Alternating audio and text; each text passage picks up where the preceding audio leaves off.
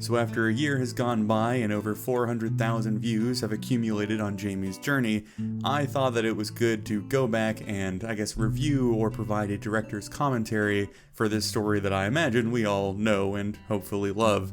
I will warn you right off the bat that this video is not going to be for everybody. It is very long. I do talk a lot.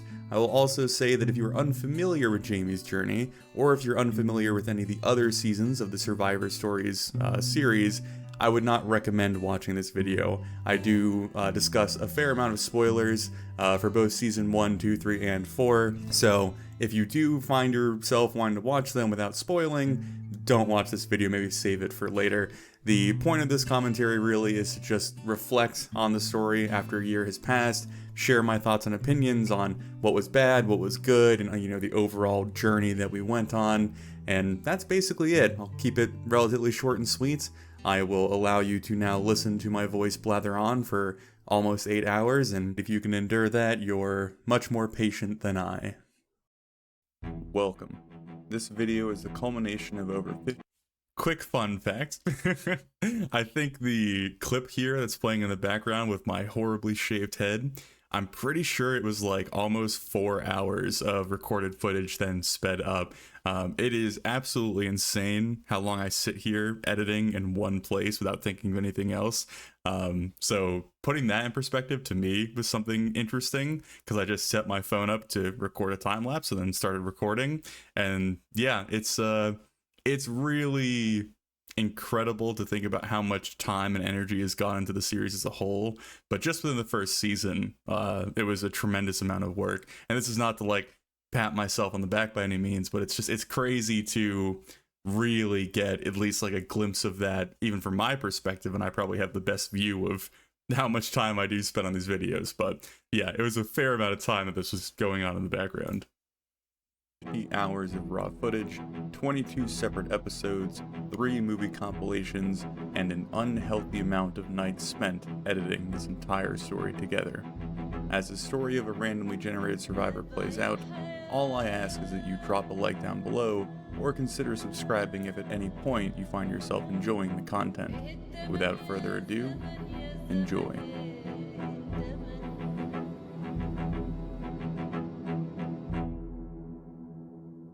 I'm pretty sure that is the only time I use that song is in the intro, because so many people, this is a fun little fact, so many people absolutely hate the yodeling woman in the Zomboid soundtrack, and I do have to say I agree with them, because it's really difficult to set the tone of something, or at least have commentary over a video when there's someone in the background just oi, oi, oi, oi, oi. So yeah, there's a lot of people that dislike that, so I think I steer clear of those music choices a fair bit. Meet Jamie Nichols, an obese police officer that has spent more time behind a desk than on patrol, and who is entirely unaware of the crumbling of society due to his fear of going outdoors. The actual start of how this all began, like how the series kind of took shape in the way it eventually ended up, is simply this. Like, it's so crazy to think that everything that we've built today really boils down to this moment where I decided to sit here and look at these traits and attempt to make sense of them. And God, they're super obnoxious to work with. Like, there's a few traits that I don't even pay any sort of mouse service to. Like, I don't think I mentioned the wakeful trait or the resilient trait or even the gymnast trait. Actually, I might, but it was really fun to have that like little creative challenge and to try and figure it out. It's also super weird to go back and see just how like straightforward I was in the initial Jamie episodes, where it's like, yeah, here's the character, here's his backstory, let's go. Whereas obviously with a newer series, it's a lot more vague. We usually pick up like on the day of the breakout or whatever is occurring and then kind of go from there. So this is an interesting approach that I might go back to for different reasons, because it is a lot more efficient at getting information to the audience, but it's super strange looking back at it now. It's also one of those examples of I wasn't planning on making this style of content when I recorded, I think, like the first 4 or 5 episodes of this series, which were very short at the time. I think they were like 5 to 7 minutes. So I basically just recorded my screen and then had to go back and work with what I had. So obviously the resolution's really low. We have this super pixelated version of Jamie on our screen. Stuff that I wish I could go back and fix now, but in the grand scheme of things, it's pretty minor. It is one thing I've always found so interesting is how many people can get through the first part of the story. Because now, if I was an audience member and clicked on this, I would be getting some rough feelings already. I'm like, oh, the editing's a little weird and the quality isn't really great, and my voiceover is definitely not the best during this time period. So the fact that people do go back and rewatch it or find it now, stumble across it and watch it is always impressive to me, because I guess I'm a little bit pickier than most. But anyway, I'll stop rambling. Extremely unlikely survivor begins to realize what has happened. He thinks back to the oath of pacifism he had once taken following a deadly call. Having vowed never to harm another person again, he must struggle with separating these new shambling creatures from the people they once were. Hearing the strained cries of the hungry creatures outside, Jamie arms himself with a letter opener. I know, I'm pausing like every 5 minutes. Not even 5 minutes. We're not even 2 minutes into the video. I'm pausing like every 20 seconds. But anyway, a lot of people commented on this once the series kind of got going. And it is one of those things that I wish I could go back and kind of enhance or give a little bit more time into, or at least effort. The question usually arises of why Jamie's so quick to like fight off the zombies and be so prepared and like act in such a proactive way. And obviously the real answer is that at the time I just kind of gotten comfortable with Project Zomboid. I'd certainly fallen into that routine of this is how you play, this is what you need to do, this is the most efficient thing you should like, you know, do when you first spawn in, etc., etc. And that very much translates into how he acts in the initial, I guess, like hour of like I guess footage or the actual saga itself. So usually the way that I've headcanoned my way out of it or helped give it a little bit more legs is the fact that Jamie is a police officer. He is agoraphobic. He's also a pacifist. So it makes sense that while everything was going on and the outbreak was really setting in, and perhaps all of his peers and coworkers were out attempting to save whatever was left of society, maybe Jamie was like staying in the office and listening to reports and kind of getting a fuller picture or a broader scale of what was going on and how bad it truly was.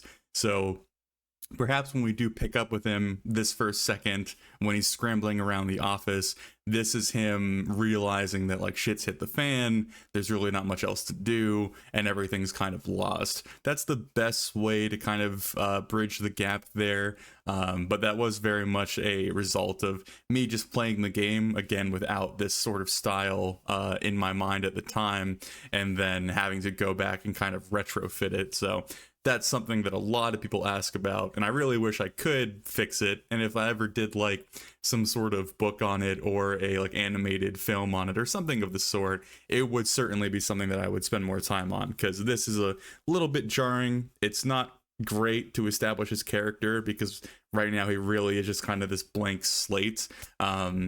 There's really nothing going on with him besides he's just playing Project Zomboid, and that's not really the best feeling, especially for where this series ends up and how important characterization becomes. But anyway, that is something that a lot of people commented on, and I 100% agree. It's a little bit clunky. I wish I could have done it better, but obviously I wasn't planning for this whatsoever. From his desk and begins to search his now vacant office building. Too afraid to step outside, he comforts himself with the last bag of chips and a vending machine he had grown all too fond of. Another comment. I know, they're coming at a rapid pace here. This is way before I figured out like the most efficient way of recording the actual footage on your screen. I had like the default UI set up where the inventory screens are massive. I hadn't set it up so my cursor wasn't being recorded, so that's constantly in the way as well. A lot of really small things, like I got a mod that hides the progress bar indicator that helps clean up the footage a fair bit. I also got a mod that allows you to zoom in to a higher level, which allows you to get a more clear picture of what's going on. There's so many things that I've done since season 1 to help clean up the footage and remove as much UI as possible. So it's super painful going back and watching it now and just seeing all all these things on screen, like, oh, my immersion, oh no, stop. But yeah, I knew that was coming because again, had absolutely no idea that I was going to use this footage for this reason. But yeah, slowly over time that gets better. This is also before I eventually purchased a 4K monitor so that I could record my footage and then zoom it in, because if you're not aware, that's how I get rid of the UI elements on the edges of the screen, is that I basically take the footage and then zoom it in by like 50%. And obviously if you're at 1080p resolution and then you zoom in by 50%, you're no longer outputting a video at 1080p, which is why the footage kind of looks grainy and pixelated. So I went out and bought a 4K monitor so that when I do zoom in, I can output it at around 1080 or 1440 without a ton of quality loss, depending on how much zoom I have to use. So that's another thing that I did to help improve the footage of the gameplay and making it a little bit less intrusive. But anyway, I knew that was coming. It's going to be painful to watch, but eventually that does get better. During his shifts, realizing how sparse the building was for supplies, Jamie finally swallows his fears and crawls his way out the back door. Creeping to a nearby car, he is able to snatch a garden rake before the first rotting biter begins to close in. Too scared to fight in the open and surrounded by fog, Jamie retreats back inside to clumsily deal with the first true threat.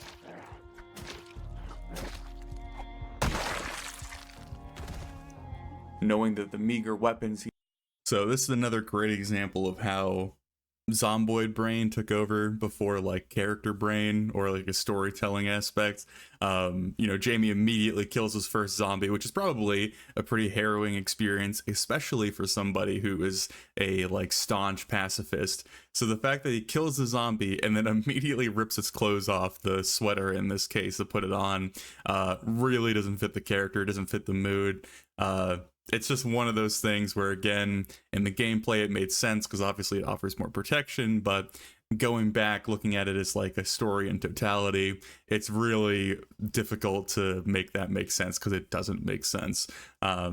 So it's just one of those annoying little things that it's a really small gripe in the grand scheme of things, I suppose, but I really wish that I could go back without the knowledge of where the story was going to go and have this like better quality and more attentive mindset as far as characters were concerned with Jamie's story, because I do think these little small things do slightly take away from the overall experience, not in a significant way, but just enough to kind of pester me, so I imagine it does pester others. But yeah, just another little mention of I had Zomboid on the brain and not Jamie Nichols yet, so just one of those things. He had secured wouldn't protect him for long, Jamie looks across the street and spots a nearby hardware store, though it is guarded by a few stray shamblers. Cutting down 2 more infected, he eventually makes it across the road and inside the empty business.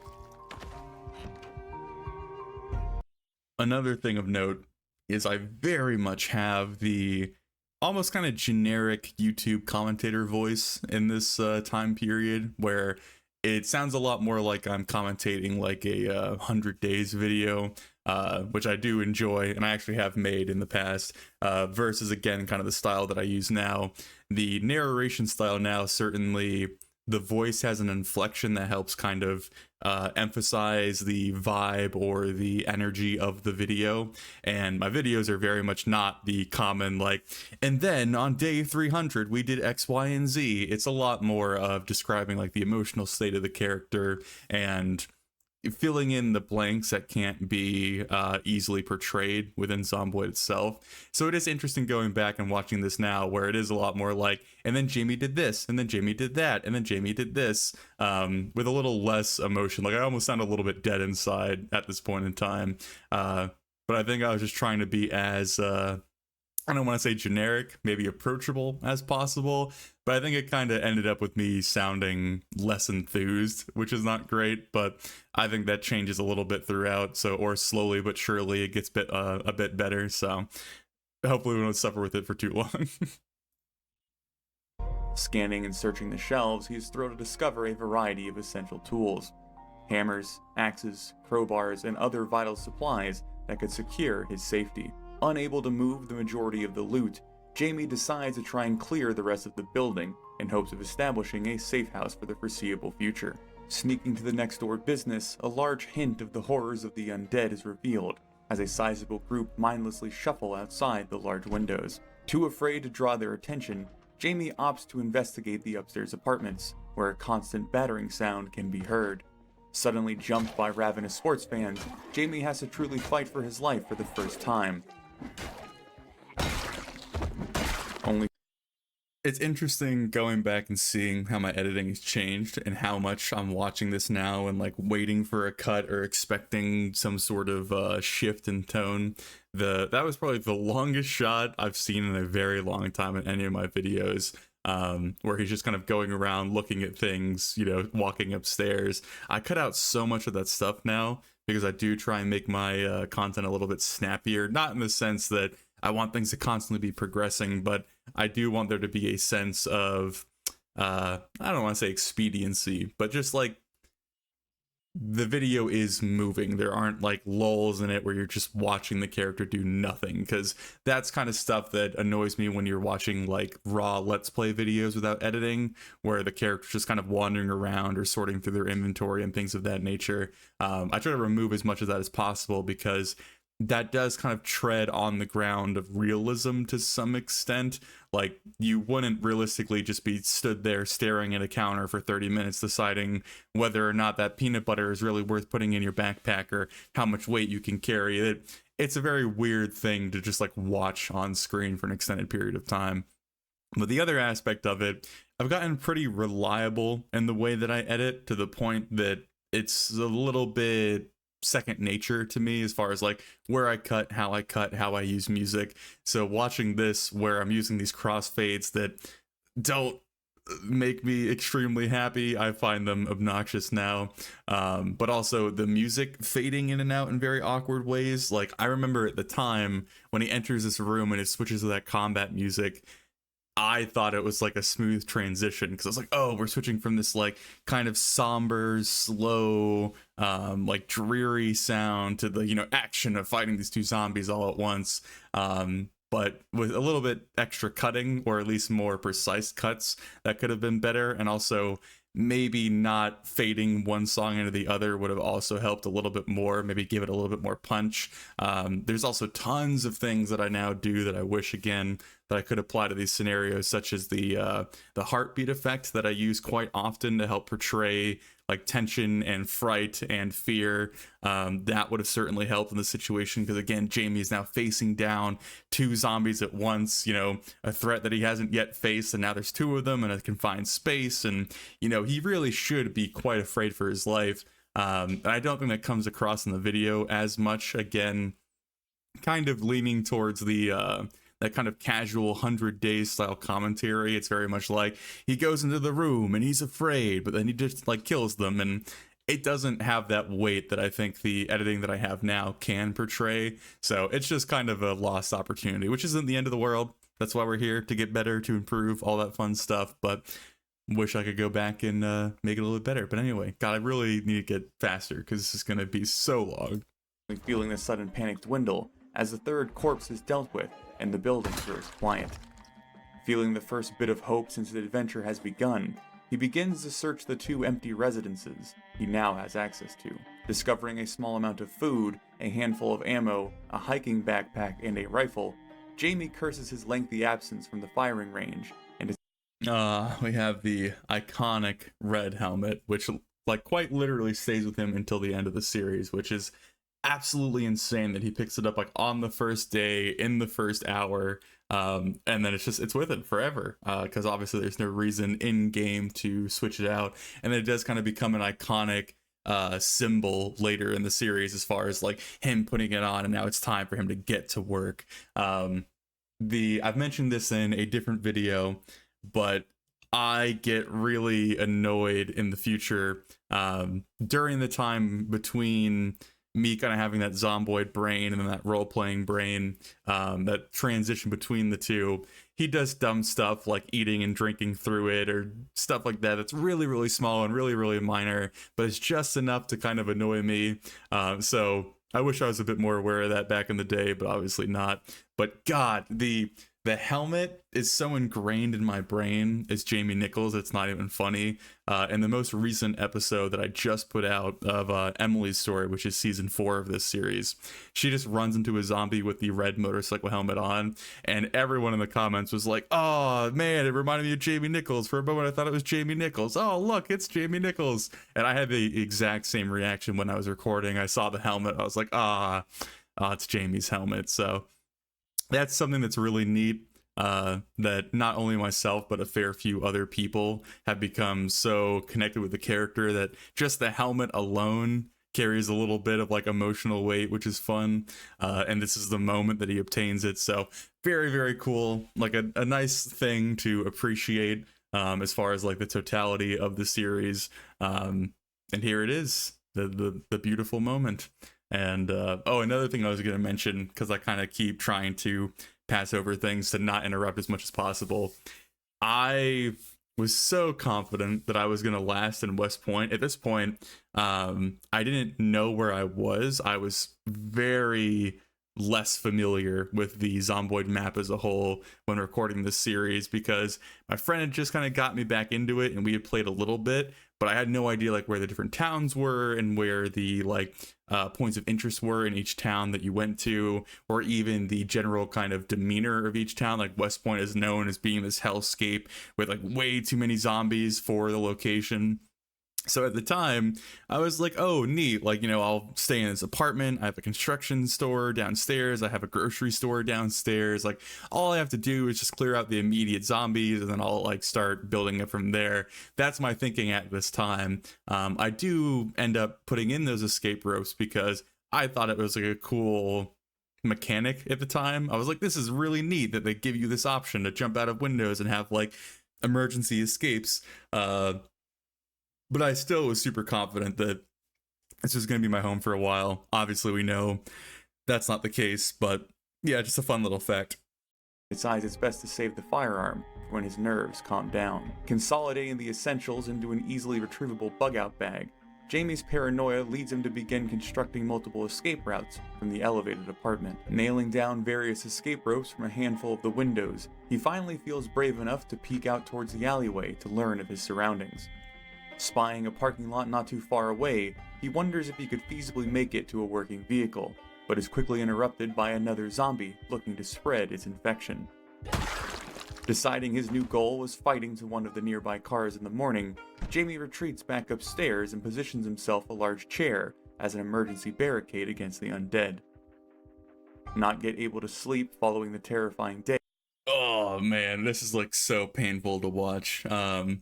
Like, imagine that you're Jamie Nichols, right? You're this police officer, the world's just collapsed, everything's crazy, you're 100% not built to survive this world, you finally get to a little bit of safety, there's dead bodies less than 10 feet away from you, and what do you decide to do?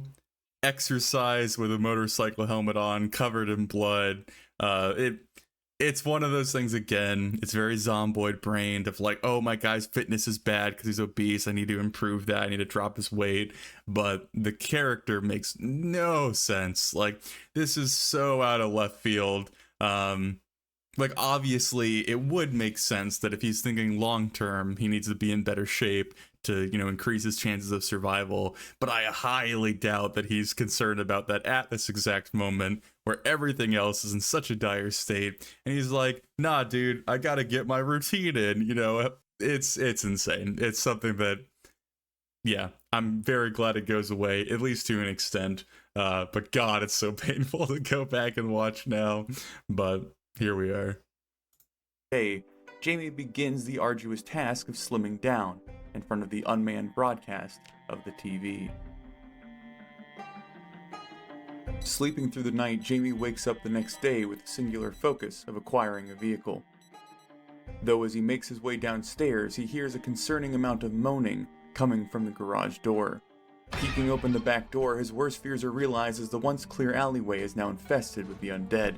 Trying his best to lure the horrific creatures in slowly, Jamie is eventually overwhelmed by their numbers and forced to retreat upstairs. Yeah, that moment right there 100% could have ended the run. I think I went to stab and I accidentally closed the door on myself. And that's never fun. Like I can't think of too many close calls throughout the series.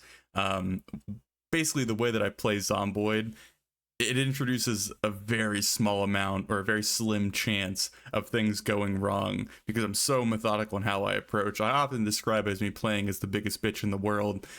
You see it a lot in Jules's run in season 2, where he takes apart hordes one by one by one, and he'll spend like half of a day slowly luring one zombie over at a time so that there's no chance of him being double teamed whatsoever.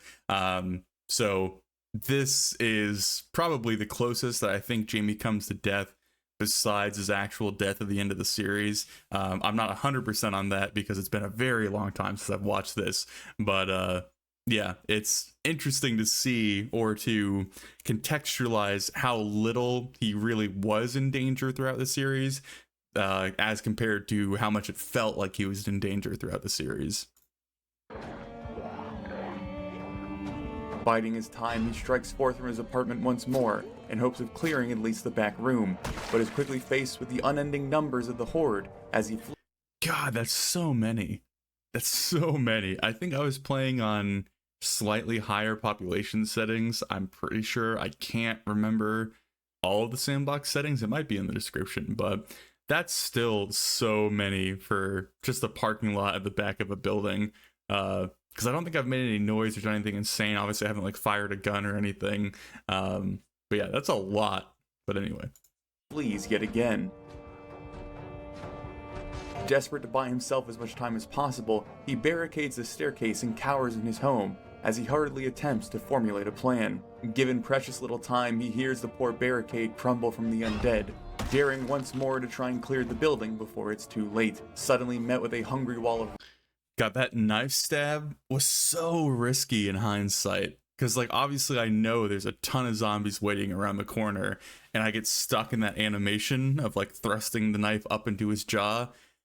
All it would have taken is one zombie to walk around the corner during the animation, and I would have been done. God, such a dumb idea. But anyway. Rotten flesh, Jamie knows his home is compromised as he dashes to collect his belongings and dives out the nearby window. Racing across the rooftops, he begs for mercy from the relentless horde.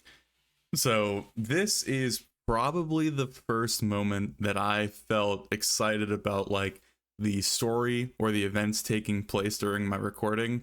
I'm pretty sure that I recorded the first session for like 2-3 hours, something like that. So obviously my mindset doesn't shift a huge amount during that first recording time, but I remember very vividly when I was like jumping out the window, I had my bug out bag in hand, and obviously I'm agoraphobic, so now the heartbeat is like beating in my ear nonstop.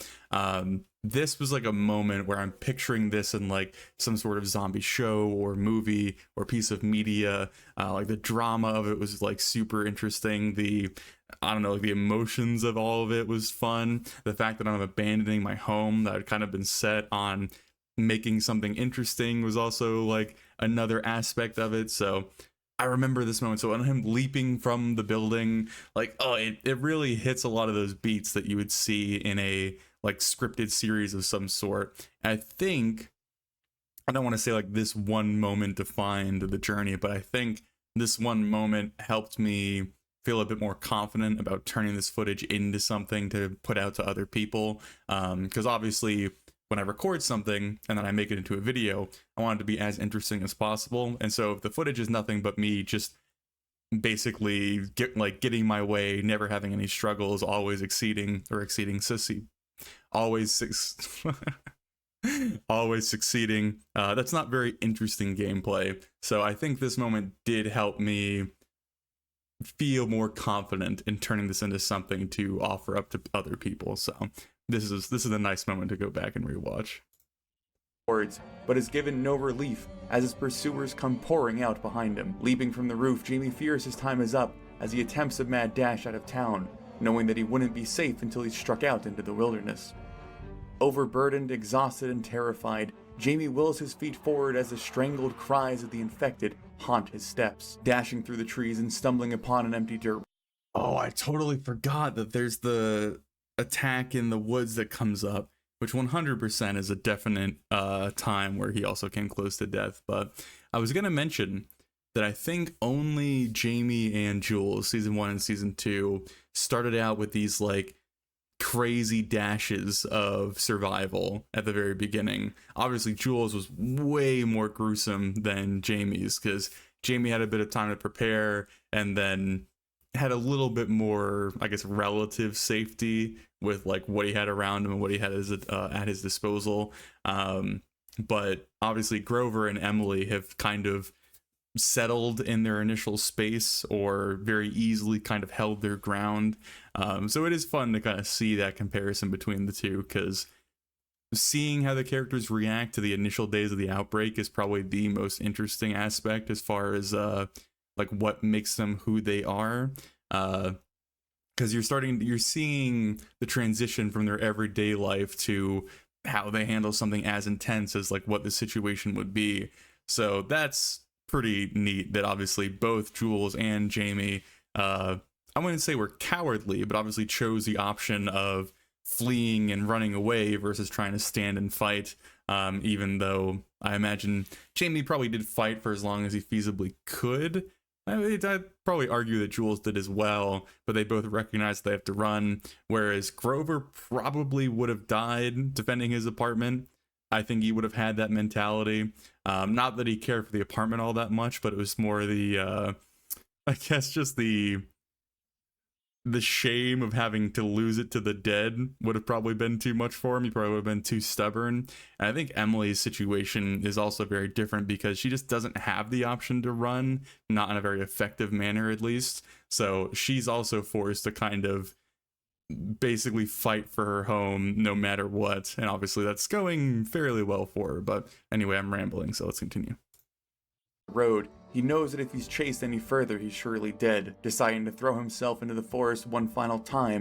Oh, sorry, just another annoying thing. The whole right-click walk-to thing, I try to use as, like, sparingly as possible nowadays, because not only is it annoying to see that stupid green box show up, but it makes your character move in a very mechanical way, which just, I don't know, it's something really, really minor. It's probably what a lot of people don't even care about, but seeing it so blatantly in the footage now, it's like, oh man, like it looks so bad, especially the little progress bar indicator thing. So just one of those things I'm going to complain about. In a truly desperate attempt.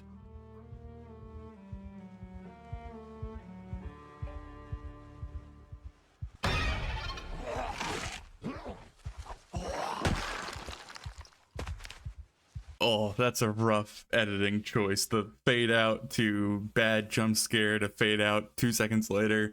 Though I think that is the end of the first actual episode, because the episodes were super short at the beginning. They were like anywhere from 5 to 10 minutes, I think.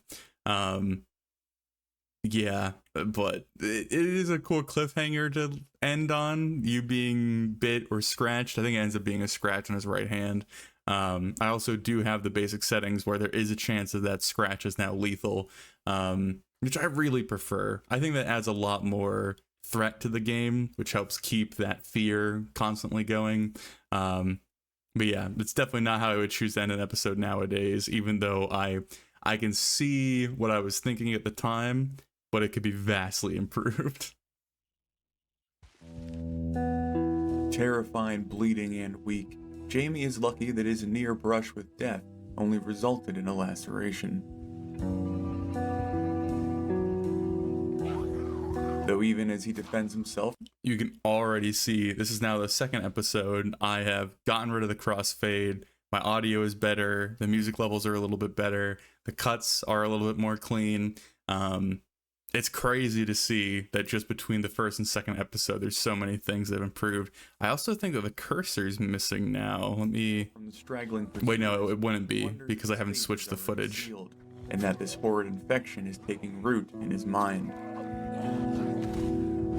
Pushing past the harrowing thoughts of turning into one of them, Jamie pushes farther south to the dirt road he discovered earlier, hoping to follow it to some sort of shelter. Thankfully, his prayers are... Oh, yeah, the cuts with the music, that's now become a staple of basically how all of my footage is now used.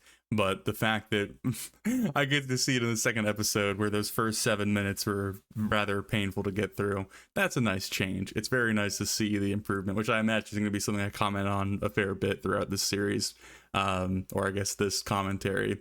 What was the other thing I was going to mention? Oh, I remember what I was going to say now.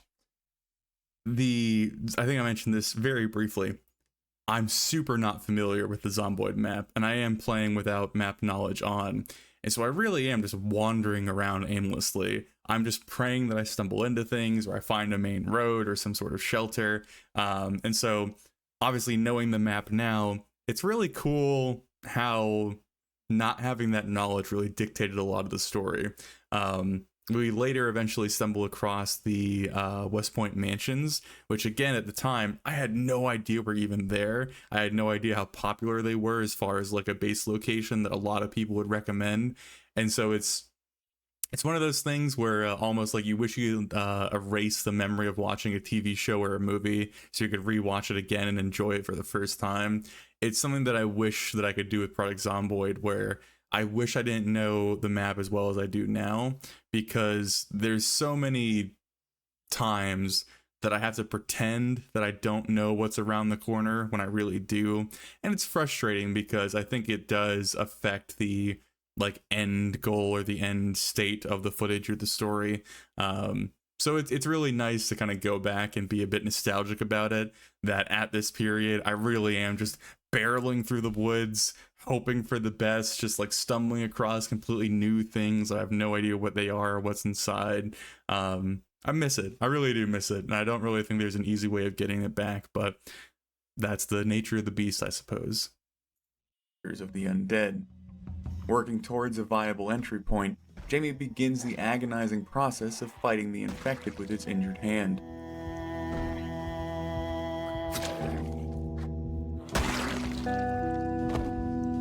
While it is slow going, his careful and methodical approach eventually allows him to cower in the expanse of the outdoors and feel the first moments of peace since fleeing his previous home.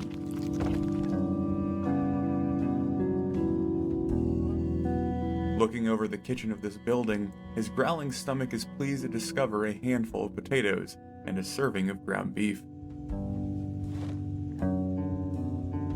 Before allowing himself the fruits of his I know I've mentioned it, but just the cuts to the music, the mood feels so much better. The fact that I'm not constantly commentating over every second of footage is also very welcome. That's something that I wasn't confident in early on, but got way more comfortable with as we got further into the series. There's long stretches of time where like a montage will play out, or just a nice kind of time period of setting the mood is allowed to play without me having to say anything over it.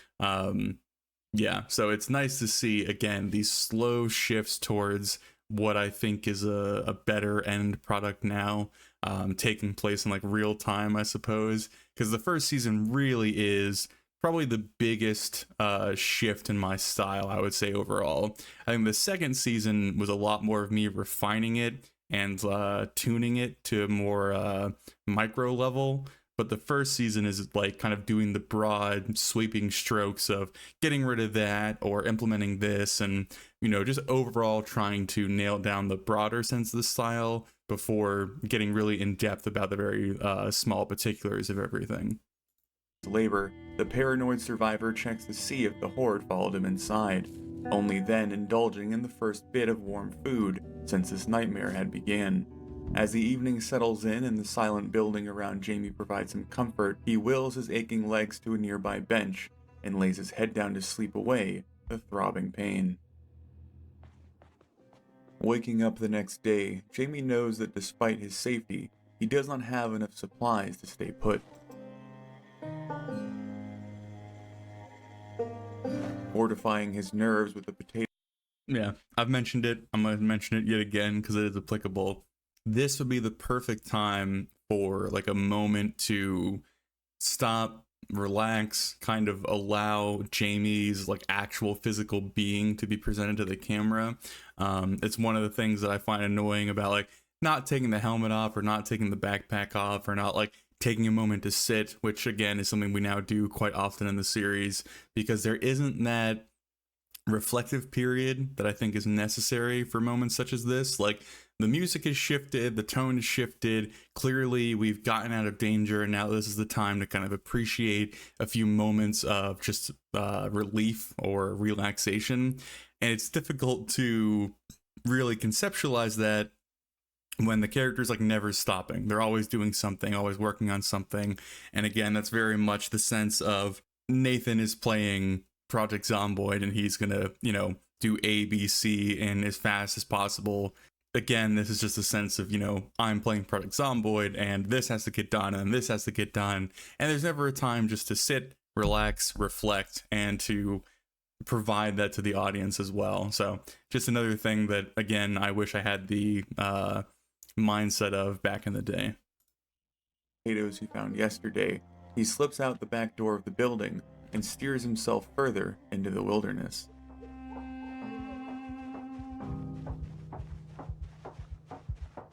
Striking out on a hiking trail, Jamie knows his chances of finding more food is slim, but every step away from town feels like a small victory against the undead. This is a fantastic example of I have no idea what's on the map. And so when I was doing this, walking off into the woods, following the trail, I was like, oh, surely it leads to like another ranger station or maybe like a pavilion or something that, you know, has some source of food or at least just like a roof over my head, or it leads back to a main road. Obviously, in hindsight, this is just a giant hiking trail in the middle of the woods with absolutely nothing on it. So I'm just pointlessly wasting time and calories and all this stuff. But again, that's cool. That's fun. That's something unique that I no longer can really enjoy because I now know if I walk down that path, there's nothing for me there. So either I am forcing myself to do a task that I know is fruitless, or I forego doing that task and kind of eliminate that natural process of what to do next and kind of that desperation that I think would translate really well to the character. So it, again, I've mentioned it before, just thought I'd mention it here because this is a fine example of me having no idea where the hell I'm going.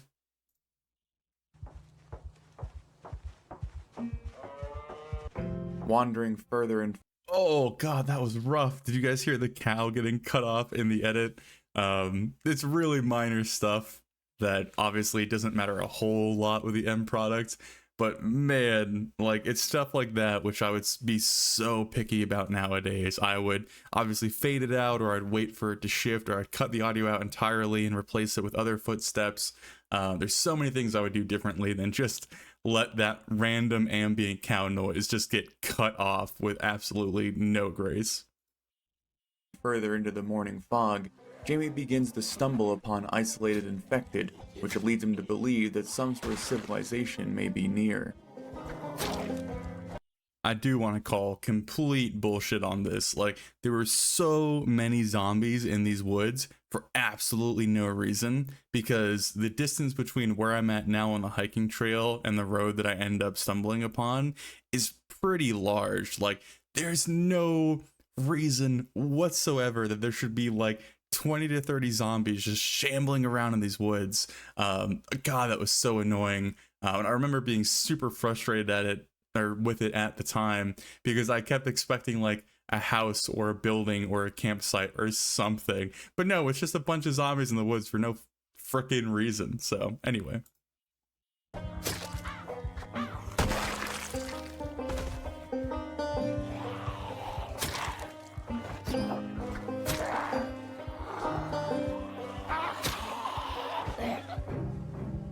Pushing forward until his legs ached with fatigue, Jamie comes upon a secluded highway in the middle of the vast woodlands.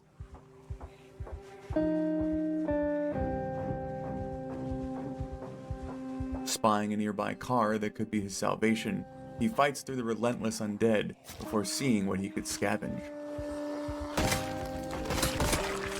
there's, I think, probably the first attempt to do the cuts of the death to the music. It's not great. It's really rough. Not the way that I would have taken it if I could do it again. But that does become something that a lot of people very much enjoy throughout the series. We get a little bit more creative with it nowadays, or at least it's a bit more refined, if nothing else. But it is, again, interesting to go back and see kind of the initial attempt at it and how rough it once was, and appreciate how much better it is nowadays. But there you go. With the car being trashed and limited supplies being in the trunk, Jamie continues his adventure south and discovers 2 more cars and another cluster of infected. My tone is way closer to how it is nowadays with the narration. Obviously, there's still a pretty, I don't want to say significant difference, but there is a difference. But it's really interesting comparing the first episode of the series to the second, because so many big changes happened, like the cuts to the music, the change in the voice, just like different stuff like that. So I don't know, it's very insightful, I suppose, to go back and really realize how quickly I was trying to improve in those early days. I remember I relentlessly was sending the first video to basically everybody who might care and asking for feedback. I was like sending it to my friend who played Zomboid at the time and getting his feedback. I was sending it to my sister and getting her feedback. I was pestering people like just ruthlessly. And I haven't really mentioned this in the video so far, but it is worth mentioning. It is absolutely crazy that this series is as big as it is today. And when I say big, like, I have no misconceptions that I'm not some large giant influencer or anything of that nature, but I never expected these videos to get more than like a couple hundred views at most. Like, when I've done projects like this in the past, either it being YouTube or just content in general, or projects that I've had outside of like video creation, it's very rare that they get more attention than just kind of like a passing interest. Maybe like the tech channel that I used to run back in the day is the best example of me getting an audience, I suppose is the best way to put it. But that was like 3 years of growing like a 3,000 to 4,000 subscriber channel. And that's very, very different than the journey that we've been on with this channel, where as soon as Jamie's saga was completed and got put out, the channel shot up like a rocket, and the viewership got really large, and the audience is incredibly engaged and supportive. So yeah, it's really weird thinking between the time of when I was putting out the first episode and I was sending it to like all my close friends and trying my best to like make it something interesting, and it had like probably less than 50 views at the time, to now looking at a video that is again almost at 500,000. I think it's just on the border of 400,000 views right now, and that's crazy. It's absolutely crazy. And I guess I should do the obligatory it obviously wouldn't be that way unless I had the support of everybody that watches the videos and viewers and commenters and all that stuff. So I do greatly I do greatly appreciate everybody who enjoys my work and my content and the stories that I tell. Really, the whole purpose that I do this is to entertain people. I very much enjoy that. It's something that is very core to my character, I believe. So the fact that I can do it and do it for an actual group of people who actually care about what's coming out is absolutely incredible. So just thought I'd plug that, or not plug it, but give it a little bit of due diligence, I suppose. Kind of right in the middle, random spot, but we shall continue.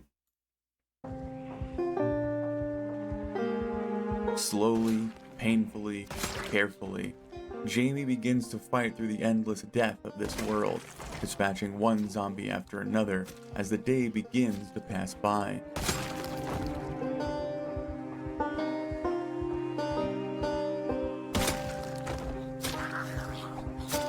Hours of mounting fear and anxiety continue as Jamie's still injured hand screams in agony with every thrust of his dulling blade. The hope of reaching the wreck becomes more and more distant as the sun begins its descent. Finally carving through the last of them, Jamie drags himself towards the vehicles and doesn't find any food for his efforts, though a map of the town he had fled is an essential piece of information going forward. Too hungry to hold off on it any longer, Jamie eats half of his preserved food to keep his energy up. Using this quickly waning burst of energy, he tries to push even farther south, but finds... Again, this is another great example of I had no idea what was down the road, And so right now, my mind is going, okay, I'm on a main road. Clearly, there's no reality in which there isn't something worth finding if I keep pushing forward. Obviously, I got the map of West Point, which eventually helps me lead to my survival in the future when I switch my directions. But right now, I'm like, okay, if I just keep trudging down this road and keep cutting through these zombies, something's going to come up. Like, a shack, a lone house, anything. Obviously, knowing the map now, again, that's not the case. So it's interesting to do the whole little what if scenarios, or kind of judging the actions based on what I knew at the time. I just find it endlessly entertaining. Is the highway too dense with infected to make any headway? It's also worth noting, because it's going to be something that I'm probably not going to talk about too much, but it annoyed the crap out of me at the time. Jamie is agoraphobic, and you can kind of faintly hear it in the footage in the background. But the whole time he's outside, which is I imagine the vast majority of the time in Project Zomboid, there's that heartbeat thumping in the background constantly. And so that's another, just super annoying part of the beginning of this series that, obviously now I look back on with a little bit of fondness, but at the time, it drove me nuts, because I remember I'd take my headset off and I'd go and do something else, like go make some food or something, and I would still hear the heartbeat thumping because my ears had gotten so used to constantly be bombarded with that sound. But yeah, God, the good old days, huh? After several more hours of fighting, Jamie's body begs for sleep, causing him to retreat back to the wrecks he had cleared. Though as he settles into the black station wagon, his own body betrays him as the panic of the outdoors dashes any attempt at rest. Hoping to grow so tired that he sleeps through the fear, Jamie holds up in the broken vehicle as the night drifts by, and the sun shines on another horrific day.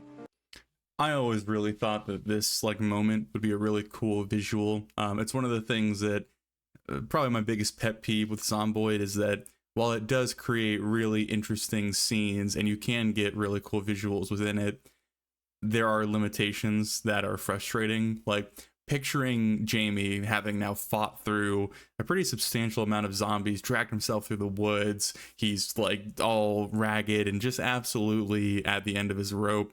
And now he's exhausted, he's starving, he's clutched in this wrecked station wagon with rain pouring down all around him. Being able to see that scene in a different perspective would have been so interesting, or allowed the moment to have a little bit more weight. Again, this is something that I imagine most people won't even remember if they were recounting the series in any way.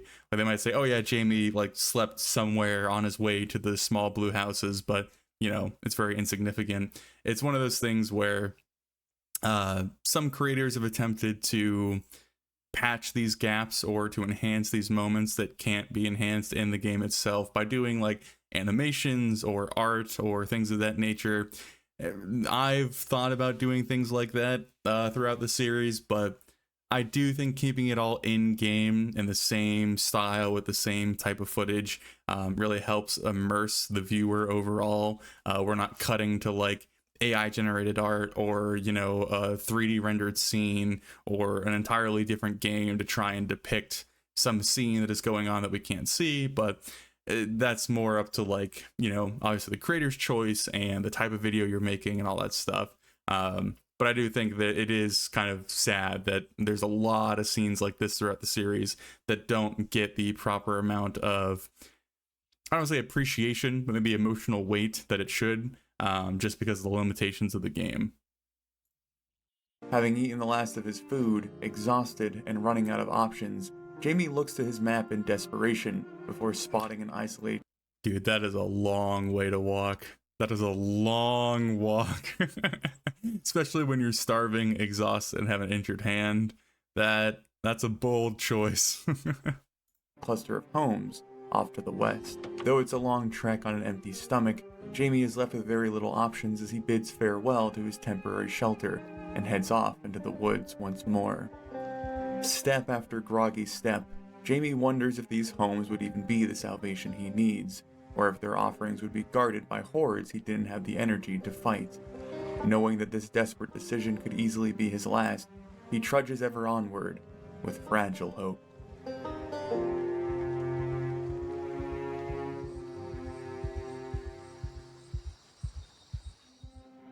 So I think that's the end of episode 2. Yeah. Which got the difference between episode 1 and 2 is massive. Like the type of editing choices I make and the music and the general like vibe is a huge step in the right direction. So I'm curious to see if there's more things to notice throughout episode 3 where I can tell that I've made like a decision to shift to this sort of editing style or this approach or what have you. So I guess we'll find out.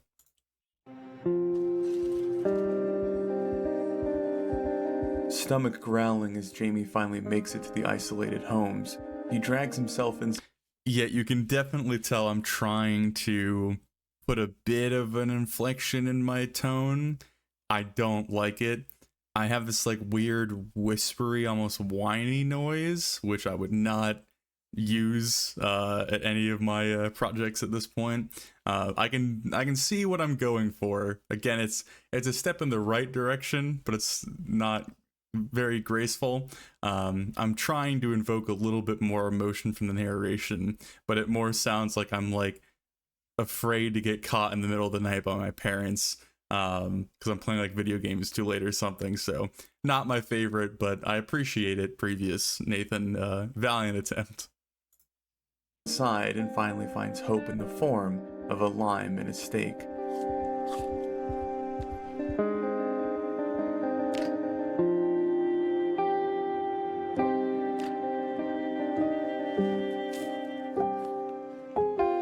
Still exhausted but content with another cooked meal, he moves to investigate the neighboring homes.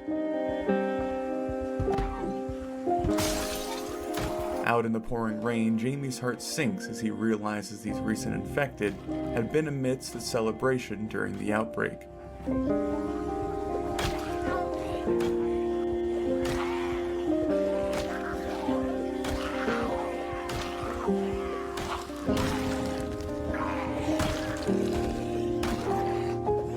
Still struggling with his injured hand, he eventually gives them the peace they deserve before making it inside. Drained but safe, he tries to remember what life once was, as another pre-programmed broadcast. So, 2 notes here. 1, the Project Zomboid soundtrack is so beautiful. I obviously wish there was a bit more variety, especially now that I've used it for so long for the series. There definitely is limitations where there's like a handful of tracks that I really, really love, but obviously I can't use them over and over again. And there are some tracks that just aren't really usable for videos with commentary because of the different sound effects that they have or the weird yodeling woman. But this, like, the vibe that this music has is so perfect for the setting. I'm incredibly lucky that I'm able to use it as liberally as I do to help establish again like the emotion that I'm going for with the scene. So I really, really appreciate it, and I can't appreciate it enough that like this is just something that we have in the game that I can use for my videos, and it's so powerful. I really, really, really enjoy it. What was the second point that I had? This is yet again another example of like, you know, I'm playing Project Zomboid to be as efficient as possible. We put on Life and Living, we get some carpentry XP, you know, everything's good in the world. Where nowadays I probably take this opportunity and it would fit the character much better for him to be checking the news to see, you know, if anyone's still out there, if, you know, someone is broadcasting, if it's like automated broadcasts or anything of the sort. It's really jarring if you are trying to think about the character's journey that he fights his way to these houses. He's starving, you know, he's still in this very desperate state. And he's like, you know, I never learned how to put a bookshelf together. Let's chill next to this fucking corpse and learn how to put a shelf together, huh? Like, yeah, that stuff, again, very minor, but I wish I kind of go back and alter some of those things. Plays on the TV. Removed briefly from the day's events, Jamie collapses into bed with plans of finally being the aggressor in the morning. Flexing his now recovered hand, that music transition was rough. Oh boy. Oh. Yeah, that was bad. Jamie wastes no time in striking out into the early hours of dawn, focused on making his way to the barn further west. Unfazed by the numbers of Yeah, no, the zombie population has to be cranked up for this, because that is an absurd amount of zombies to be set up for that like one building. That's absolutely ridiculous. Dead with his grim resolve, he continues to chop and slash his way through them, feeling the first ounce of control as he inflicts his fury. You know, actually, to add on to that comment, I think there's been like a pretty fundamental shift in how I play the game that makes me also shift the sandbox settings that I use. For those of you unaware, the sandbox settings are what kind of dictate how many zombies they are, how they behave, you know, what they do, etc., etc. Obviously, when I first started this, I'm using settings that are challenging me because at this point, I'm pretty proficient with the mechanics in Zomboid. I feel confident about being able to handle large groups and, you know, using the different tactics that are kind of well known in the community to dispatch, you know, whatever threat that lays before me. Now, with how I play and how I approach the game and kind of the end goal of what my footage is supposed to be, I use settings that are closer to what like a real life threat would be, and then try and adjust my gameplay to fit that, where I'm not going out and killing hordes of zombies just for the sake of it, or I'm, you know, fighting through hundreds of zombies only powered by, you know, cans of peas that I'm scarfing down mid-fight. Like, I try to approach the game in a more realistic way nowadays, and realistic I use massive air quotes around because you're never going to be entirely realistic. But I try to have the settings be a bit more believable, and that way it allows me to take the time as a character in the game to have a more believable like arc for progress. Like, I'm not just becoming a zombie slayer in the first 2 days because I have to be, because otherwise I'd be overwhelmed and there's no other solution. That's kind of what backfired on Jules's story so severely, is the settings were set up for him to be challenged constantly, like kind of pushed to the edge all the time, whereas the character really wasn't set up to be that way. And I had started shifting towards trying to tell a story versus just playing the game, and so he had a very rough time because of it. So it's kind of cool to go back and see why certain things happened and kind of the reasons for, like, the trajectory that I took to get to that point. And poor Jules, I guess, was drew the short straw in that transaction, but it's fun to analyze these things and to kind of reflect on them.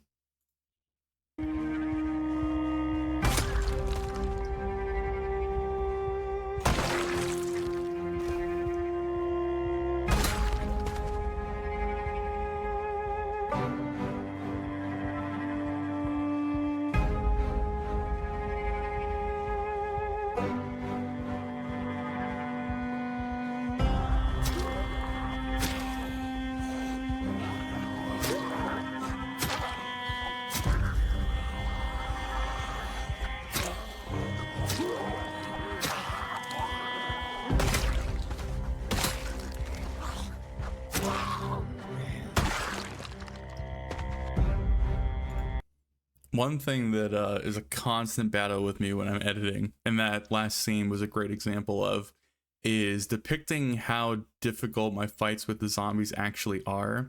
It's this balance, or at least I kind of see it as a balance of, I do want to portray to the audience that the character is struggling to deal with like this number of zombies or the amount of zombies or their inexperience, but I don't want to make them sit through these like long stretches of them struggling to take out one or two zombies.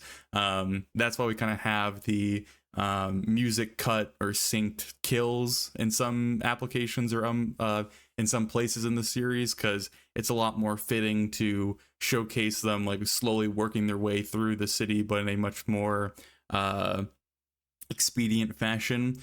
But there's also the other side of the coin of, then you kind of get this sense that zombies really aren't a threat. if you can just take out 50 of them in a day or in like a 30-second segment of the video. So that's something that I try and bounce back and forth on fairly often, where I'll show a completely unedited fight with a zombie. That way you see that it takes like 4 pushes to shove them down and then 3 stabs to actually kill it, which gives you that sense again that the character is struggling with all these kills, even though a lot of the time you're just seeing that final stab or the killing blow. It's something that is always kind of very large in the back of my mind, because it can influence the audience one way or the other. I do want to keep that balance throughout whatever series I'm doing.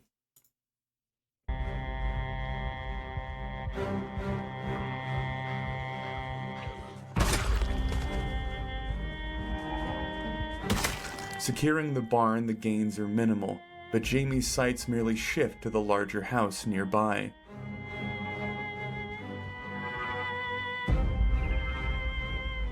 Faced with the horde that would have forced him to flee, if I remember correctly, I think this house also has the party event in it, and I'm curious what the chances are of that one blue house that we came across having the party event, and then this one having a party event, because they're very, very close to each other. I imagine because there's so few houses in the area, that probably increases the odds, but it does seem rather interesting that there's 2 events so close to each other. But anyway. in the city, he uses the advantage of the rural area to pick away at them one by one.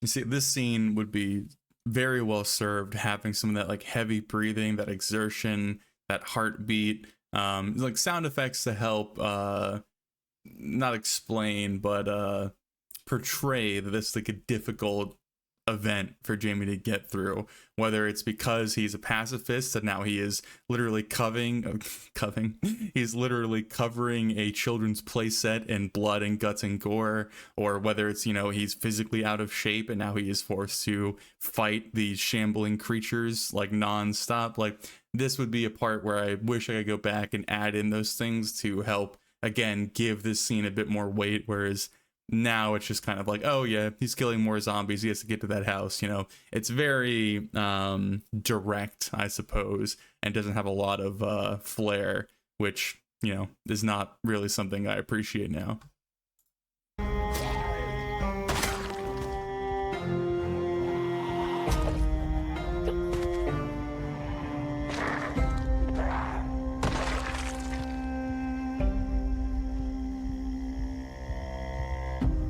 Making it safe enough to enter the home, he is met yet again with the remnants of a massacred celebration. Worn down by the brutality of his work, he doesn't think twice about indulging in the forgotten cake that was crafted for happier times.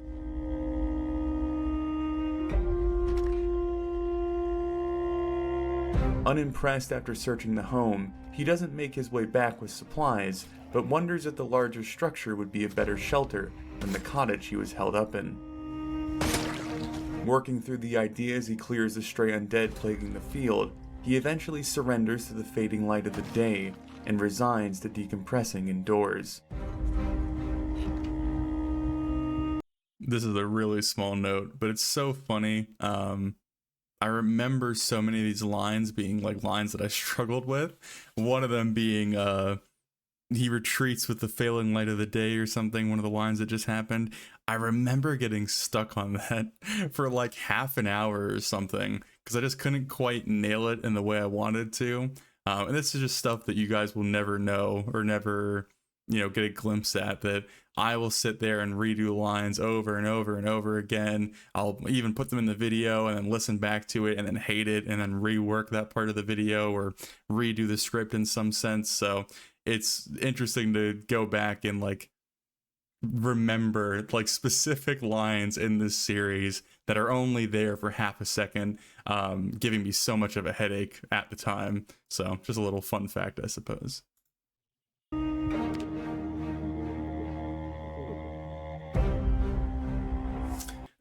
Oh god, using sped up footage in the episode. Oh, that's rough.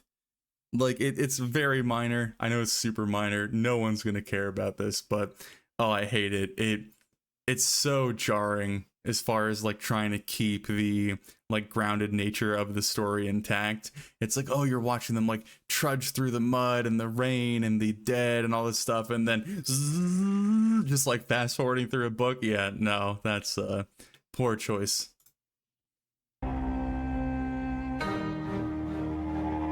Oh, it's so long. Oh, it's so long. Oh, that was so bad. Feeling better than any night previously, Jamie appreciates the small sanctuary he has carved for himself, but knows that complacency will quickly lead to his demise. I think, is this the end of episode 3? Yeah. Okay, end of episode 3. Obviously, there's a lot of things that I wish I could go back and redo. We're only 17 minutes into the video, and we're an hour and 15 minutes into this commentary, so that's gonna be fun. But yeah, it's, again, making steps in the right direction, but there's still tons of stuff that I would very much like to go back and redo, but obviously, again, nature of the beast, not going to be able to. The fast forward thing just triggered me so hard. I'm still recovering from that, but I think there's very minimal use of that once we get into the series proper. It's non-existent in the later series, that's for sure. The later seasons, that's for sure. But yeah, I'm gonna do probably the next episode and then have to take a break because I'm working my voice down because I'm talking so much and watching so little.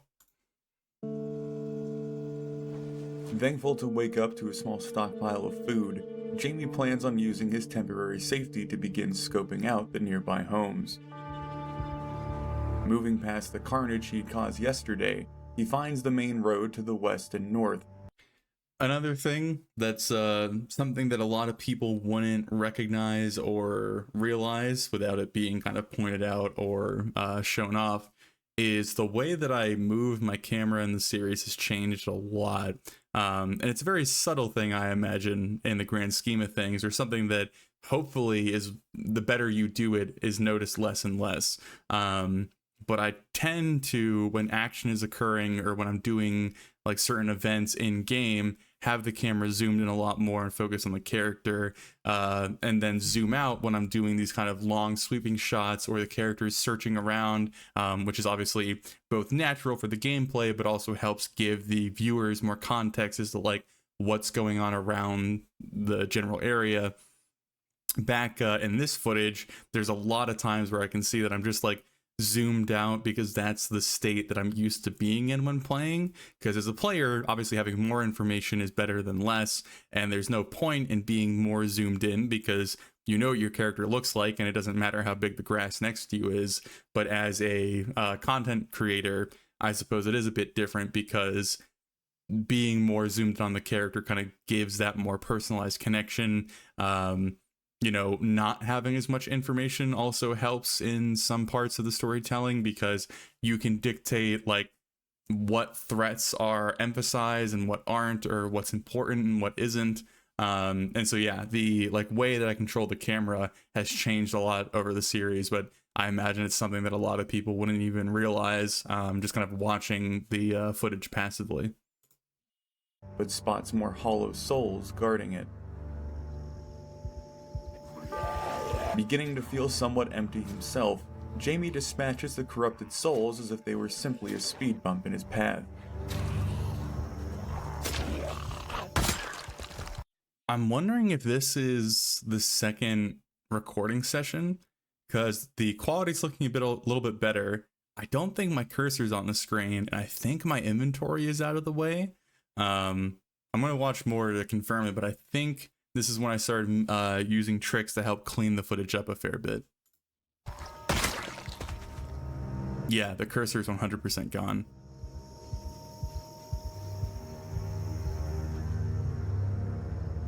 Yeah, because this looks way better without shit just constantly popping into the screen for no reason. It's such a small thing. It really is such a small thing, but it makes such a big difference, at least in my mind. Like, the fact that there isn't some like random sprite of a hand passing over the screen, or the ISO cursor, which if you didn't know is that little gray ring that shows up when you're in combat stance. Not having those things like just appear in front of you helps so much with kind of breaking through that barrier of this is a video game and this is a story. Like, again, it's super minor. It's one of those things I don't think a lot of people appreciate, but watching it in real time, like slowly improving and getting more immersive, I can definitely feel the difference. And it's one of those things I like continually try and work on. I don't know if there's too much more I can do to help bridge that gap or to break through that barrier. Like another thing that's along the same vein, but a different tactic, is using sound effects to my advantage. You'll notice a lot of the time in Grover's series and now Emily's series, I use like sound effects for like when they pick something up or put something down, or when they're like taking a shower or taking a bath, or when they're like breathing super hard or running for their lives. Like, that's another way of engaging the audience in a way that the game can't, or the game hasn't yet provided. And I think it just helps pull everybody in a little bit more. It's one of those really small additions that I think goes a very long way. Yeah, and if anyone's interested in like replicating that, that would be a substantial piece of advice I would give you, is try and eliminate as much of the video gameness as you can. Because it does, it makes a different end product that's a lot more engaging, or is open to being engaged with. Learning how best to herd these mindless threats, he clears his way to the first house in hopes of... Yeah, it looks way crisper. This is probably also when I mess with my recording settings and stuff as well. That's always a like endless battle, is making sure your recordings are as, optimal as possible. So yeah, this episode is 100% an upgrade in that aspect. Discovering more food and supplies.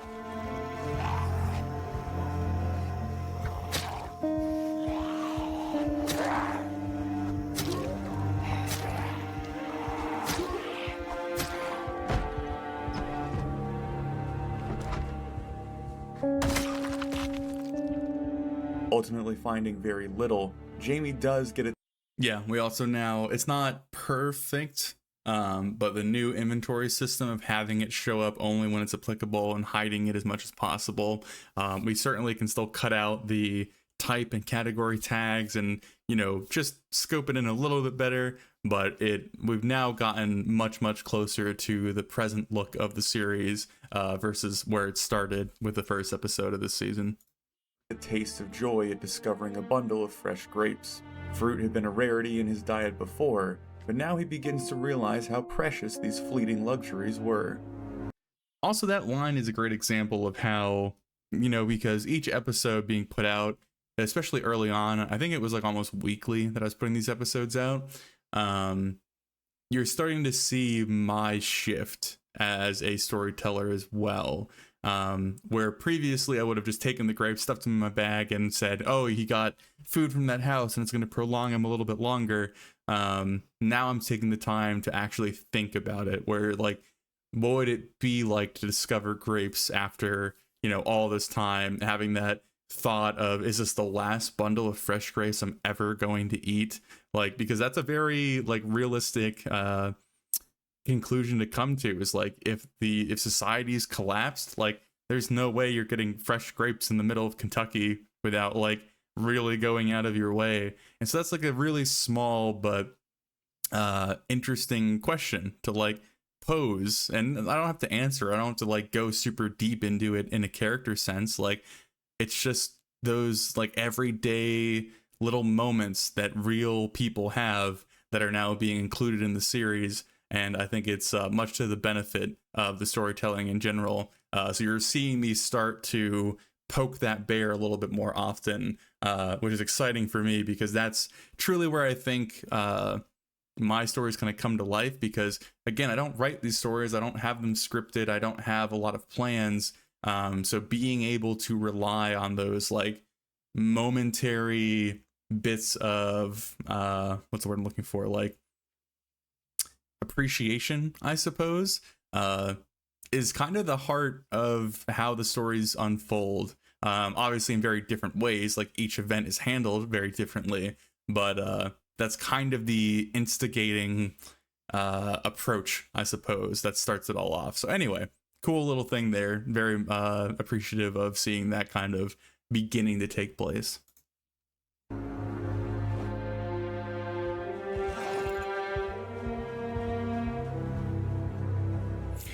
Oh, we see it as I was like talking about it moments later, taking the helmet off when he gets home. That moment of, you know, I'm out of danger, I'm no longer fighting for my life, there's a small shell of safety around me.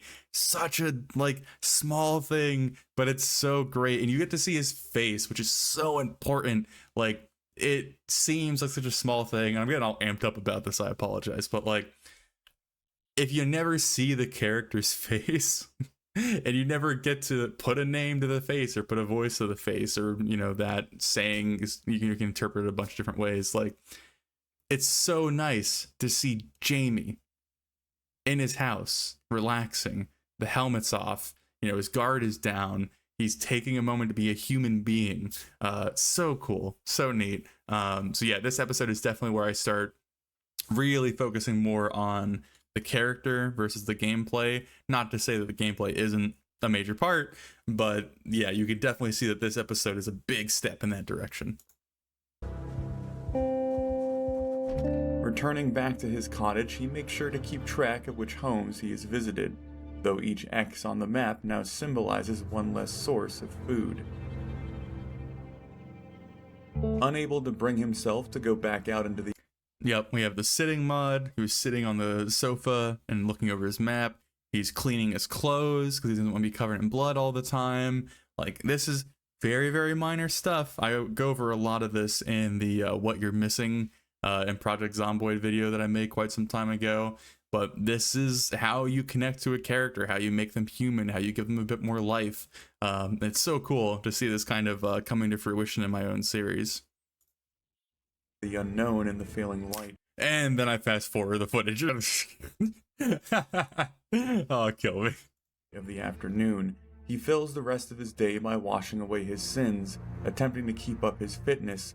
Oh, we're just gonna ignore that he's working out. I mean, it makes more sense than it used to, but I don't know. Probably still an odd time to be working out. He still has his jacket on, and I'll stop nitpicking.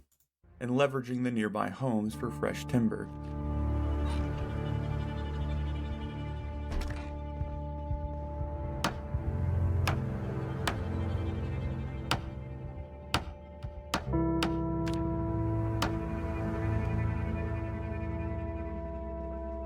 Finally, as nighttime settles, Jamie rewards himself with the first home-cooked meal he's made in quite some time, though thankfully his poor cooking is masked by his constantly growling stomach.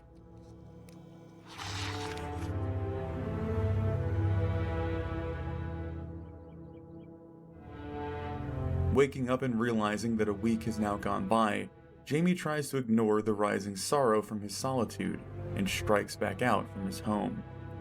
Making his way through the morning fog, he travels west today to search more nearby locations. Oh, I think this is the episode that ends with him finding the car.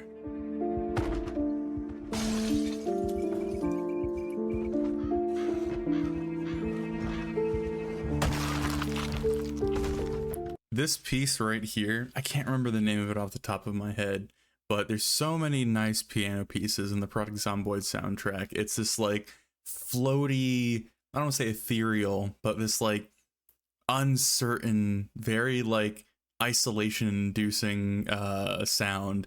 And I've already, given it credit before, but the soundtrack that I get to work with for this series is so fun. I've also obviously started implementing soundtracks from different games, and obviously soundtracks completely removed from gaming in general.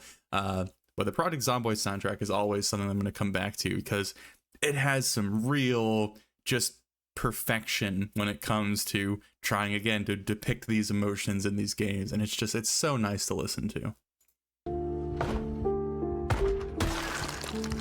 Finding his way again to a smaller home, he finds a single can of beans, but the true treasure appears in the form of a generator in the shed. This is also something I go back and forth on a lot. And it's, again, super minor. It doesn't really matter. But would Jamie really be interested in, like, securing a generator and keeping that as, like, a thought at the forefront of his mind? Like, obviously a reasonable or logistical survivor is going to prioritize having a source of power because it's reasonable to conclude that power is going to eventually run out. But in his state, where I would probably say that Jamie should be a little bit more frantic and desperate and scared and less rational during this time of his little adventure. He might take note of where the generator is, but even me in the narration being like, oh, and then a generator, that comes a lot more from, you know, the product zomboid sense of, oh, yay, a generator, that's neat. You know, I no longer have to worry about finding that, versus the character himself probably would have just seen the generator as like another piece of furniture. It's like, oh, you know, a generator. Haven't seen one of those in a while. So it's one of those things where I probably would have shifted my approach, but it really doesn't ultimately change all that much. So. Though the power was still flowing, Jamie knew that eventually this utility would be essential, so he marks it on his map and plans on retrieving it later. Searching even more homes, small pings of hope keep Jamie's tired feet moving. Though each stop only provides him with maybe a day's worth of food, he's able to feel a collection slowly accumulating in his pack.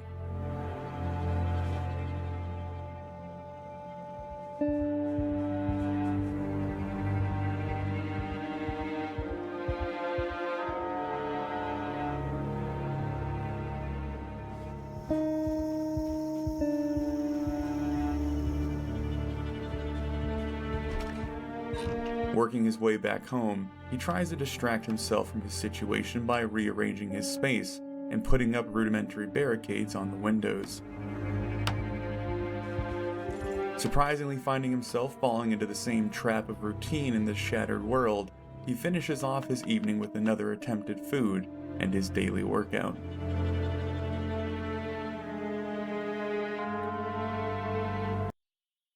So this is an interesting comparison to kind of showcase. Obviously, we're only a week into the outbreak. And while a lot of, you know, personality change and character development can happen within a week, especially when the character is faced with such a, like, climactic or traumatizing experience, it's like the zombie apocalypse, it is odd that he is getting as comfortable as he is as quickly as he is. I don't think it takes away from the experience all that much because the audience member wants to see the character evolving to their final stage more quickly than like real life would obviously take. You don't want to watch everyone's day-to-day progress of like gently and slowly coming to terms with reality and like finding a new way to cope.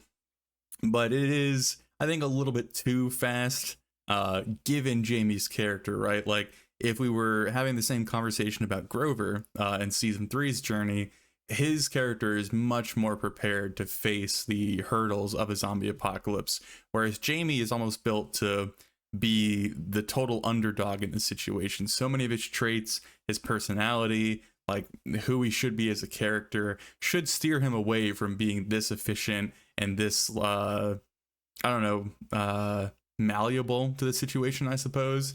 So again, it would be something I would probably highlight a bit more if we went back and redid the series, but overall I think it's a relatively okay pace. But yeah, him like having a steady workout a week into the apocalypse and having this like routine established is really only coming from the fact that the gameplay has fallen into a routine, and me as the player is kind of correlating that with, you know, boredom or repetition.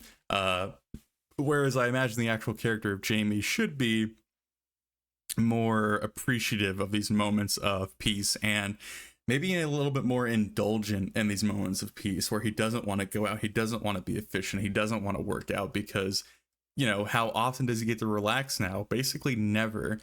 So the fact that he's going home and not even relaxing when he's safe, I think is kind of counterintuitive, but I don't think it breaks things all that much. And obviously the journey is somewhat appreciated by the vast majority of people who come across it, so it's not earth shattering.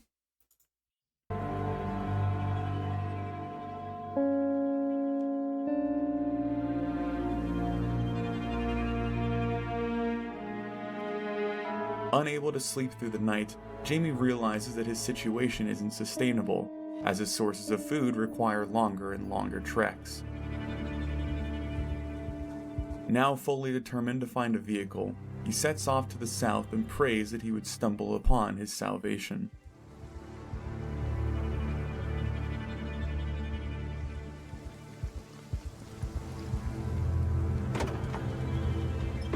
Finding only wrecks and clunkers, his resolve begins to dwindle before the distant sighting of an abandoned vehicle catches his eye.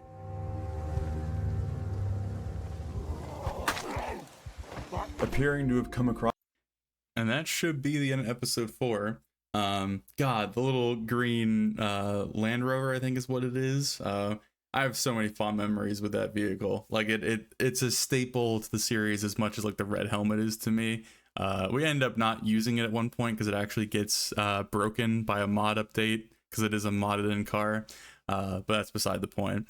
I think now is probably a good time for me to take a personal break of recording because it's been about an hour and a half of me talking nonstop. And we're only, again, 20 minutes into the series. But I think the takeaway that I have from these handful of initial episodes is it's so interesting to see how rapidly I was improving. Whereas I imagine it's a lot more difficult seeing improvements nowadays because I imagine they're a lot more subtle. They're probably not as frequent. They're definitely not as broad in scope or scale. I'm not like shifting entire styles or choices or approaches. It's again very much like fine tuning it. So it's almost kind of invigorating, I would say, to like go back and see this improvement so quickly and like how rabid I was to like try and make things as best as I could or as presentable as I could. It makes me want to like try and have that same energy now, even though I imagine it might be a little bit fruitless. But I'm gonna go ahead, take a little break, get some food in me and all that stuff, and then try and conquer another 20 minutes. I do imagine the further we get into the series, the longer I'll let the video play without having comments. But that's maybe a pipe dream because I love to talk. I love this series. This, like, Jamie's story is the closest thing I have to a child, as sad as that might be. And again, it is very much the core of this channel and like what everyone's kind of here to appreciate. So being the creator of such a thing, it's going to be very difficult for me to not have comments on practically everything that occurs. But I'll stop talking. I'm going to take a little break and then I'll come back and record some more and we will eventually get through this. Appearing to have come across a couple who had been in the process of changing out a tire, Jamie has high hopes that this car could be his ticket out of here. Quickly finishing the job they had started, he thankfully finds the keys in the ignition, but feels his heart drop as he realizes it's out of gas. Checking the nearby wreck, he begins to hunt for a car to siphon, deciding to head further west down the main road.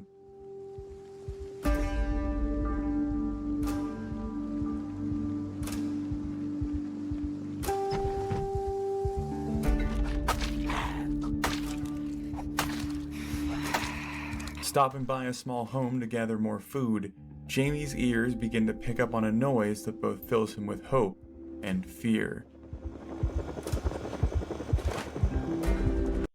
So this is another instance of what I kind of spoke about earlier, of where the Project Zomboid brain took over before like the character brain did. Obviously, with Jamie being who he is and the situation he's in, probably would have wanted to run outside and actually try to hail down the helicopter or get its attention. It's something that you see in a lot of, I guess, like apocalyptic media. And it would have made a lot more sense in this scenario versus him running around and trying to hide from it. Because there is no real reason as to why he would be afraid of it. I suppose if you really wanted to do some mental gymnastics, you could perhaps say or explain away that he overheard some radio broadcast or some sort of military order that dictated that like civilians should be shot on sight or something of the sort.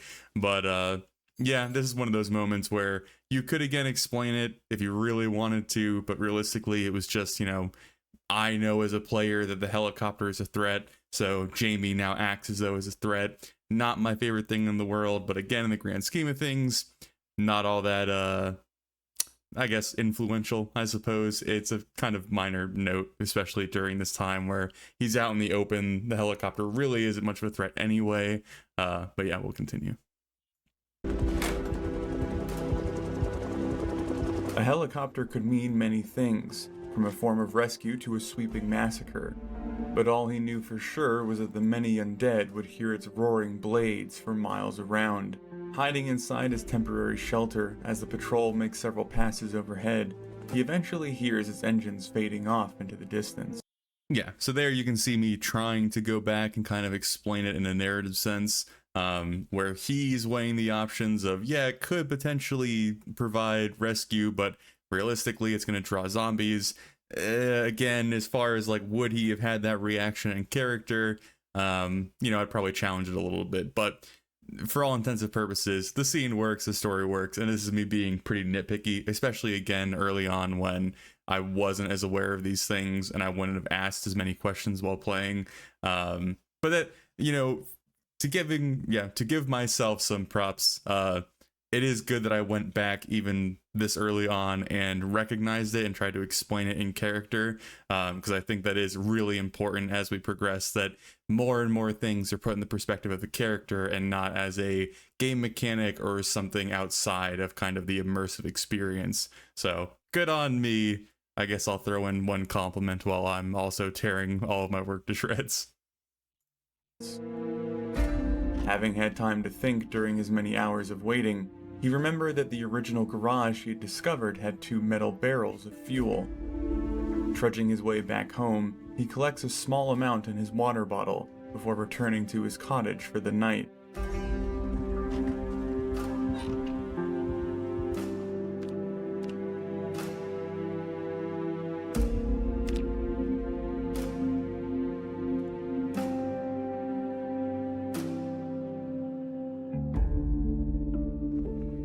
Waking up early, Jamie feels even better prepared than yesterday, knowing that a working vehicle was finally in his grasp.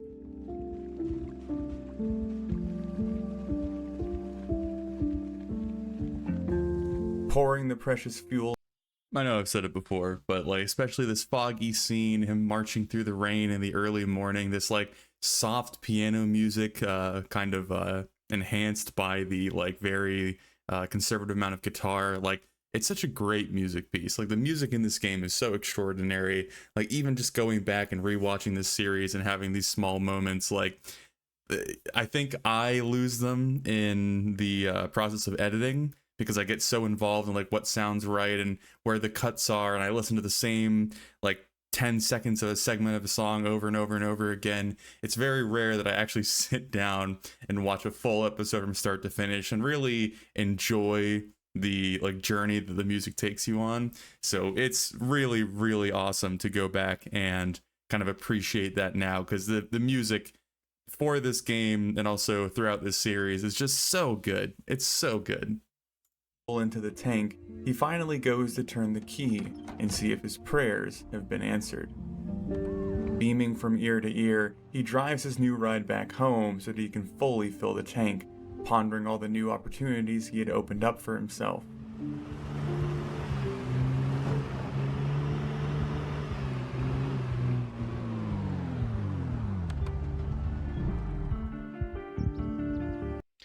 One thing that I think is also an interesting point to discuss, or at least to kind of put into perspective, is I thought when recording this that Jamie's journey was taking like a fairly long period of time. I think we're on day 9, yeah, and he's finally gotten his first vehicle. Whereas, traditionally when I used to play the game before this series, like, you'd have a car on like the 2nd or 3rd day if you're really trying to like get yourself started rather quickly.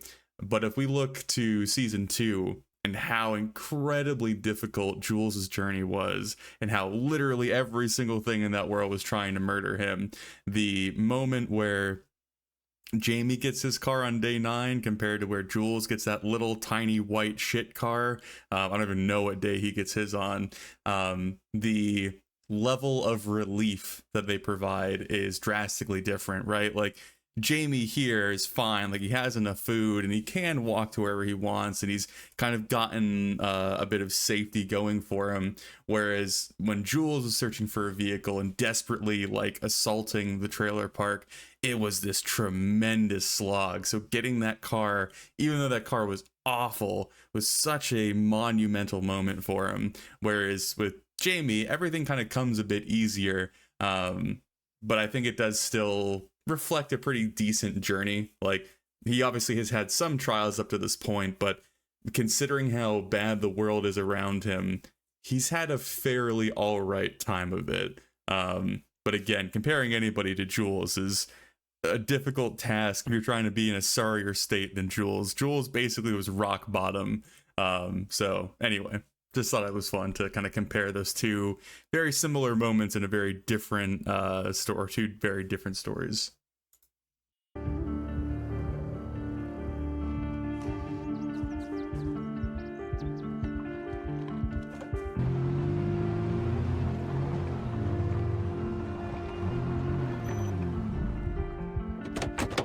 Deciding there was certainly a safer and more rural place to make a more permanent home, he wastes no time in packing up his belongings and loading it into the new steed.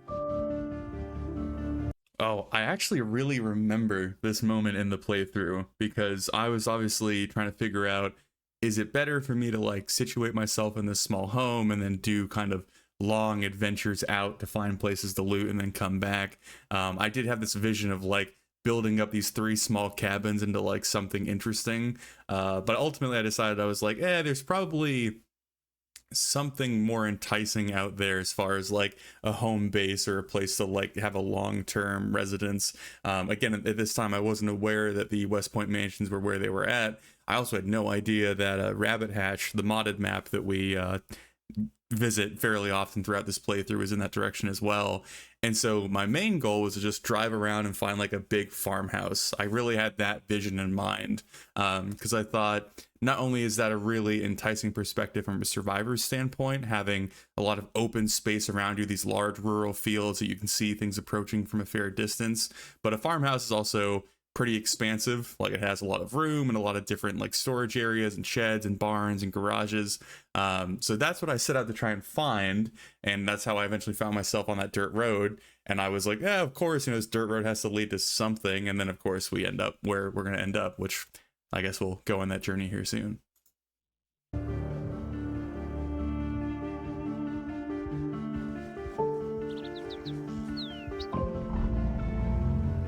Bidding the cottage one final farewell, he stops by the generator he had discovered earlier, and then steers his direction away from West Point.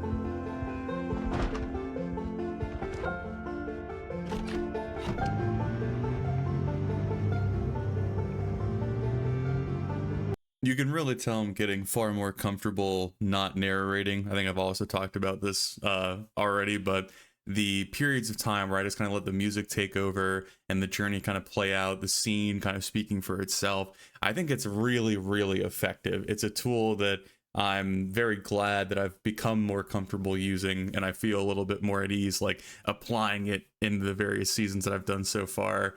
It's this sense of like uninterrupted immersion, whereas like I don't feel like my narration kind of takes you out of the immersive experience, but having these quiet, quote unquote quiet music or quiet moments where there is music playing, it really like pulls you in. I don't know if everyone has this experience, but certainly when I'm sat down like attentively watching the episodes or like a scene like this, it really pulls me in. Where I imagine if you're just kind of like idly watching it or letting it play in the background, it's just kind of nice to have a time where the music's playing and my voice isn't in your ear. But I really, really enjoy these little segments, and there's a lot of them as we get deeper into the series. There's one in particular that when we get to, I'm going to be super excited to rewatch. It's the montage where he does a bunch of tree chopping to work on that road between Rabbit Hash and his house. I remember really, really liking that edit and really getting into it. I think we have quite a journey ahead of us until we get there. But yeah, it's nice to just sometimes reflect and have that time to yourself as an audience member while the journey is playing out in front of you.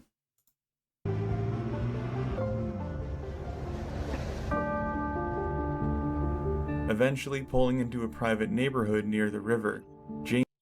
God, I know I just paused, but it's so weird seeing these buildings now, or specifically this building, like right at the beginning of the cul-de-sac, because it's Jamie's house. In my mind, it will always be Jamie's house. There's absolutely no getting around that anymore. And so whenever I see it in like other people's videos or screenshots, or a lot of people on our multiplayer server will like go to this location either because it was Jamie's location or just because it is very convenient.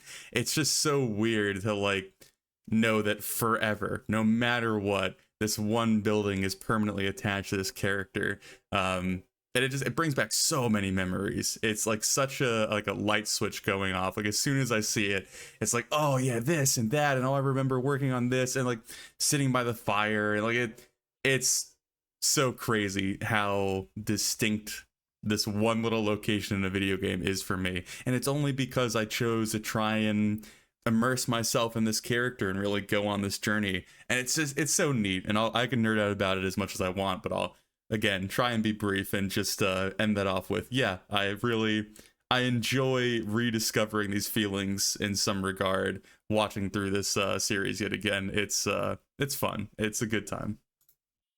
Jamie's heart soars as he realizes that this gated home might be the perfect place to survive this new world.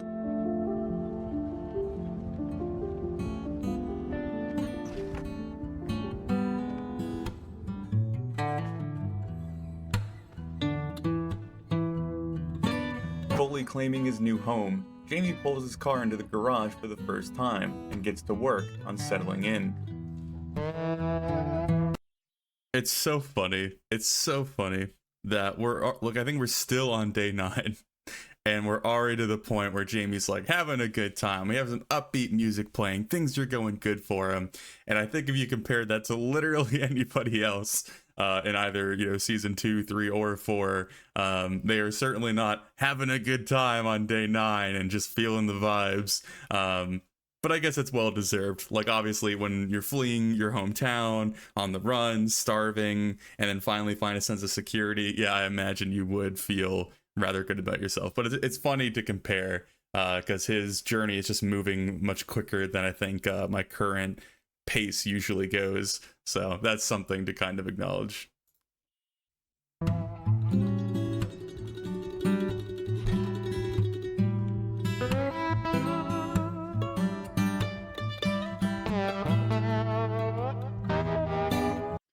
That is a moment actually that I think probably could have been handled better. And I'm going to say this basically all throughout this commentary of me kind of nitpicking things that I wish I would have gone back and done differently.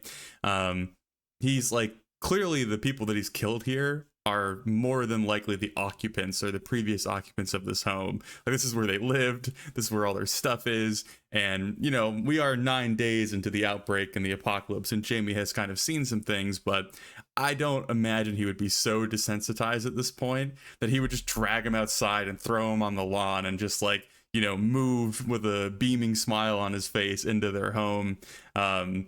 There probably should have been a note here of him like paying some respects to them or apologizing, or like, I don't think he has a shovel at this point, so I don't think he can bury them, but doing something more than just throwing their corpses on the front lawn and just going about his day probably again wasn't the correct character choice. But ultimately, again, it's not going to really affect anything, but I think it's a missed opportunity. That's probably the better way to phrase all these criticisms, is there were so many missed opportunities in this first season because again, I wasn't asking as many questions as I do now. Would it have like really changed the story all that much? Probably not, but it certainly would have made me feel a bit more solid in my storytelling if these things kind of didn't get missed in my pursuit of like playing the game.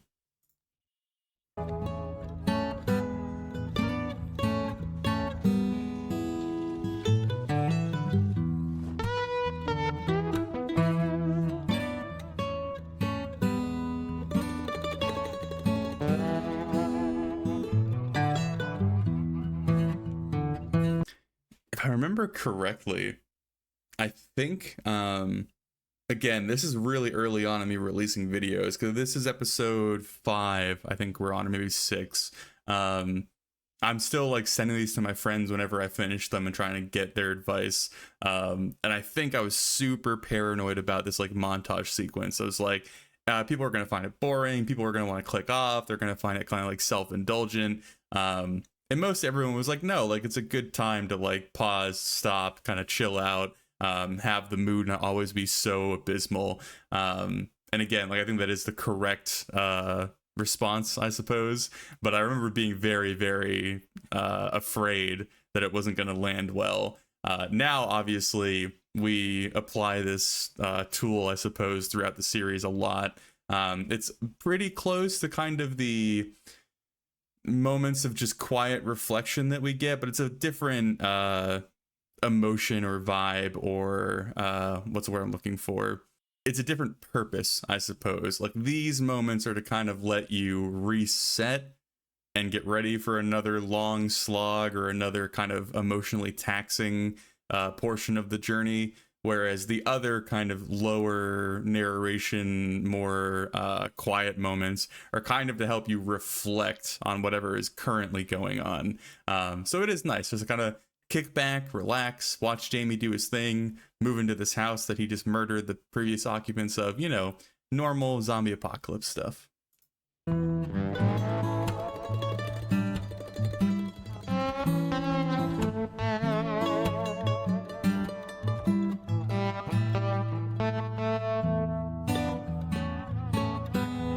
Oh, the table, dude. The freaking table by the door. It's such a small thing, but again, it like there's this very visceral emotional reaction within me whenever I see these scenes, because it's been so long since I've gone back and looked at this series. So just seeing him put the helmet down on that table is like, because I've probably did that hundreds of times throughout this series, and every single time it's like a few dedicated seconds to like placing it right and taking it off, and you know, putting on his bulletproof vest and all this kind of stuff. Like, and it all started here. This is the first moment that he took off his helmet, you know, in his home, in his new home, like, and the journey here kind of begins. Like, oh man, it's bringing back feelings, dude. And I knew it would. This series is like way too connected to me, I guess, obviously so.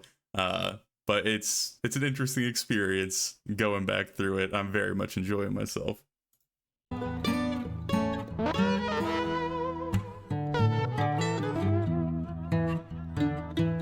The next morning, he goes to consolidate the supplies from the other 2 houses.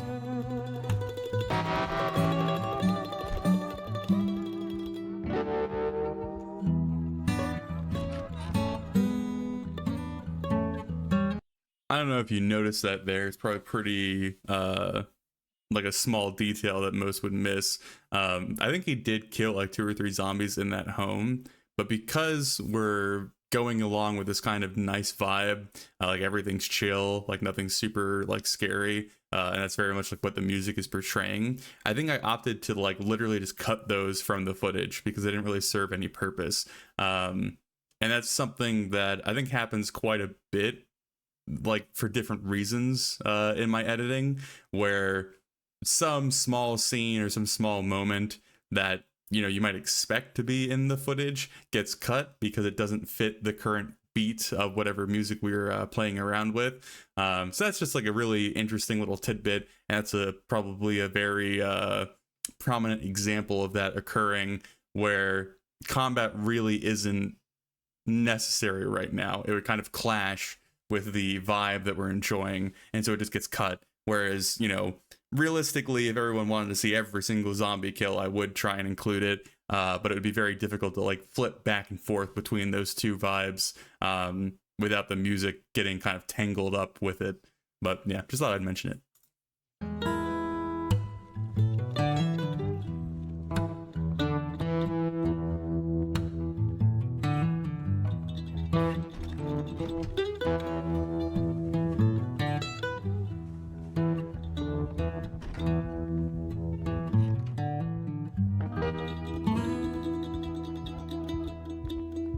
It is also interesting seeing how what's the word, like unattentive I am about like the menus popping up on screen. I do try my best in the footage nowadays to be very aware of when I have a menu on screen, especially when I'm like right clicking to interact with an object.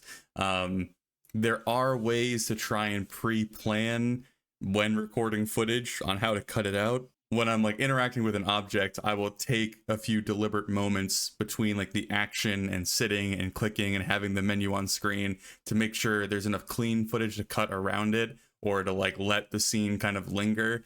But back then, or, you know, when I was recording this footage, I really wasn't super paranoid about it, or at least I wasn't aware enough of it at that time for it to be a concern. So I just have menus popping up all over the place and it's all mixed in my footage. I'm not trying to edit it out either. And, you know, it's a minor thing, but it's another small improvement that I think I've made as I've gone on that now I'm going back and having to face. So not too bad, but it's there.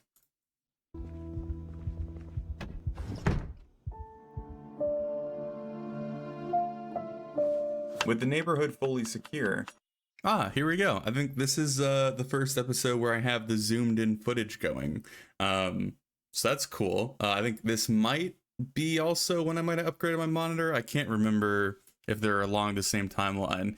But this mod is like almost essential if you're doing any sort of Zomboid content creation, where you can zoom in and not only get like a much clearer image of your character, but it also helps like, again, remove a lot of the noise going on around your screen if your zoom level is like this intense, because it's just your character and like the immediate surroundings. There's not a lot for the audience to get distracted by. So yeah, if you're ever in need of something like that, then there you go. Go ahead and install that mod. It's pretty easy to find. It's like 360 vision and more zoom levels, I think is what it's called. 100% on my like essential mod list nowadays.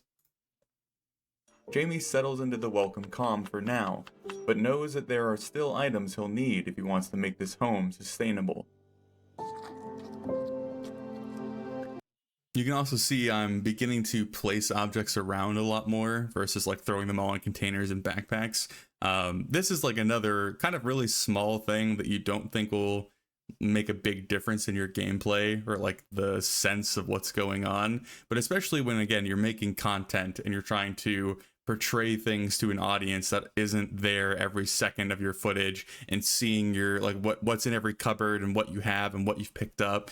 It is nice to actually like lay it out physically, not only because it better represents what you would imagine it would look like in real life with all this clutter and, you know, junk kind of on countertops or in very accessible locations. But yeah, it adds to the knowledge that the audience might want of like, you know, you can now see that he is collecting water. He is storing it for later. He has a knife on the counter for presumably, you know, using it for cooking or doing whatever kitchen activities that he might be doing at the time. Or maybe it's just a knife that he had on his belt that he set on the counter for a moment. And it just gives that character a little bit more humanity.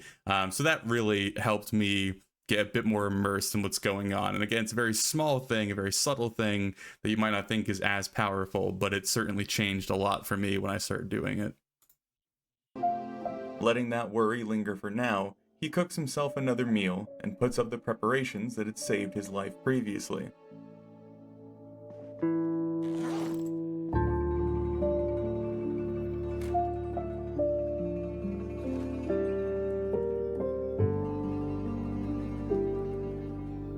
Ending the evening by skimming through a book on carpentry, he eventually heads to bed late into the night.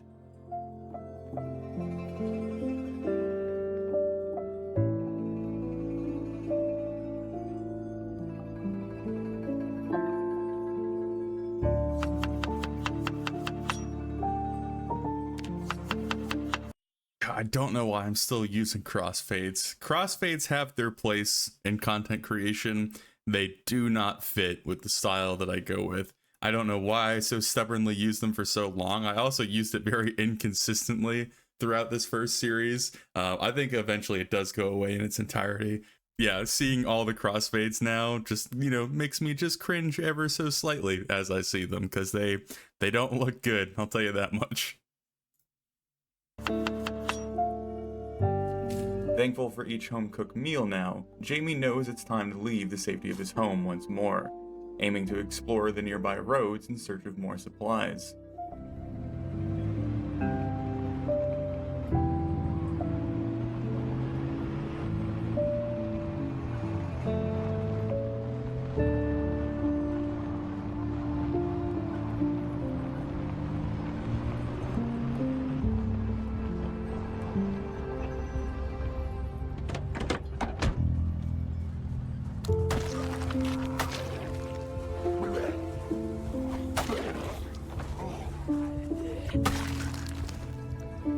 That was a rough cut. That was not good. Ooh.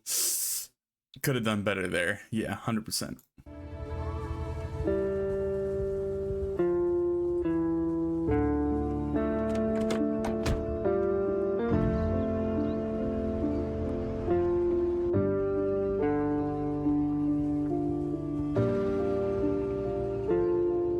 That's probably a great example of how vastly different the sandbox settings were between Jamie and Jules' seasons.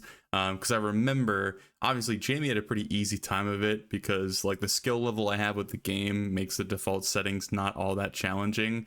And so I really ramped up the difficulty for Jules, where, like, none of the cars worked, none of them had gas. There's tons of zombies everywhere, no matter what. So it's very funny just to watch Jamie, like, pull up to a roadblock, kill 3 zombies, and then both cars are easy to just like putter off onto the side of the road. I think they both had keys. Like, it's just insane, like the gulf between his journey and Jules, just because the settings were just so much more brutal for the poor guy. Just, one of those things. Reflecting back on it, it's fun to see the difference.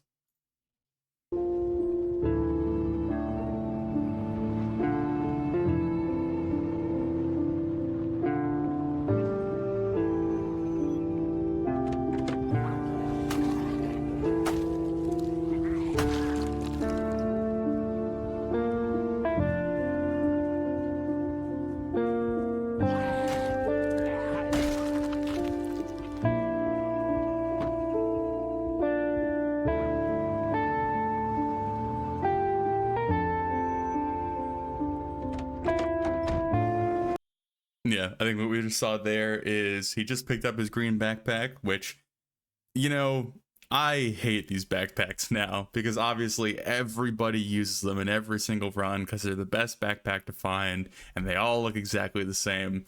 Obviously for Jamie's run, again, this being my kind of first real main run, he's gonna wear it throughout the entire series, but God, I have such an aversion to them now because you see them everywhere. But this is the backpack that I think he literally has for the rest of his journey. And then we also just saw him get the radio out of the back of that news van, which also becomes a rather prominent part of his journey as well. I remember when I did find it when recording this footage, I was already having those ideas of like, oh, how neat would it be if he got home and set it up and like contacted someone. And, as I'm still exploring throughout this day, I'm like trying to figure out who would be the best person to interact with. Like, would he potentially contact like another police department or a military detachment or some other survivor, or it could be anybody, it could be a news station, whatever. And I was trying to figure out who would be the best choice. Obviously we all know who he eventually ends up contacting, but I guess we will cross that bridge when we get there.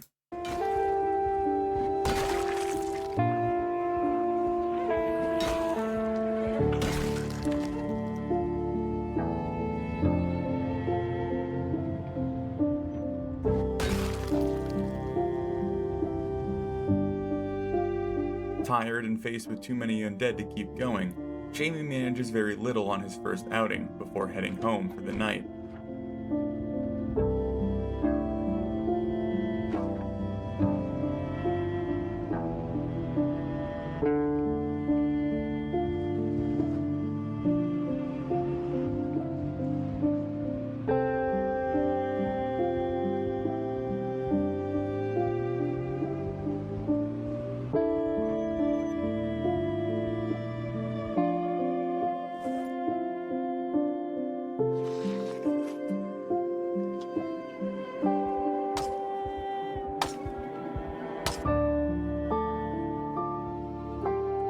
Wanting to feel some sort of accomplishment, he takes inspiration from the nearby dock and attempts to spearfish for the first time, though it takes... Yeah, this is yet another moment of the character and the gameplay clashing a little bit. I know I pay some lip service to this. I think after I unpause the video, it will probably play, but to have someone who's extremely agoraphobic, probably has never spearfished in his life, probably isn't all of that excited to even be near a body of water, now just like out on the dock, kind of at evening time where he's losing the light, just having at it. You know, he hasn't cleaned himself or anything at this point. Like, it's a little bit of a, not a stretch, but probably not super appropriate for the character we have going. But this becomes such a staple of Jamie's character that I guess we can forgive it, because he ends up fishing a ridiculous amount throughout this series. Several hours, he catches one of the smallest slimy creatures and suffers through filleting it for that evening's meal. Feeling more disgusted after handling the fish than he had during his encounters with the undead, he takes the time to wash himself before turning in. This was a pretty big moment, both when I was recording and kind of also producing content, because I do think I had like a very small amount of viewership at this point. By the time that we're reaching the 6th or 7th episode, we're getting closer and closer to when I eventually released the first movie. And the first movie was what really kicked off the viewership for Jamie's Journey, and then kind of got people engaged. But I think there was a handful even back at this time that were posing some of the questions that I wasn't asking at the time. Like, you know, why is he always covered in blood? You know, why does he do this? Why does he do that? Et cetera, et cetera. So I think this is both me as a player kind of slowly shifting my play style and recognizing it, and also having a bit of the community influence as well, having me kind of dig a little bit deeper and analyze a little bit more when it came to the person that we're following, because I think their involvement and their engagement kind of helped reinforce my own investment in the character in some way. I think that's kind of an important thing that I haven't really spoken on in any of the videos or like Discord or things of that nature. I don't think I would be this involved in all the different characters that I play and the stories that I write without the audience support, if that like makes sense, or if that wasn't obvious, I suppose. Like, I do enjoy writing my own little stories and, you know, making projects that obviously no one else will ever see, but to have this amount of investment, and I guess love is a word to use, for like a virtual character that doesn't really exist, certainly needs the backing and the support that you guys provide by also being engaged in their journeys. It gives me that extra little oomph to kind of go above and beyond, to dig deeper, to really question things, to try and be the best interpreter that I can when it comes to obviously taking this gameplay and this kind of randomized chain of events and then producing it into something that is a engaging experience to interact with. So without you guys being interested in the series, I would not care all that much about these very small things. But now that there are a substantial amount of you invested, I nitpick absolutely everything to death because I want everything to be perfect for you all, which is never going to happen, but I will try my best.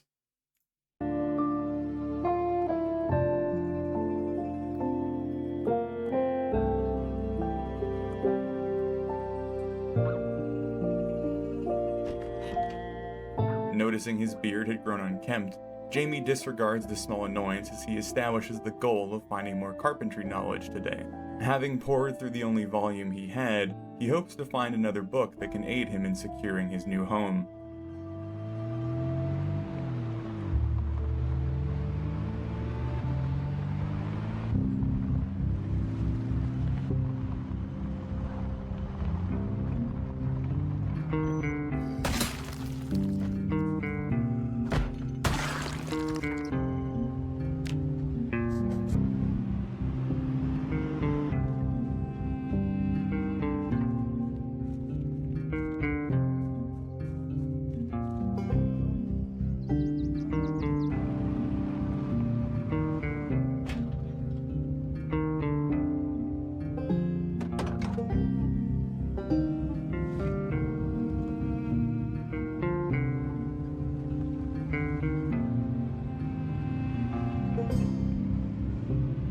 Happening upon an ominous horde, Jamie feels his heart stop for a moment before his smoldering vengeance provides him with resolve.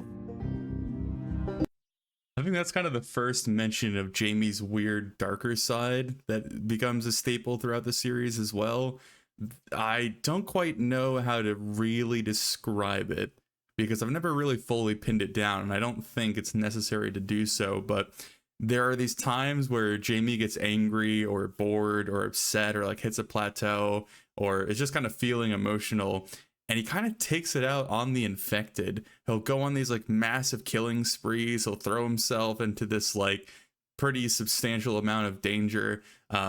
So right there, I think is really the first mention of this. Oh, thank you, dog.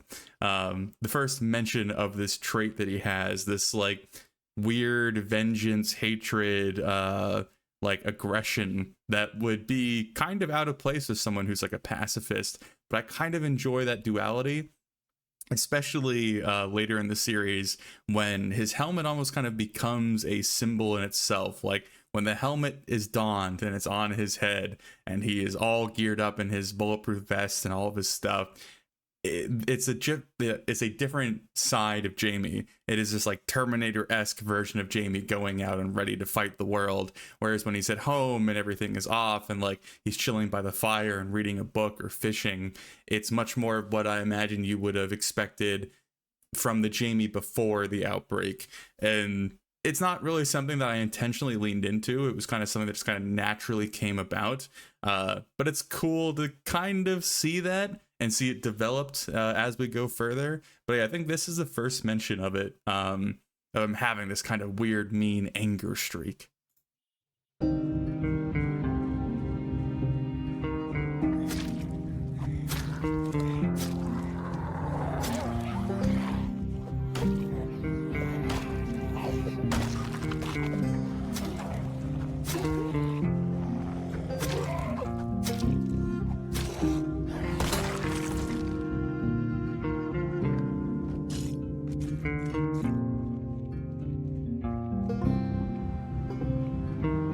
Managing to loot the building they had been gathered around, Jamie first gets a glimmer of hope by finding a sack of potatoes before realizing the rest of the warehouse is entirely rotten.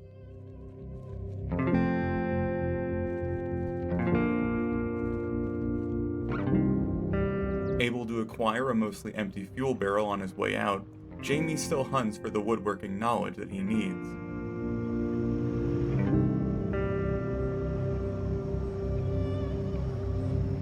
Hitting a main road in the afternoon and preparing to go back home, he spots an abandoned bug on the road and decides to investigate. In one of the few lucky breaks this world now offers, he nearly cries at discovering the very book he needed in the beetle's trunk. This moment here, while it seems very small, I think serves as a very great example as to why I love playing out these random stories. I am out in the middle of nowhere. Like the area that I'm in outside of West Point, like houses are super sparse. They're basically just residential. So all you're really finding is like a little bit of food, some tools and garages and stuff like that. So for me to stumble across this random vehicle that spawned with, I assume, the like construction worker like preset, to have the book that I'm looking for is so cool. And not only is that a really neat detail or something that you can pre-plan or write or prepare for because everything is randomly generated for you, it's also kind of on the way to the construction site that he looted earlier, that I think we drive by a couple times throughout the series. And so even outside of Jamie's story, there's this fun bit of immersion that you get to do as a storyteller of this guy was probably on his way to the construction site when the outbreak occurred, and then he hit this zombie and, everything happened.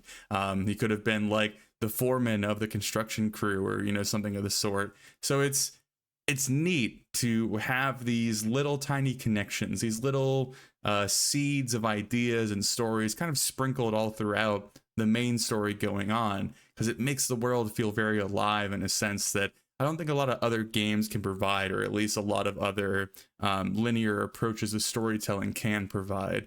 So this is, again, a very small moment. It doesn't really change Jamie's journey in a huge way. Like, it doesn't alter his trajectory in some massive defining sense, but as a player, it's what's the word I'm looking for?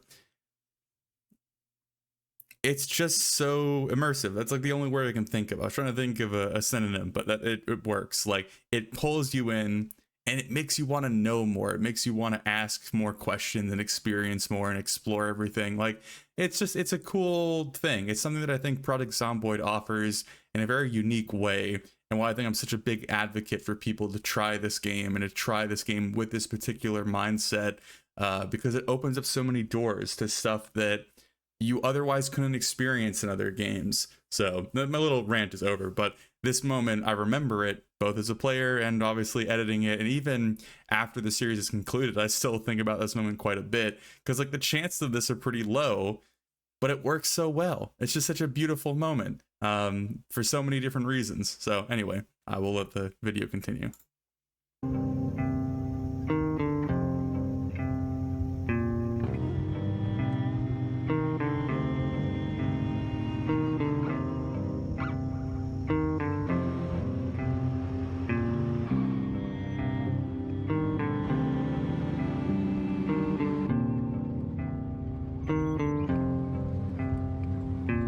Arriving home in a glorious mood, he braves fishing once more before turning the potatoes he had found into a hearty soup.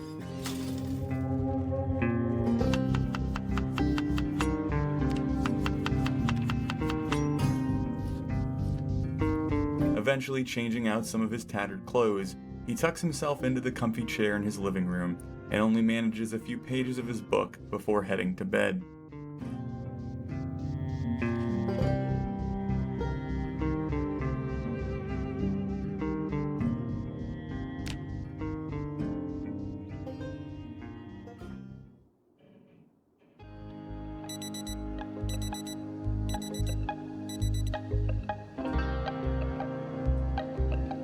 Waking up with true hope in his heart, Jamie fishes in the early light of the dawn before catching the biggest fish he had ever seen. Dude, the 3D models for fish in this game are insane. I remember just laughing my ass off when I put this thing on the counter, because just picture Jamie spearfishing this thing. This thing is as long as he is, probably weighs as much as he does. He just like slaps it down on the counter. God, I was having a field day with that moment. That was so funny to me. Fully fed, keeping up with his fitness, and truly happy, he dedicates the majority of the day to his new manual, but finds more time to fish and watch an old VHS on the TV.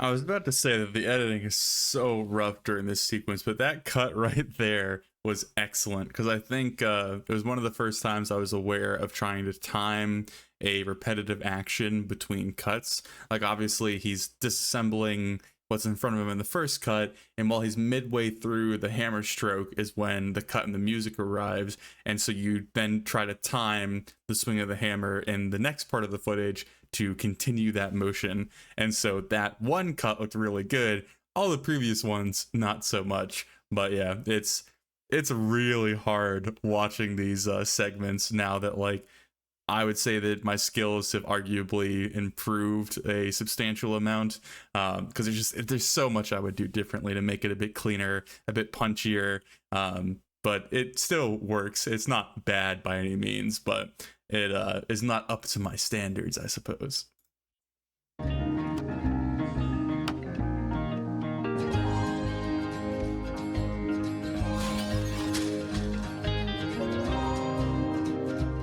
This segment is really fun though. This is a nice, like, it's a nice song, it's a nice mood, he's getting a lot done. It's nice. It's a very good bit of the story or the episode. Enjoying a day of hard work, Jamie cherishes the brief moment that he's able to forget the horrible state of the world, laying his head down for bed with a smile and peaceful dreams.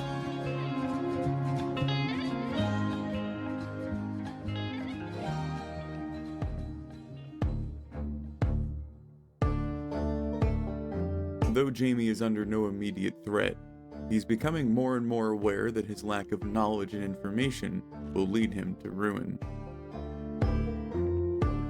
Going through his morning routine, he starts to summon the courage to go back to West Point, knowing that the local school would hold all the necessary literature he needs. Oh, the narration in this episode is rough. I must have had like my mic settings weird or something of that nature. Like a lot during this time I was like changing my setup around, or my microphone wasn't always in the same place, or my settings were being tampered with, like because I was trying to like fine tune things. So there are times that like my voice works really well, or the balance between the music audio and the mic audio were like perfect, and then sometimes they're not. This episode, for whatever reason, my narration sounds rough. I don't know if like my voice was like not warmed up because I like recorded in the middle of the night or something, or again, it might be like the microphone settings, but yeah, it's not hitting the right note right now.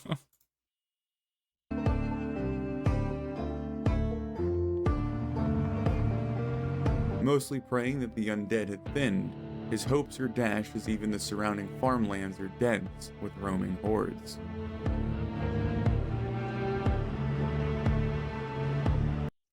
The first sight of the blood field, the amount of zombies that get killed in these fields is absurd, but I think it's a little bit of time before we get to that point.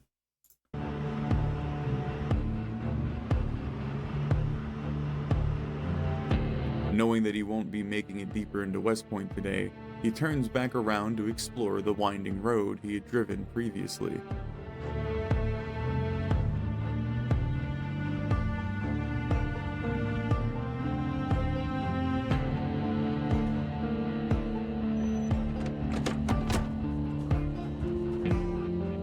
Finding the blockaded dirt path once. One thing that a lot of people ask about, especially in the earlier episodes of any of the seasons, is why I like destroy or eliminate like every zombie that I drive by on the road, especially when I'm like approaching an area or looting a town. And it basically boils down to I absolutely never want to be surprised, and I never want anything to come up behind me. And I see players so often, again, especially when I like witness people playing on the multiplayer server that I run, they'll just like drive into a place and have like 10 or 15 zombies like slowly trailing in behind them, because obviously the vehicle attracts the attention, and then they start fighting the zombies ahead of them. And it's like, you're oh god, that's so dangerous. Like there's so many things that could go wrong. You've lost so much control over the situation. And so if any reasonable survivor that wants to live a long time is approaching like danger such as this, I could only imagine that they would do it with this kind of methodical approach where like everywhere they go to loot or scavenge or explore, they want to eliminate every single threat up into that point so they know that their flank is clear. I feel like it's such a like common sense approach that translates really well into this game. Like if you know that your rear is completely clear, the threat in front of you is a lot less threatening, or a lot less deadly, I suppose, because you always know you can just run. You have a place that is safe nearby. And so many people give me shit for like playing very slow, playing very methodically, and like going out of my way to take out like that one zombie out in the field that really isn't posing a threat to anybody. But it's just, I feel like it makes a lot of sense. I feel like it's something that basically every survivor would do after some time of getting used to the different aspects of this world. So I'm very much going to continue to do that because I don't want to die. They don't want to die. and it's worked for me so far, so yeah. Once again, he vaguely remembers rumors of this place being a secluded drug lab for one of the prominent rural families.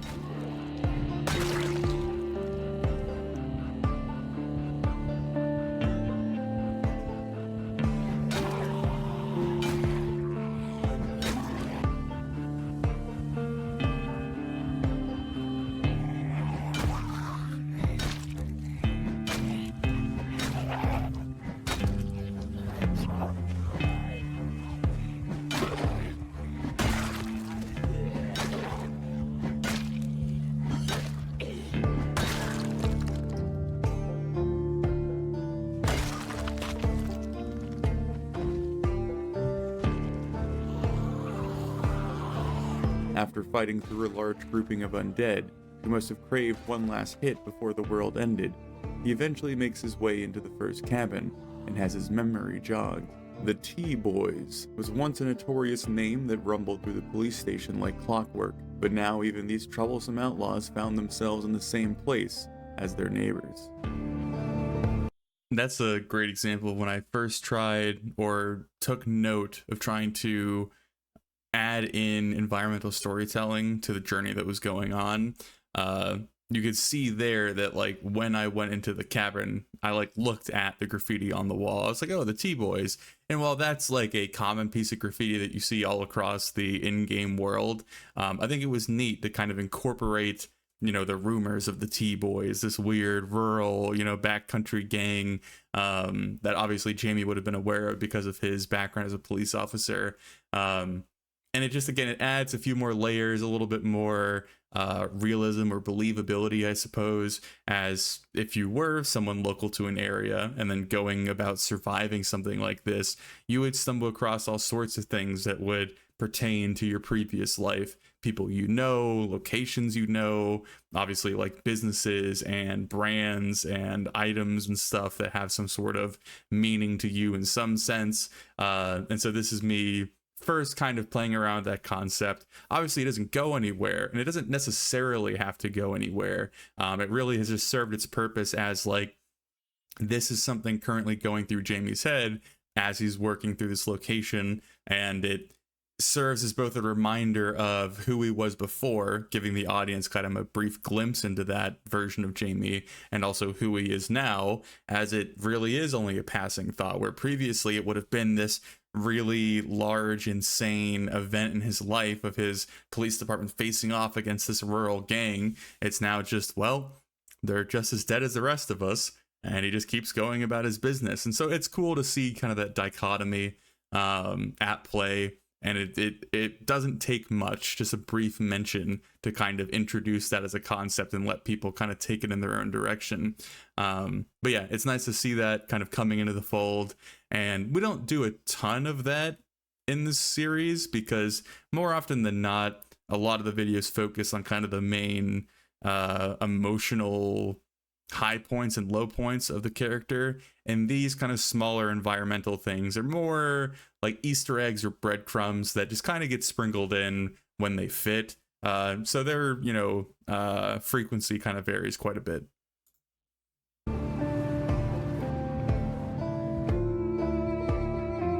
Knowing he hadn't yet reached the lab, Jamie continues pushing south until he comes upon the compound that was the worst kept secret in Knox County.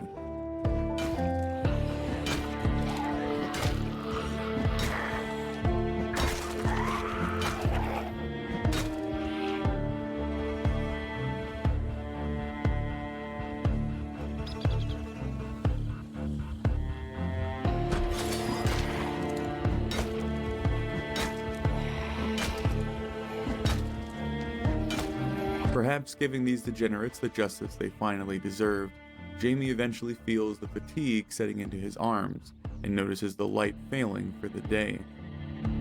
Deciding to come back and finish the job tomorrow, he returns back to his SUV and makes the trip home.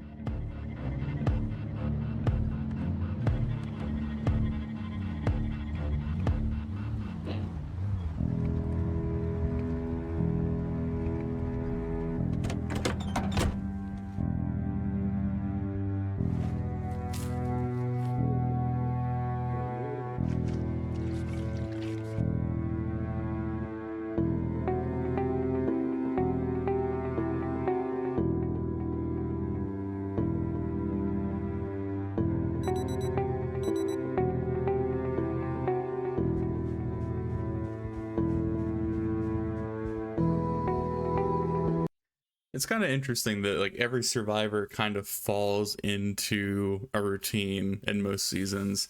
I think the only outlier in this scenario is probably Grover in season 3, but it's because his journey is so constantly shifting, like what his goal is, who he's interacting with, you know, where he's at. Whereas both Jamie, Jules, and it looks like Emily are kind of functioning out of one space and very much falling into this routine of like, I wake up and do this at this time, and then I head out and, you know, get whatever work I need done during this period of the day, and then return and like wash up, clean the clothes, put things away, organize the stuff, and then go to sleep. This is very much the first kind of highlight of Jamie's routine that he falls into, and I think it basically sticks with him until the end of the series. Like, I remember so vividly, you know, you wake up early, but it's not quite light enough that you want to go out yet, so he goes out and he fishes on the dock and he gets enough food to sustain him for the day, and then he goes out and does whatever he needs, comes home and resets. And that basically was every single day over and over and over again, until he obviously gets interrupted by some not so savory teeth, I suppose.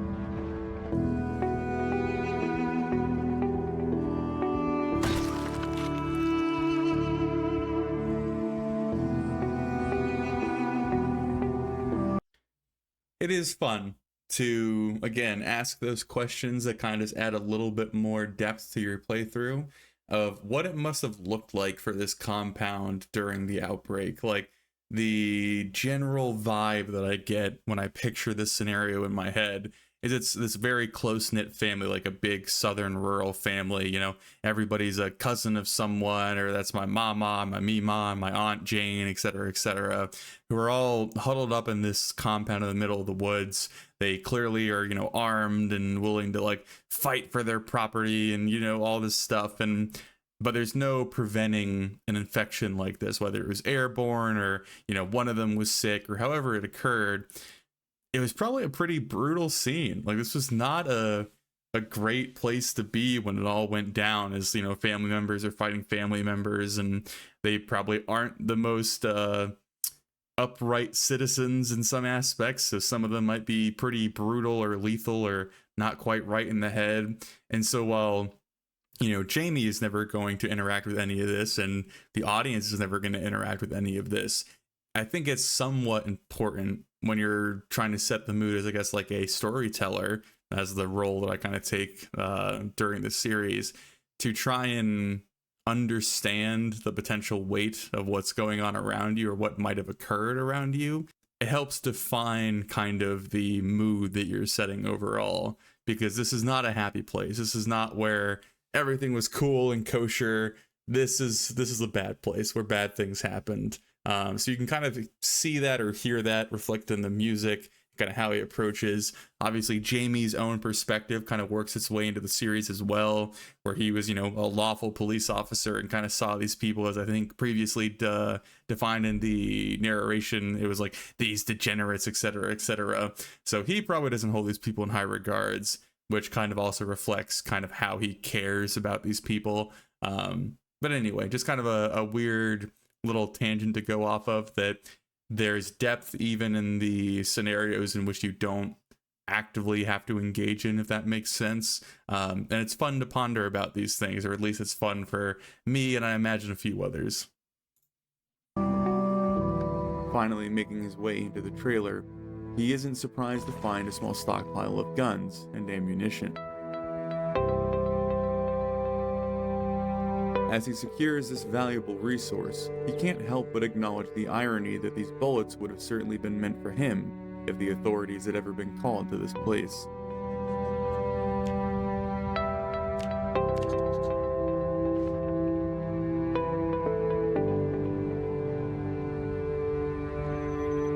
Wondering how his fellow officers would have reacted to this hollow victory, Jamie settles into his home for the evening and sets up a ham radio beside his bed, in hopes of hailing anyone else that may still be out there. Man, we got the radio in place, dude. It hasn't even happened yet, and I'm already getting the feels. There's so much connected to the radio in Jamie's journey that just seeing it put on the table, it's like, ah, shit. Here we go again.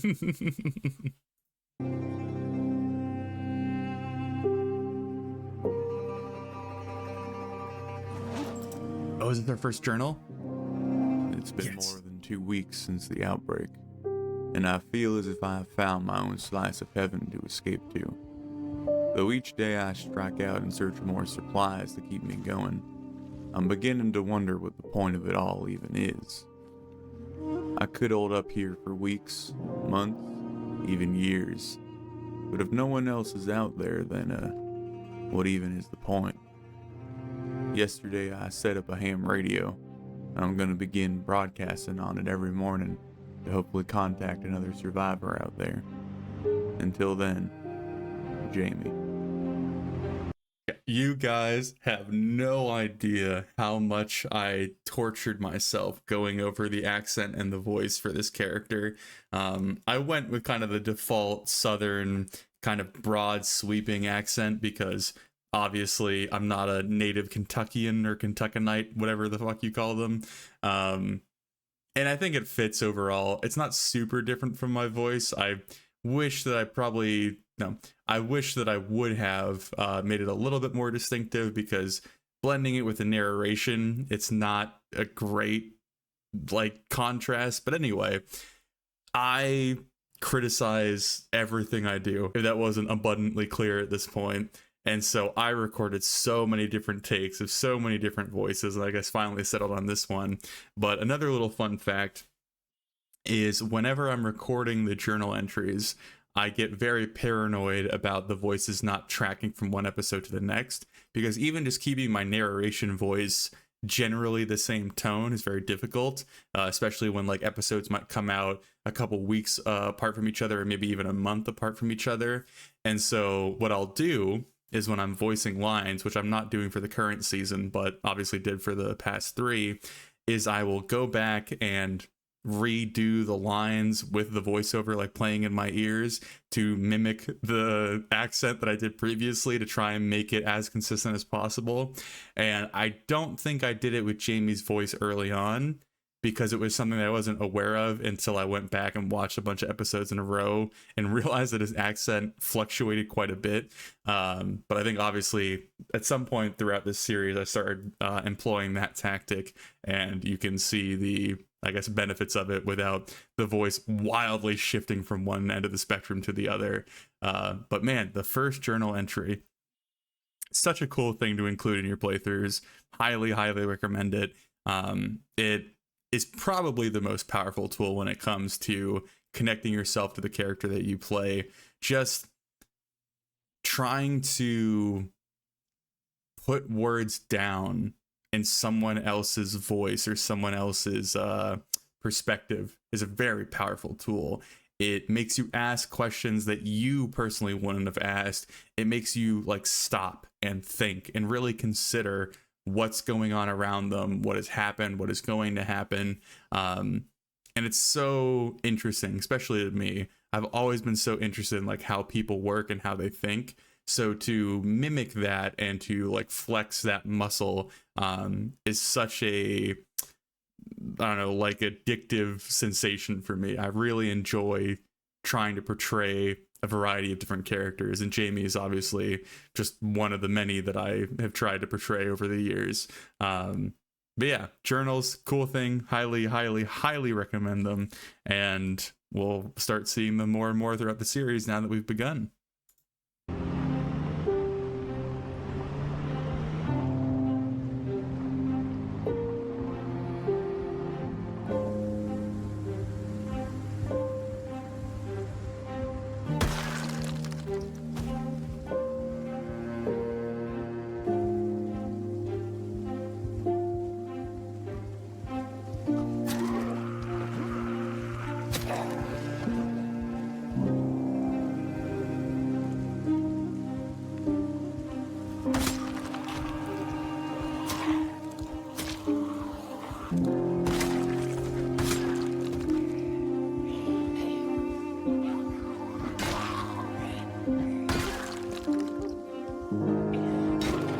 less and less as he scatters the brains of the undead across the earth. Jamie fights his way to a posh riverside gym before having his interest piqued by a nearby boathouse.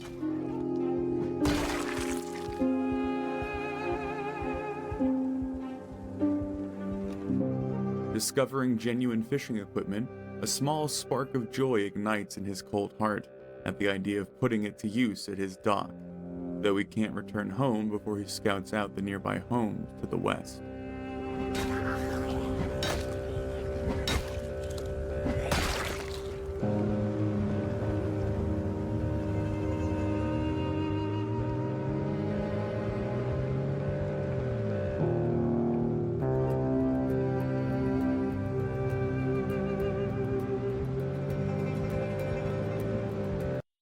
Looking at it now, it's pretty impressive that Jamie does eventually clear the majority of Rabbit Hash and makes it kind of his own little thing.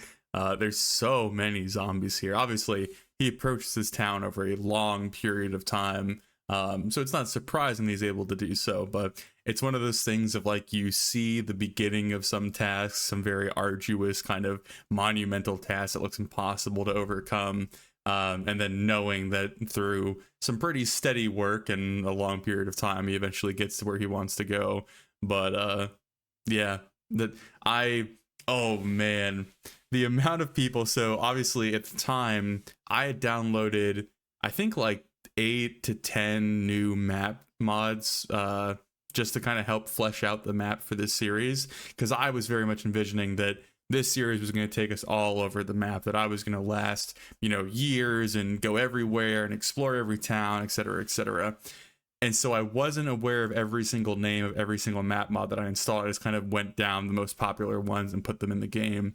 So I had no idea what this town was called, and I had no idea that it was even a modded map for the longest time. And so I start calling it Weston in the series because Jamie doesn't know the name of this town, even though he probably would have, if he lived in West Point. But anyway, so when I refer to it as Weston, so many people were like, where's Weston on the map? What map mod is Weston? Weston doesn't exist. What is that? What is this?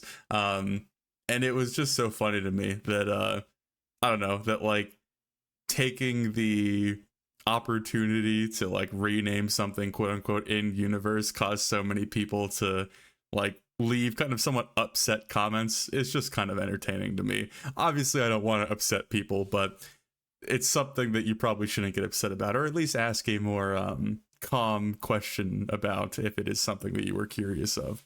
But anyway, that was something that happened around this time. I remember that. I don't think I've called it Weston yet, but once he does refer to it as such, I think a lot of people got very confused. Rightfully so, I imagine. But anyway.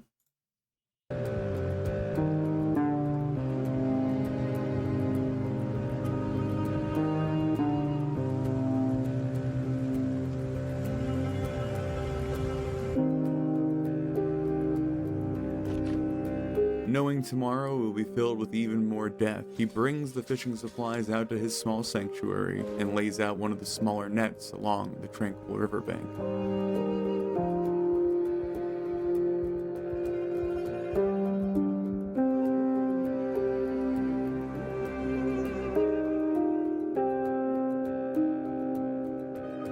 I'm finally removing layers when I'm working out.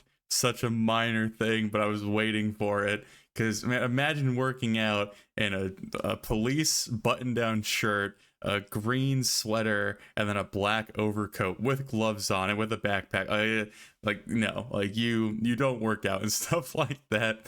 So just another small step in the direction of keeping things a bit more believable or down to earth, and I very much appreciate it. So good job. I'm proud of you, Two Wheels. You're doing great.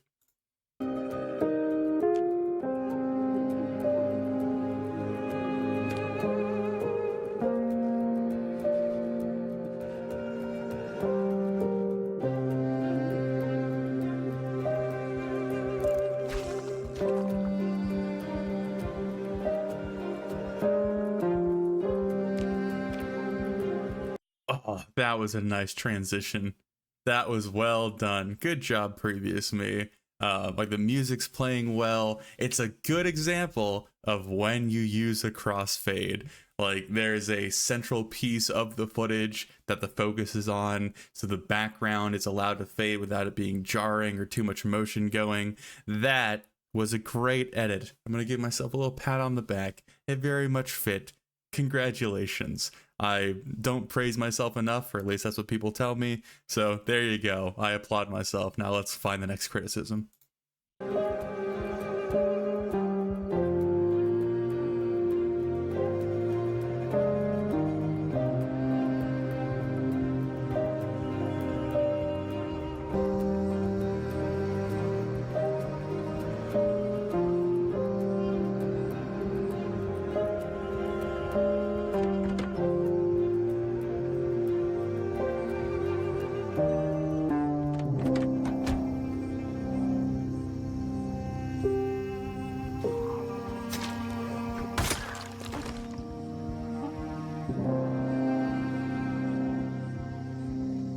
Unable to put it off any longer, Jamie begins the grueling process of clearing the undead between him and his next source of survival.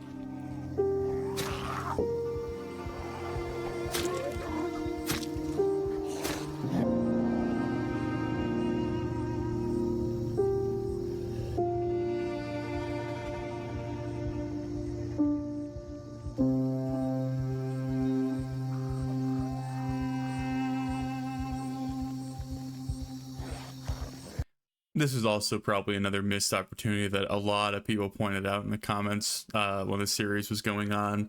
He doesn't really react to killing other police officers all that much. And again, you can't explain it away. Maybe he doesn't like other police officers. Maybe he has some sticking point with them, especially if his pacifist trait comes from a bad police shooting. Maybe he has some sort of like fundamental disagreement with how the police handle themselves. But even then, it's kind of hard to believe that Jamie wouldn't see some sort of reflection of himself in a police officer, or he wouldn't have had friends on the police force or just people that he knew. And so there probably was a good opportunity throughout the series as a whole to have Jamie react to the police a little bit more than just, you know, bashing them down like any other. And, you know, it's something that I wish we could have touched on, because they're, unlike all the other like missed opportunities I've talked about, there's probably a pretty decent bit of character work to be done with this particular, I guess, issue, because it's so personal to Jamie and who he is and where he came from. So it's a little bit disappointing that it never really got brought up and wasn't really given the proper attention that it should have. But, you know, that's the name of the game. Hindsight's 2020.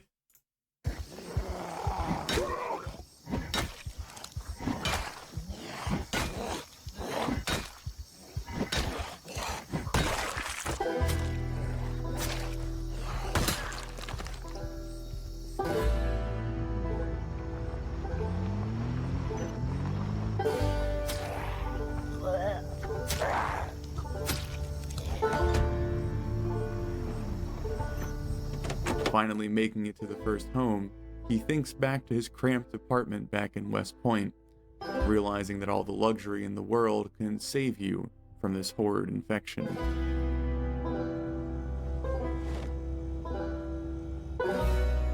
Able to retrieve some of the items he had to leave behind during his mad dash out of the city, the house provides another bundle of essentials for Jamie as he finishes loading up and returns home on his reliable steed.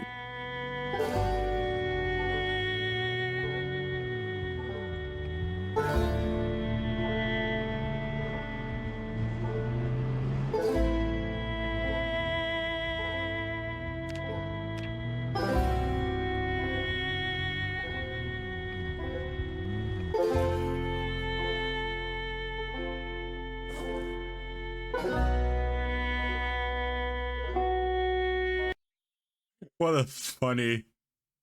a funny visual. Jamie is only in his tidy whities, has a knife and a hammer on his hip, dual wielding duffel bags and a crowbar on his back, just organizing his home. Probably not the most believable aesthetic. You know, what am I saying? It's a zombie apocalypse. You know, you might want to walk around strapped to the nines when you're in your tidy whities. You never know what could happen, but it's a kind of funny scene, not gonna lie.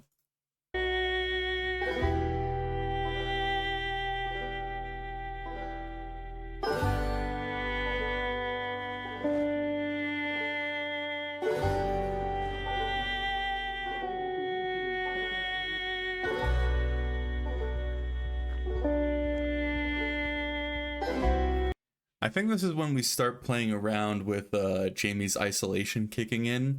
And I think it's really appropriate that we've kind of seen him go on this somewhat predictable journey of, obviously, the outbreak happens. He has to flee West Point. He's probably at his most strained after those events. He's, panicked and starving and afraid and unsure and uncertain. Like, everything that he used to cope with is now taken away from him.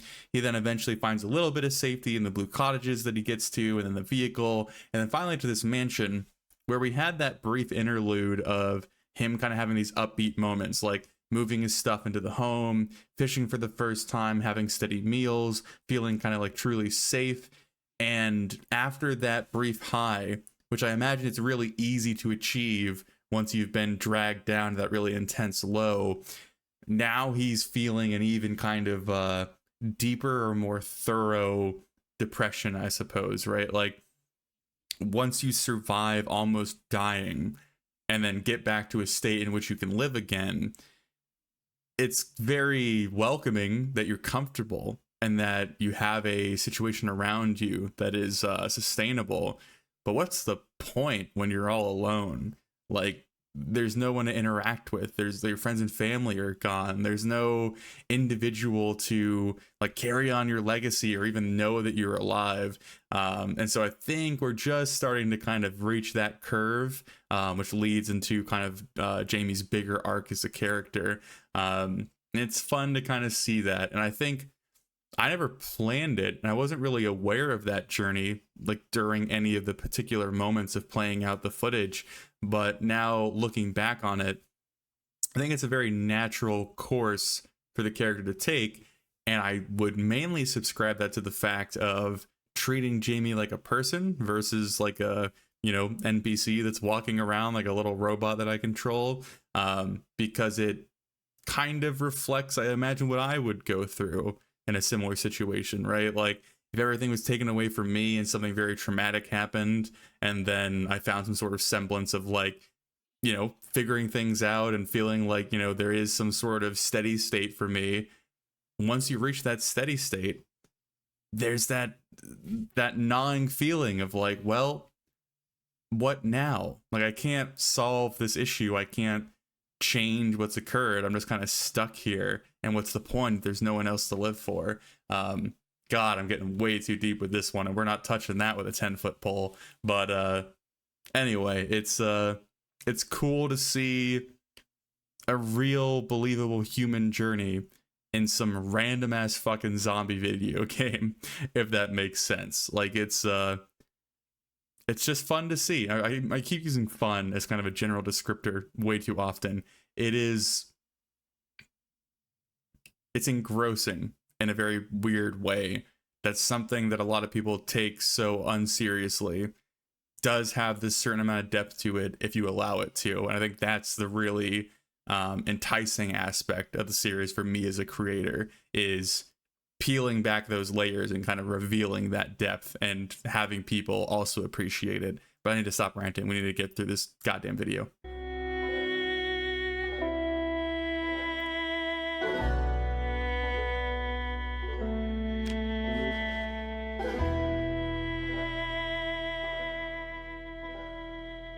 This is a message to all survivors in Knox County. My name is Jamie Nichols, and I've established a home just northwest of West Point. If you are in need of shelter or food, please follow the main road until you hit a dirt path leading to the river. If you need company or shelter, I implore you, please come and find me. I will repeat this broadcast every morning until the power goes out.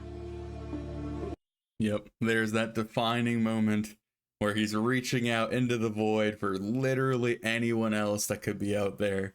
And that really is, I think, Jamie's kind of core pillar for the series. Like his loneliness, him grappling with the fact that like there's nothing worth it if there's no one else to live for. And obviously that ties in very deeply with how Devon comes in and what happens to him.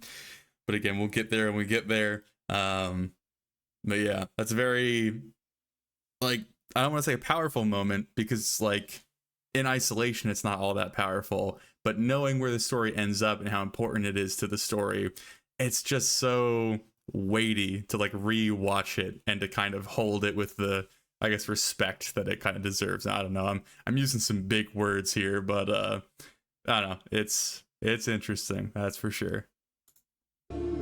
Still too ill-prepared to push into West Point, Jamie prepares for another day of fighting his way deeper into the town to the west.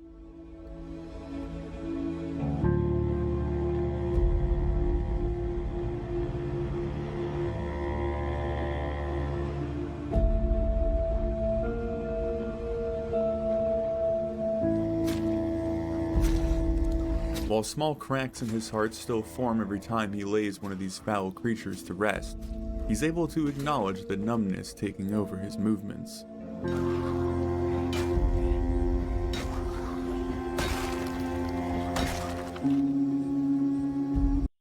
This is a fun little scene, I suppose. Like, I think also the narration mentioned it pretty bluntly, but Jamie's starting to do that transition of, you know, this is my everyday life now, you know, dispatching these dead, these infected is just kind of part of the process. And so him cutting through them, the music doesn't carry the same weight that it once did. It's now a lot more kind of just like somber and distant and not as like suspenseful and intense. Like, this is just what he has to do to get food and to make sure that his survival is secure. But it's certainly quite depressing to kind of come to terms with that. It, I would imagine, chips away at your humanity to some extent, no matter who you are. So yeah, that's like part of the journey that I think every survivor has to go with or go on in a scenario such as this. It takes different shapes.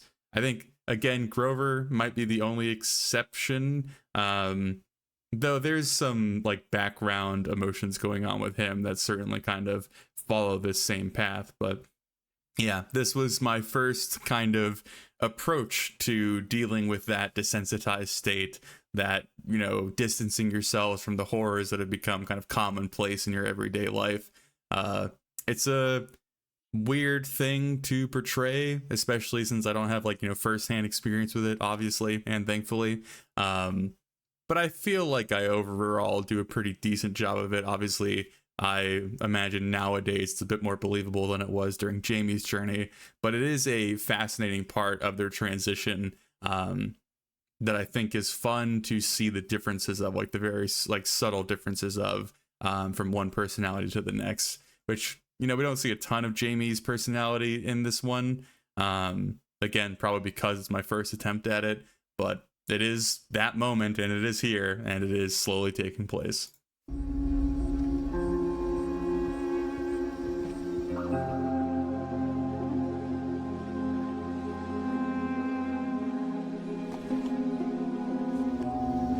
He ate an apple through his helmet. Oh, the pain. I'm not gonna make it. Oh God, no, don't do it. It's whatever. Yeah.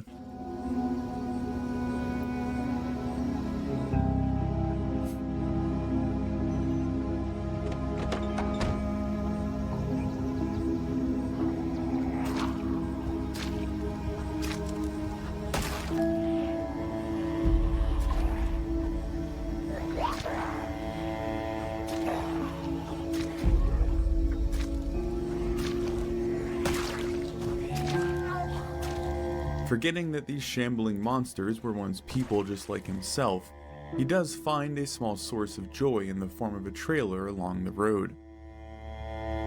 Though he has no intentions of hauling anything large at the time, it certainly isn't a tool he can pass up on for the future.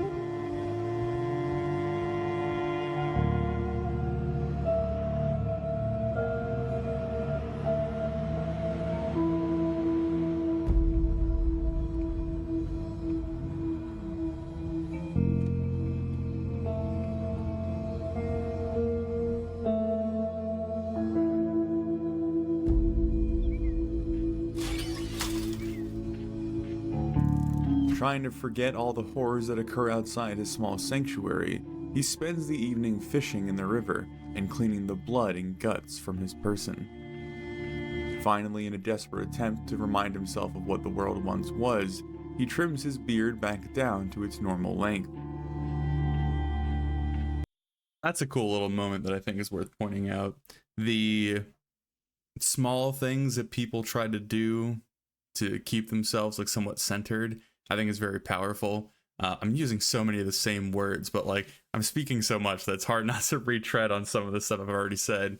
But yeah, when things are really dramatic and traumatic, it's not surprising to see people falling back on kind of their comforts, their smaller things, the things that they can control, right? So having him shave his beard and just see the normal face that he would expect in the mirror is something really useful in this scenario, right? Those small pings of hope or recognition, or even just like progress, I guess might be the term I would use. When you can't control the bigger things, like him being completely isolated, I think it is really important for him to then focus on things that he can control. And that's what you kind of see again when you let your base kind of human emotions dictate what your character is doing in game. You see those things reflected somewhat accurately, or pretty accurately, because it is your own emotions and it's very human and it comes across as very human. I think that's what makes the series what it is in kind of a broader sense, because you're just following these people desperately trying to cope with the world that is trying to tear them down. So yeah, kind of fun to point out there.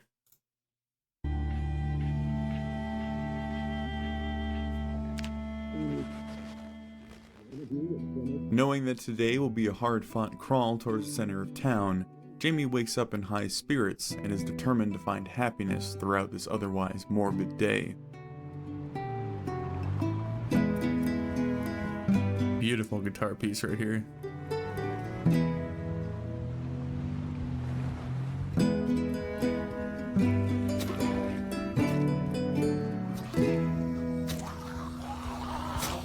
Making a dedicated effort of clearing the road of wrecks on his way into town, he envisions all the vital supplies he'll be able to haul from the larger structures out of reach.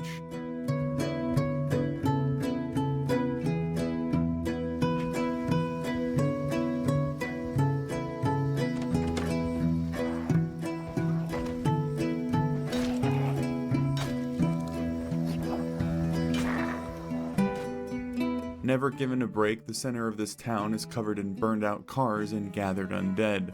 But even this sight wouldn't deter Jamie's forced optimism.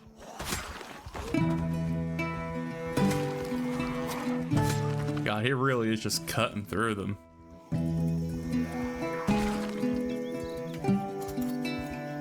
Finding it too late in the day to push to the enticing building of the police station and the farming store, he surrenders that victory must wait till tomorrow, as he returns back to his vehicle. That was a weird fade to black cut, but I was going to mention it's probably the most jarring because I'm coming from season 4 and going back to Jamie's season, that his approach to just like mowing through zombies is so weird to me. Because right now, Emily, especially with her broken leg in season 4, her facing more than like 2 zombies at once is a incredibly intense threat. So I'm so timid about getting involved with, more zombies that I can handle, or even just, being in a scenario where one zombie that I'm not prepared for can come around a corner. Whereas Jamie at this point is just like walking into hordes of 20 of them and just mowing through them, obviously still taking the amount of precaution that he needs, but it's very interesting to jump from one to the other. Obviously, I imagine Emily eventually will get a bit more comfortable, proficient, and confident to the point that she probably gets pretty close to both where Jules and Jamie ended up as far as dispatching the infected. But yeah, going from the current season back to this one, it's just like, we used to just mow through them without a lot of regard. So yeah, something to get used to.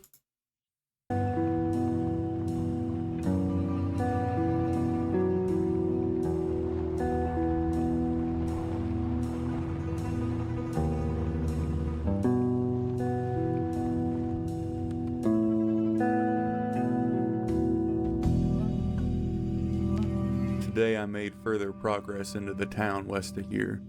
Honestly, I can't for the life of me remember its actual name.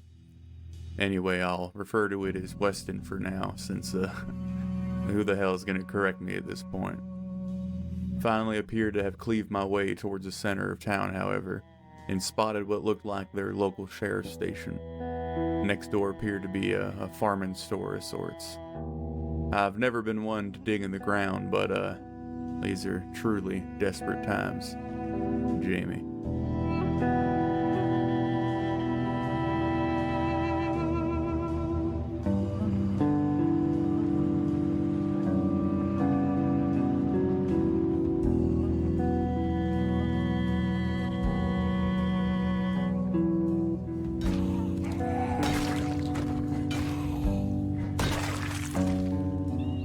Having to drive over the carnage he has left in his wake, he spends his morning clearing out the stragglers that have found themselves along the road once more.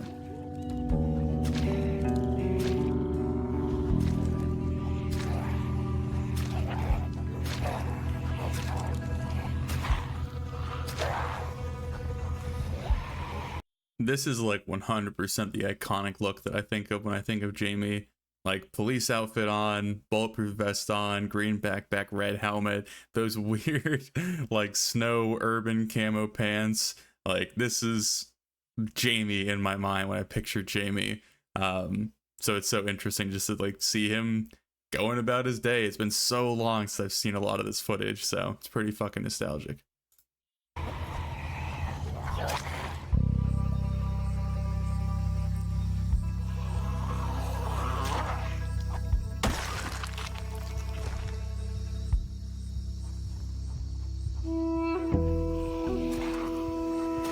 Is this where the second helicopter shows up? Still closed off from emotion as he sends more corpses to the ground, his mind is suddenly thrust into panic as the distant sounds of a helicopter beat through the sky. Now, I remember being genuinely terrified of this moment because obviously Rabbit Hash is not clear. And we've seen how many zombies are in the area, just like getting through the first like 2 or 3 houses. We haven't really gotten to the center of town yet. And so if this helicopter draws like the whole horde into me, I was pretty convinced that I was dead here. And I could try and run back to my car, but then the helicopter would have seen me, would have dragged the zombies all over the neighborhood and whatnot, and kind of eliminated a lot of the progress I made. And so yeah, this moment really actually terrified the shit out of me. And I was kind of uncertain if I was going to get out of it alive. Racing to a nearby building in hopes of hiding from its deadly gaze, he already knows that all his hard work is being undone by the industrial dinner bell hovering above his head. At first ready to simply wait the annoyance out, Jamie's fear starts to ignite in his blood as the sound of undead begin to batter the very walls he hides behind.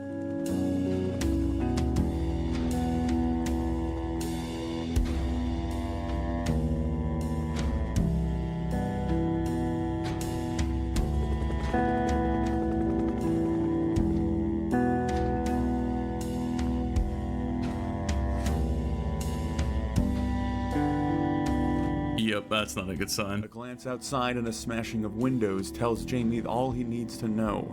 Staying here would be death. He would have to make it back to his SUV.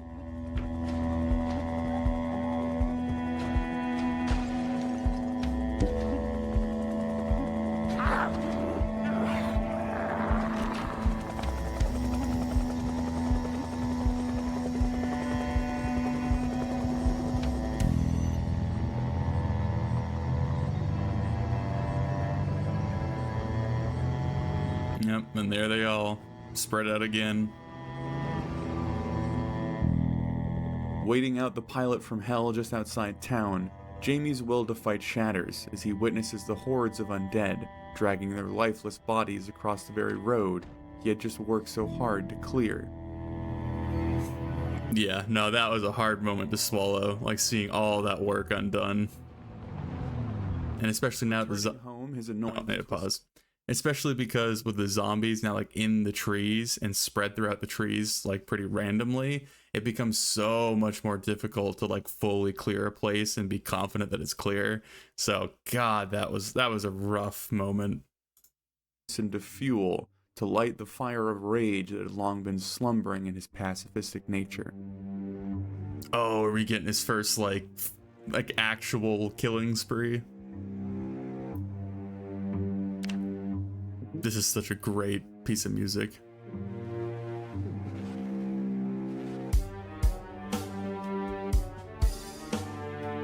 I don't know if you're listening, whoever's flying that goddamn... So many people cite that as like one of their favorite moments in the series, and I don't blame them. I remember thinking that scene up in my head, and I was like, oh, that's so perfect. And God, rewatching it for the first time in a long time, it still hits. It's still a great moment. Just Jamie's so fed up with it, you know, me at the time also being so fed up with it. It plays so well into what's going on. That was a good choice. I love that. Angrily clearing the hair from his eyes in the morning, he dons his helmet with one singular intention: Death. Yup.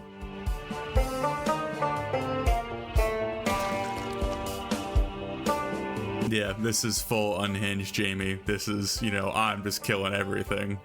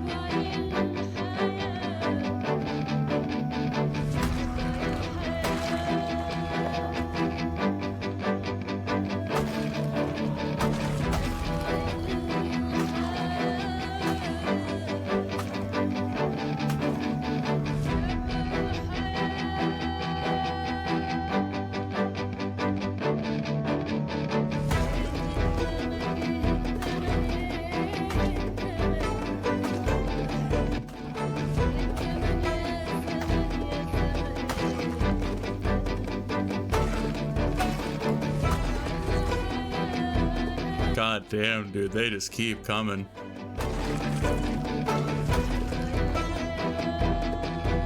That is a line of bodies.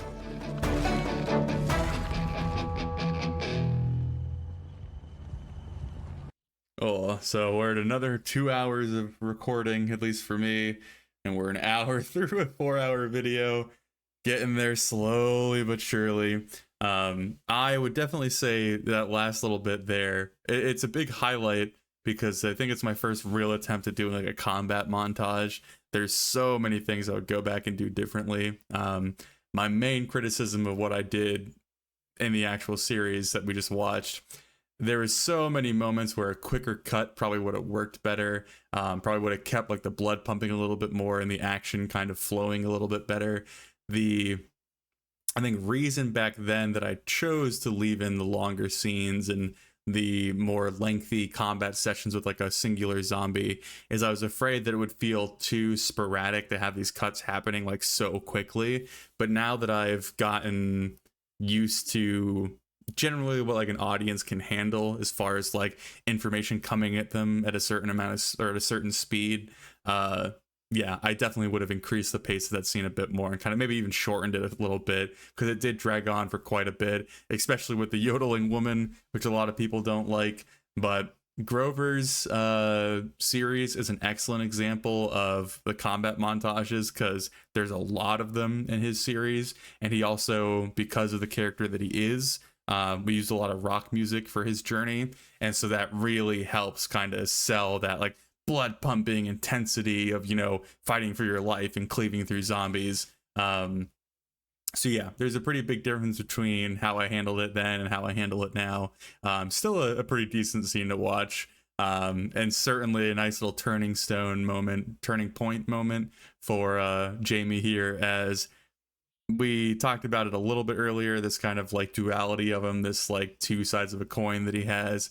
But that was most definitely the first like, fuck this, fuck everything, I'm just gonna go murder everybody in my path moment. And we'll see that developed more and more as we go. But my voice needs a break, my brain needs a break. As much as I wish I could just sit down and do this all in one sitting, it would take me like 10 hours, and I would certainly start just blathering on about random stuff and making nonsense comments by the end of it. So I'm trying to do my due diligence of working through this at a steady pace.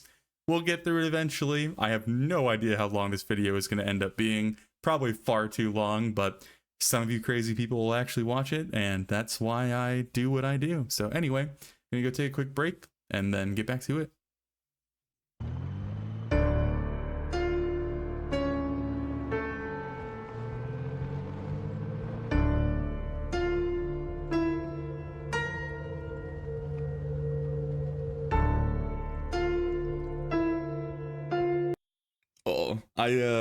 This is something that I go back and forth on quite a bit, is these weird added in, I guess like editing effects.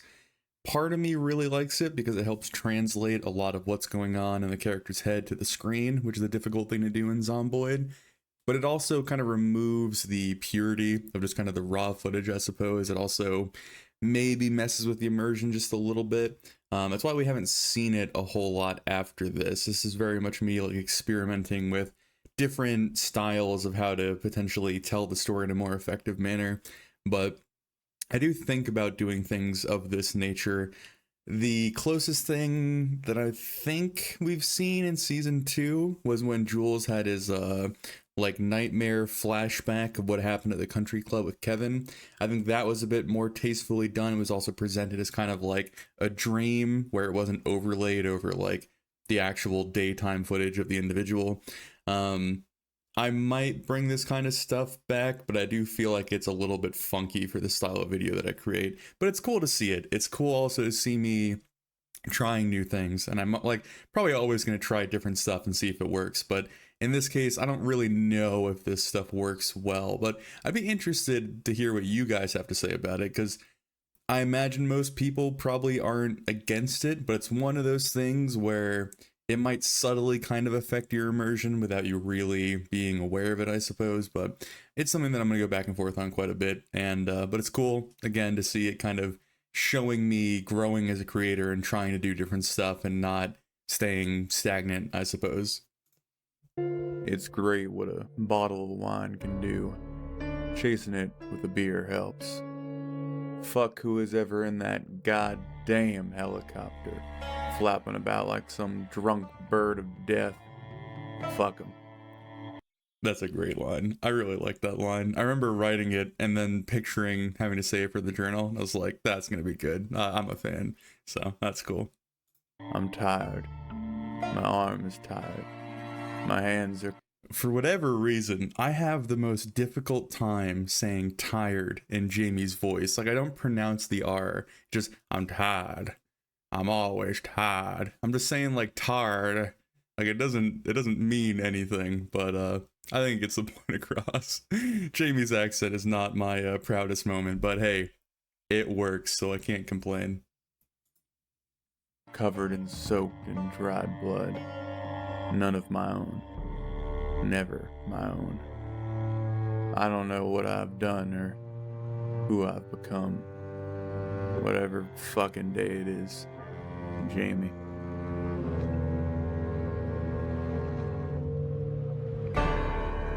Struggling to endure the violence and isolation following the massacre at Weston, Jamie returns to the scene of the crime for the final push towards his reward. Having to clear a handful of the lingering undead, he prays that all the death is worth it, as the stench of the rotting masses suffocates the air around him.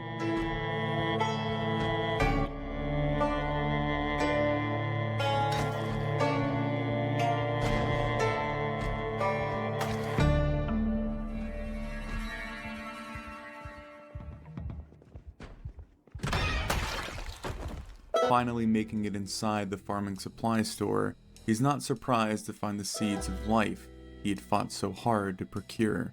Gathering up the large variety, he does worry in the back of his mind that his untrained hand will simply waste these essential supplies. But no one else was around to dig in the earth for him. Worrying about how much longer the power would persist as he fuels up his vehicle, Jamie eventually makes it inside the police station and secures the contents of their armory.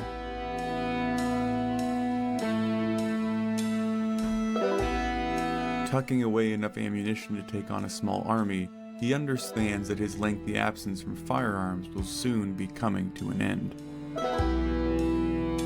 You know, it's kind of interesting. I didn't think about this earlier, but he just picked up an M9 pistol from that police station. He might have had one before this. I'm not 100% aware like what he picked up to this point. But I really wonder where the specific M9 that he uses at the end of the series to end his life, where it came from. Like, that would be kind of cool. Like, there's no way to really track it, but it's an interesting little thing to think about, I suppose. Like, where did the thing that ultimately took his life come from? And it's a pretty minor thing, but that's the kind of stuff that I think about quite often whenever I'm like rewatching my stuff or just thinking about the story in general. Is those kind of small details that you don't really think about as far as the like overall story goes.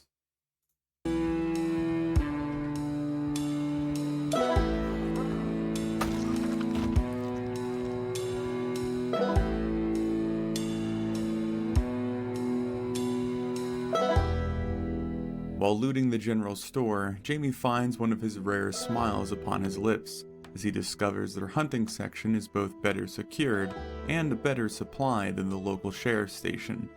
While the world had grown unrecognizable, some aspects of Kentucky still lingered.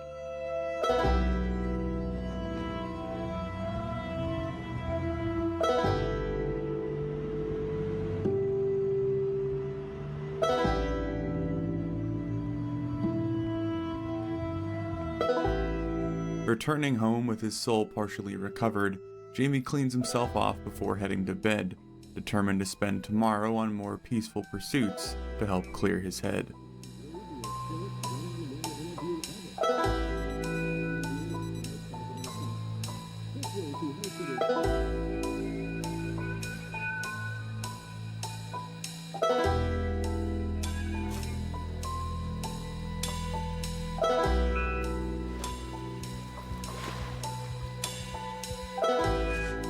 Following the instructions from the gardening book he had obtained, he makes his first strikes at the earth inside his small sanctuary, laying the groundwork for a small garden that will hopefully help sustain him through the coming winter. Part of me during this time was really kind of fighting against the idea of him becoming this fisherman, farmer, like self-reliant homesteader. Like, clearly it would not work with the character well as far as what we know about Jamie Nichols. But it's one of those things, again, where the necessary tactics for Zomboid to like survive and thrive and do well kind of clashes with being able to play very particular characters, I suppose. I imagine I could go the route of Jamie like sourcing all of his food from scavenging and whatnot, but being a pacifist and being agoraphobic, they're probably equally influential in his mind as far as like he probably doesn't want to go and kill an like unnecessary amount of zombies for whatever reason, such as food, but he probably also doesn't want to spend all his time outside trying to, you know, farm and fish and things of that nature. So it was a little bit of a back and forth I had for quite a while as to how much I wanted him to lean on, you know, being self-sufficient. Ultimately, it's one of those things where I think the character would come to terms with, you know, if this is forever, which it very much looks like it is in their position, then I should try and find tactics that, you know, help my survival for the long term, which obviously farming and fishing would be, as opposed to trying to source food from houses and whatnot, because it's a finite resource. So that was my justification for how he started going down this route, even though the character probably wasn't built to go this route as far as their background was concerned.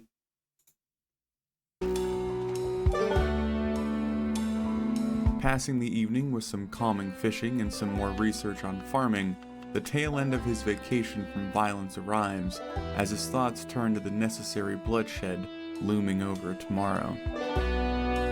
Despite all he has, and all he has accomplished, it's still essential for Jamie to fight his way back into West Point and gain access to the library located at the school. Knowing that at any moment the power grid could fail and leave Jamie stranded without the essential utility, he has to find literature on the generator he knows nothing about. Deciding a shotgun was the best tool for his neglected aim, he sets the goal of establishing a safe house closer to the edge of town, though a horde of undead stand between him and his destination. It's so crazy that we're only an hour in, so we're a quarter through his journey, we're on day 24, and that's when I decide to like assault the school. My goal becomes to get to the school, to get to the library, to get the books out, and we really don't accomplish that goal basically until the final day of Jamie's journey, which is so funny to me. Like, it was kind of a background goal, but it was the main driving force that I had at the time, because basically what I just stated in the narration, he knew that the power is eventually going to go out. There's a whole argument as to like if characters really need a manual for how to use a generator, but I do think it works pretty well. So he would know that he would need the knowledge from the library to help, set up the generator, understand electronics, and et cetera, et cetera. And so that became kind of my driving force for the time. And I put so much energy into trying to get this goal done. And it's so crazy that it kind of just barely gets done, despite all the time put into it. But this is the start of it, I suppose. So Jesus, that's a little crazy.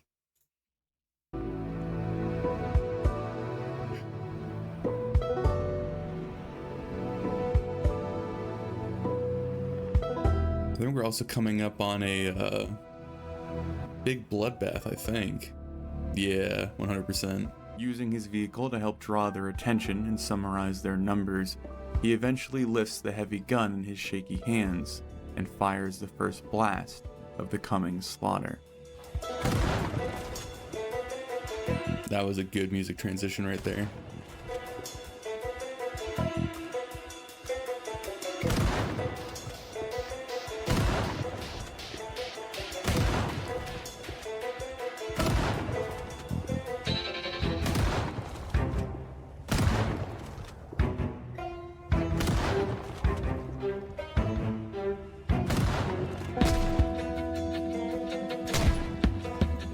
Yeah, and kind of the same criticism I had before with the previous action scene is I could be a lot more punchy with it. There's all these opportunities to help transition the scene and keep things moving, but I linger for a lot more. And again, I think it's the same thing of I felt at the time it would be too confusing to be cutting too fast and to be jumping around the scene and the fight too much, but rewatching it now, it feels really slow. Which is slightly disappointing, but it's not bad. It's certainly not egregious. It's just something I would do differently now.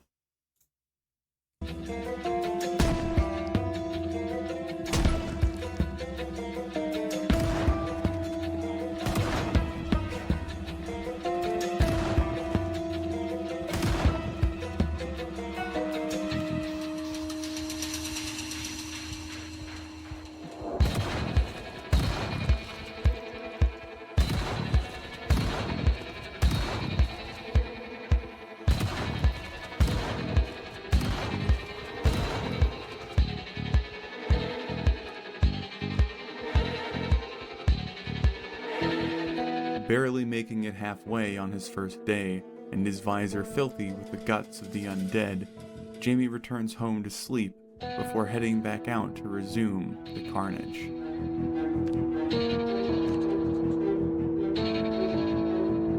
I think what I said is super true there. There's so many more in that next field.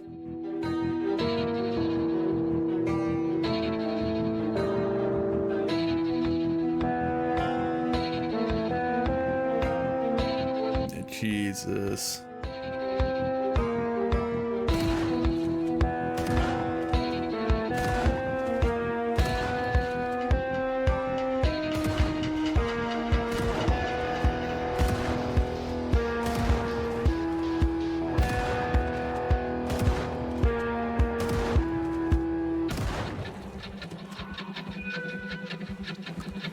And this is just the field to get into town. Like, we're not even in town yet, which is the crazy part of all of this.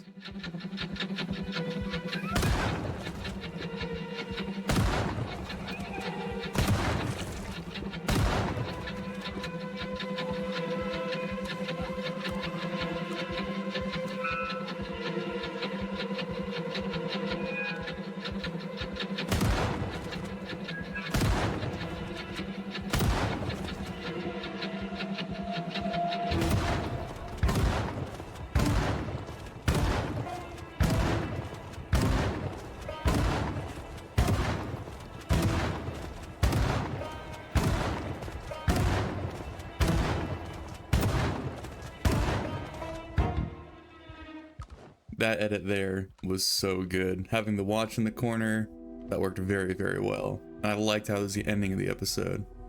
Very well done.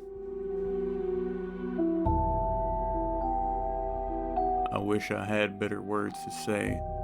I sometimes wonder why the fuck I even write in this goddamn journal. I need to make it back to West Point. I need to get to that school. But a whole army of those fuckers stand between me and the library. I've killed so many. So goddamn many. Some farmer's field has now become a goddamn graveyard. I'm tired. Jamie. That accent was a little rough that time around. Driving through the devastation he has left in his wake, Jamie heads towards the barn he hopes to use as a safe house in his attempt to reach the school.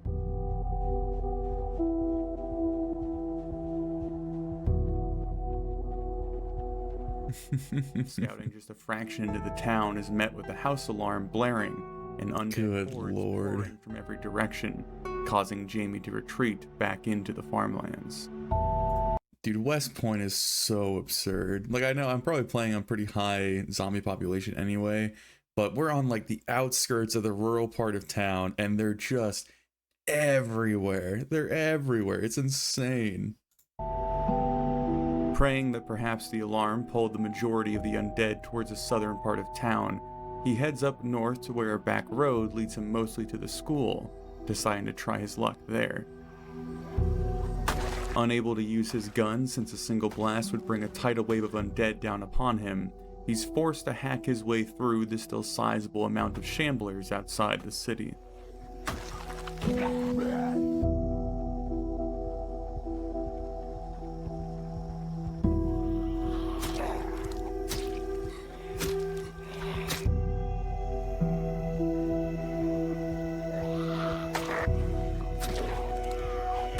Steadily making progress as the sun rises higher in the sky, he reaches the first real road just north of the school and feels a bit of hope rising in his chest.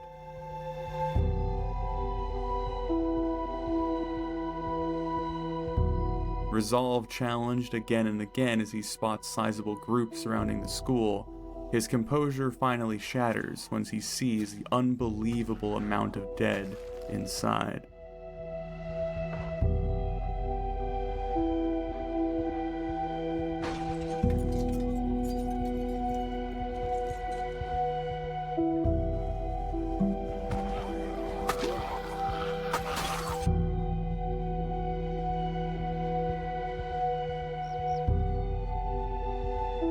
I'm getting a lot more comfortable with leaving things to the imagination of the audience. Like earlier on, I wanted to show like every movement and every zombie kill and every single thing that occurred. But now I'm being pretty liberal about cutting out large sections of just kind of like doing the normal process of playing Zomboid, which I think is a much better direction to take things and definitely helps the pace of the story flow a lot better. So that's cool to see.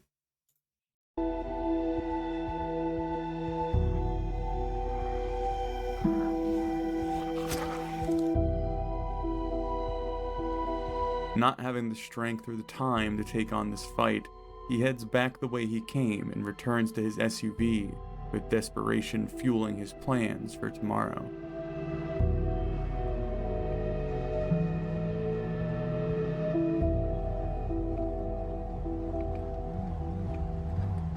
had my first taste of West Point since the dead chased me out almost a month ago.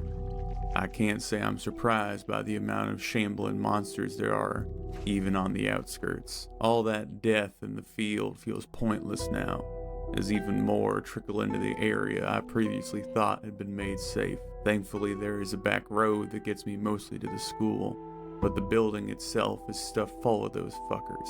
I don't know how likely it is for me to actually make it to the library. Fuck me, Jamie. This may be my last broadcast. The emergency radio has been reporting outages across Knox County. If anyone is out there, I'm going to try and restore power. But please, be safe.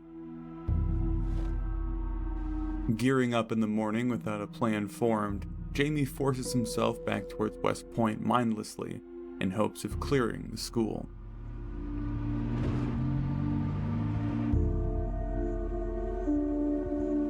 I very rarely use this piece of music, so I think it's like 8 minutes long or something like that, which is really long for a certain period of emotion to kind of set in. But I think it really works well here because it's multiple days of Jamie just kind of having this same kind of stubborn, elongated period of just relentless, tedious, I guess, death, I suppose is the best way to phrase it. There's not a lot of hope. There's not a lot of shifting in like what he gets to do. It's just killing and killing and killing with no real actual showcasing of effort or progress being made. So yeah, I really like this piece like working for a multiple day long section such as this because I think it fits very, very well.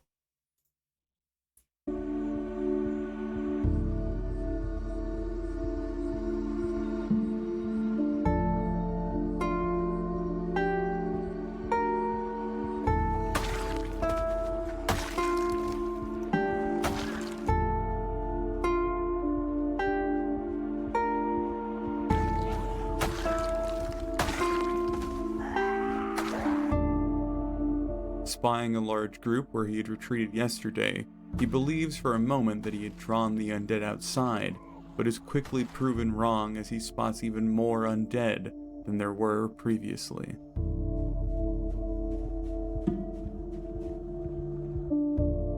God, that's so many. Ugh.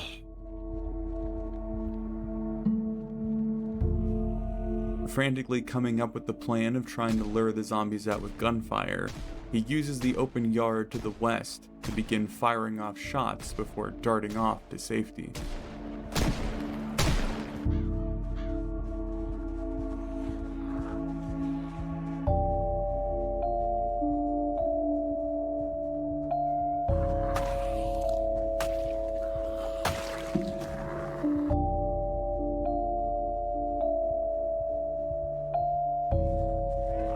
Hoping to now flank around and approach the building from the other side, his attempts are thwarted once more, as there are simply too many stragglers to deal with. I really thought I was being clever there. Like, you're seeing me going through the process of trying to approach this problem with as many options as I can, or as many ideas as I can come up with. Later, eventually, I think we start doing the fire technique just to try and take out huge swaths of them as much or as quickly as we can. But yeah, I thought it would be really neat to like lure them off to the west and then come into the building the other way, where like it wouldn't be ideal because I wouldn't be able to move around the building with complete freedom. I thought it would be fun to showcase like using a different tactic to approach a situation, but West Point is just unrelenting. It is just nonsense. Like, it doesn't matter how many you lure away. It doesn't matter if you gun down like 500 of them in a field. They're just going to keep coming from everywhere. It's just so insane.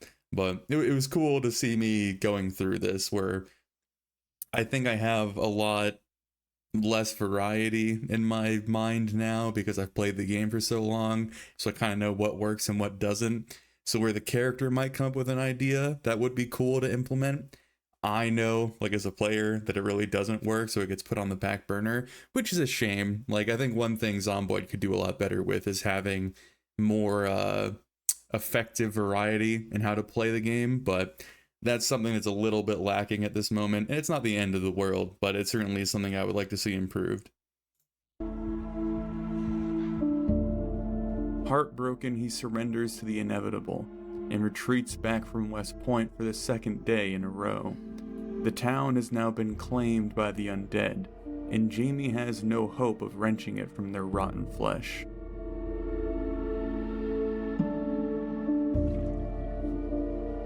As he is cleaning up and preparing for bed, the broadcast from the emergency radio catches his attention. The power is failing. Jamie has run out of time. Aimless and distraught, he reminds himself that Weston hasn't been fully explored, which, though the chances are slim, it could hold the key to survival he's been fighting so hard to obtain.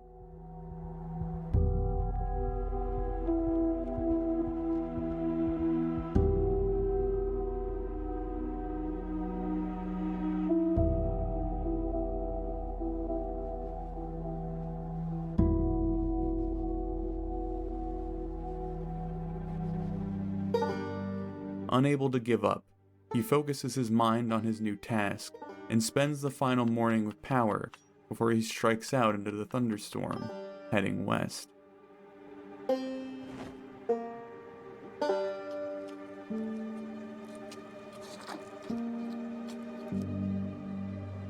Yeah, Poncho Jamie.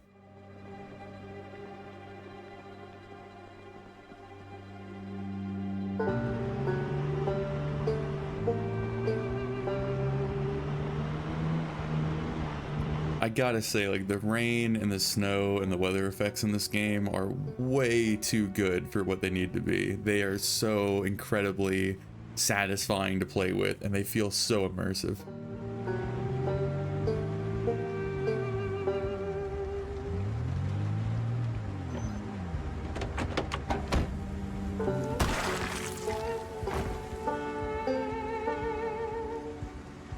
Finding himself growing angry as the streets he once cleared now hold more stumbling corpses, he lets out his mounting fury and despair by blasting down the gathered dead in a wild and dangerous manner.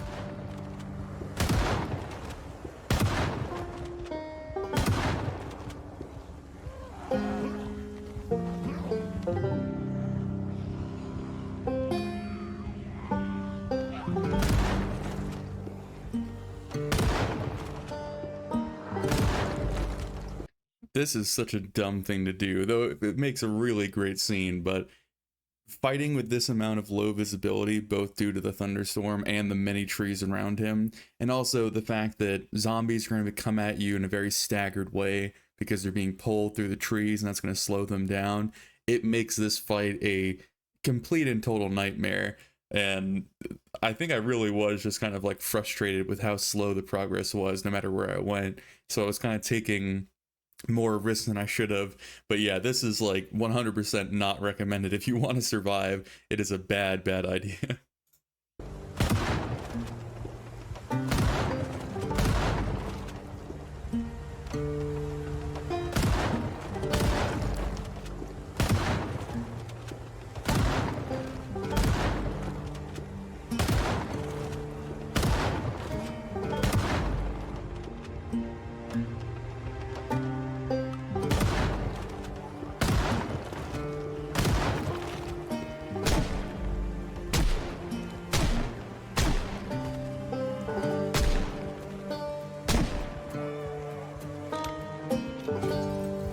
No calmer or more relieved than when the bloodbath had started, he begins looting the buildings he hasn't touched yet, but only finds disappointment within their walls.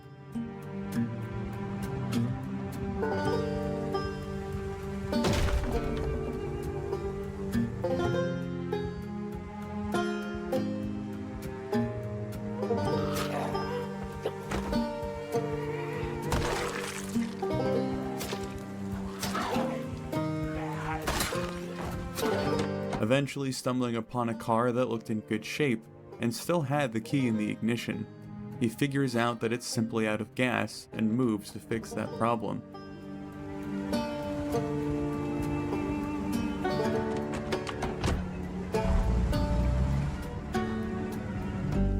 Savoring the minor victory, he continues to push on, looting more homes that are endlessly guarded by the undead.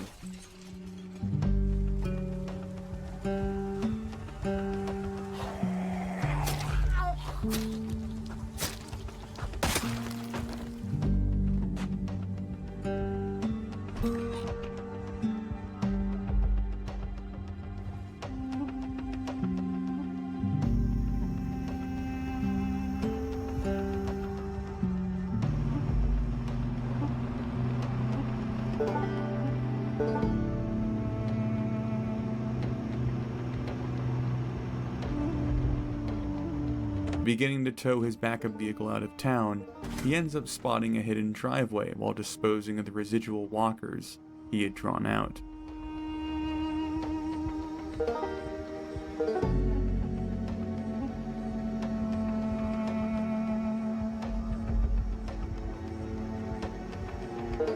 Discovering a barn and a house out by a small pond, he manages to loot the first structure before his rashness leads him to unloading on the gathered dead outside the home.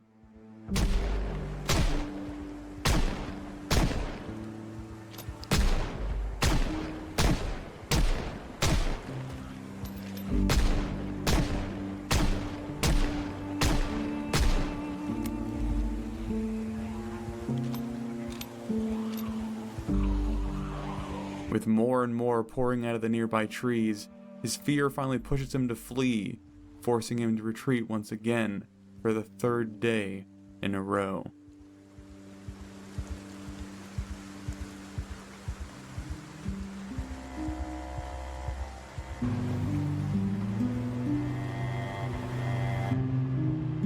Oh, this song, whenever it comes on, I think it's a song that plays at the outro of this series or this season.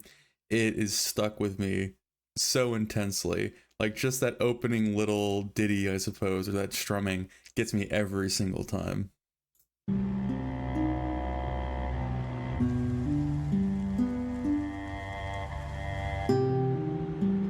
Power finally went out. Life just got a lot more difficult, and I can't exactly claim it was smooth sailing already. Preserving food is no longer an option, so the small amount of canned goods I've gathered so far might have to make do for now. Though I wish I was brave enough and strong enough to fight my way to the school in West Point, I fear that there is simply too many of them to get through. I can live for now, so my attention will stay further west, searching for information on this generator until something winds up killing me. Jamie.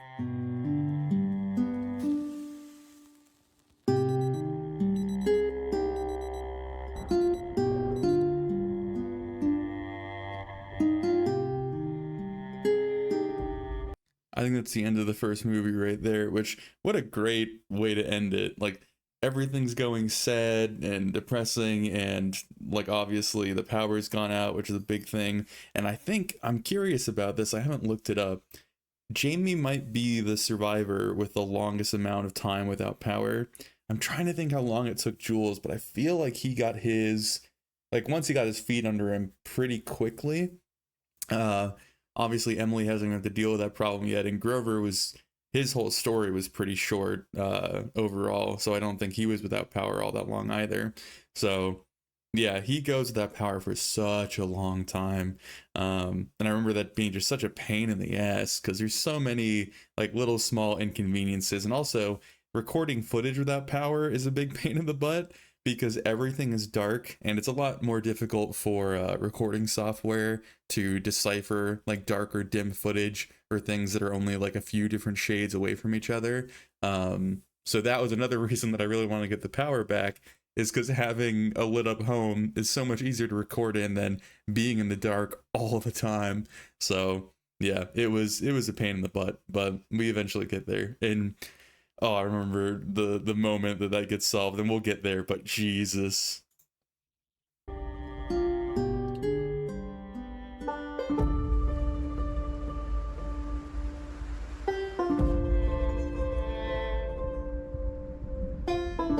Heading out into the thunderstorm which he was warned about on one of the last emergency broadcasts, Jamie heads in the direction of Weston in hopes of finally looting the few homes he had missed. Driving the route he had cleared countless times before, he spends the majority of the morning fighting undead off the road before he begins to see the futility of it all.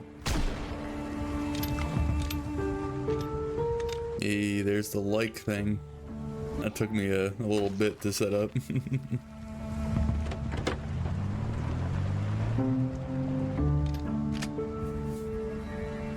Oh yeah, that's definitely something that's definitely something worth mentioning. Is Jamie's first movie was really the first time that the channel got any sort of big uptick in viewership.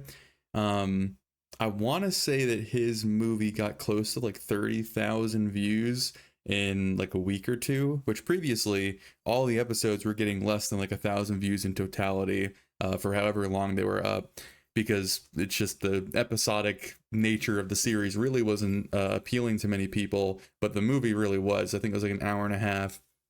I think it was titled, if I remember correctly, Surviving a Month with like a Random Survivor or something like that. And like a little fun fact is a lot of people thought that that title meant that I was surviving with another random survivor, like a different person or perhaps like an NPC. But I could see how that's a little bit confusing. But I think that drew a lot of people in, and they ended up watching the series and actually liking it. So getting that first movie out and deciding to put it in a movie format was, I think, pretty crucial to getting people behind this series and giving me a little bit of a boost to keep working on it, because it was getting to the point where I guess I'd probably been making these videos for like a month or two at this point, and really, again, only like my immediate friends and family were the ones I was showing it to, and there were perhaps like a couple hundred to maybe 1,000 people that were like tuning in every so often, but it was pretty pitiful numbers. Not that that matters a whole lot, but there is that breaking point of when you put in enough work into something and it's not actually like doing the thing you want it to do, as in entertaining people. It's hard to justify continuing spending that much time on it. So the first movie, I think, also got me over 1,000 subscribers on this channel, which is a big milestone and gives you a lot of different perks and things that you can do. So yeah, getting that first movie out was a big moment, not only for the channel, but for, you know, obviously Jamie himself and where his story goes and kind of how the style and the editing kind of got solidified as well. It also certainly made me shift my mentality from this just kind of being like a different side project that I, you know, was using my creative, I guess, excess to fuel and have fun with, to being more serious about it, because people were actually getting behind it and really enjoying it.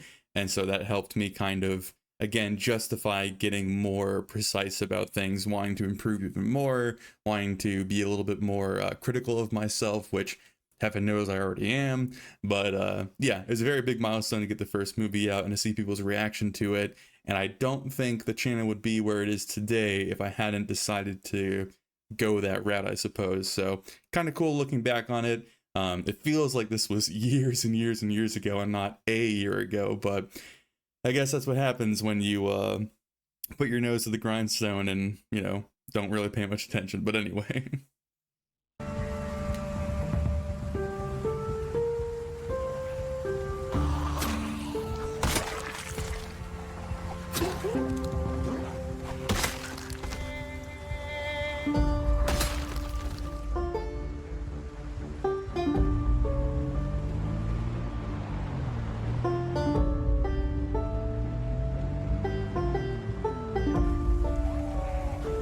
Oh, is this where I almost get chased away from my car?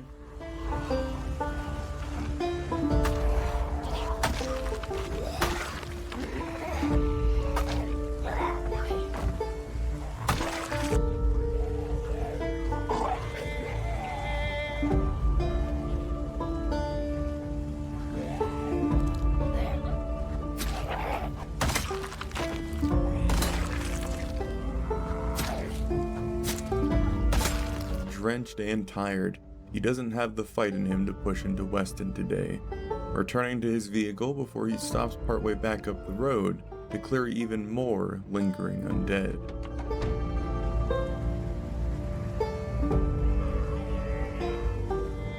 As if the world itself could feel his failing composure, suddenly wave after wave of wandering shamblers come pouring from the woods in an attempt to overwhelm him. It is just so crazy how many undead there are just kind of out on the outskirts of these areas. It seems so insane, but I'm probably gonna keep saying that because the population settings are super high and I kind of did this to myself. But yeah, it really wears you down, which I think is a super effective tool for telling the story, because, you know, that's what the survivor's going through.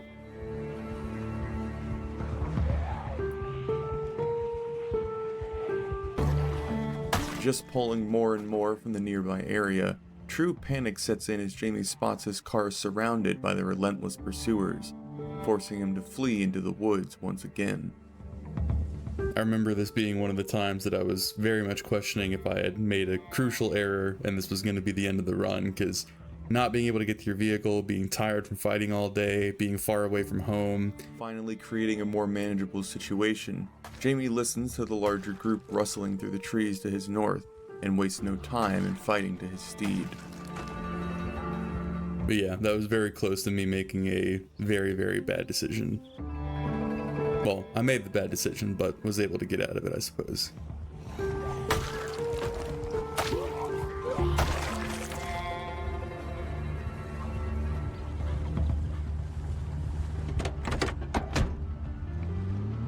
Ooh, this piece too. This music is solid.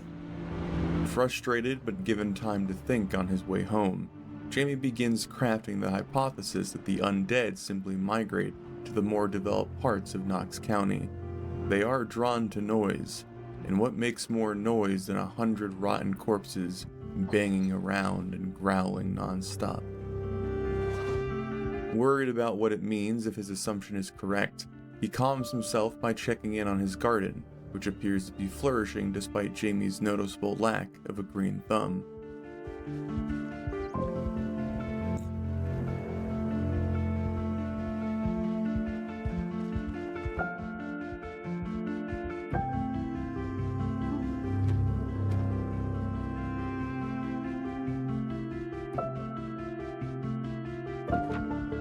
Reorganizing, reading up on fishing line, and then setting to actually fishing, Jamie ends his day on a much better note than it had started, using his catch to cook up an acceptable stew in his fireplace.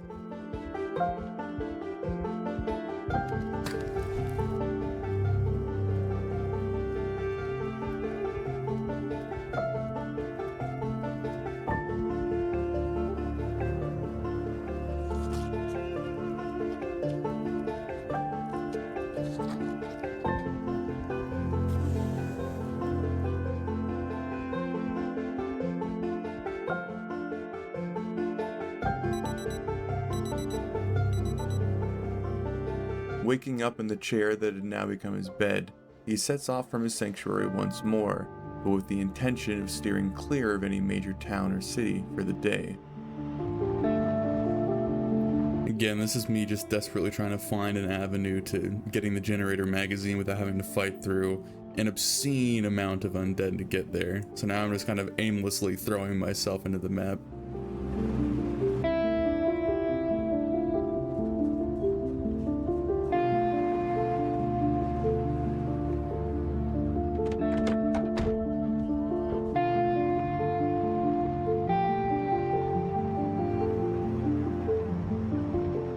Exploring the more rural homes, his hypothesis is reinforced as Jamie barely has to deal with the undead while he searches for necessary supplies.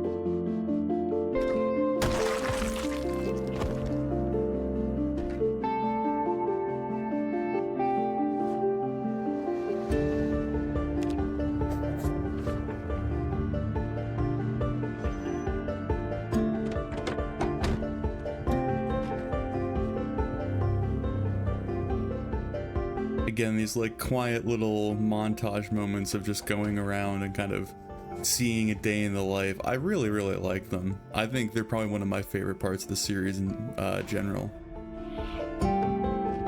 There's just something to them, man. They really pull you in. And they're just so like, I don't want to say peaceful, but they're They're just pure. Pure is the right term I'm looking for.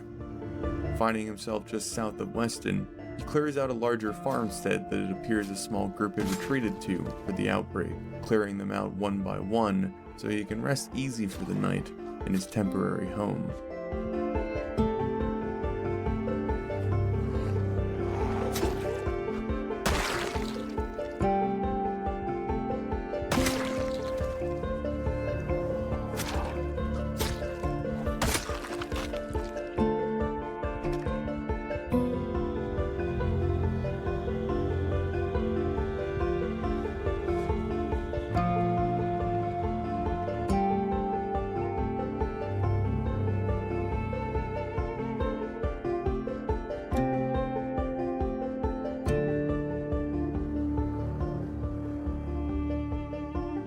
Barely noticing that it had now been a month since the outbreak, Jamie heads back into the rain once more to continue his scouting of the more peaceful farmland.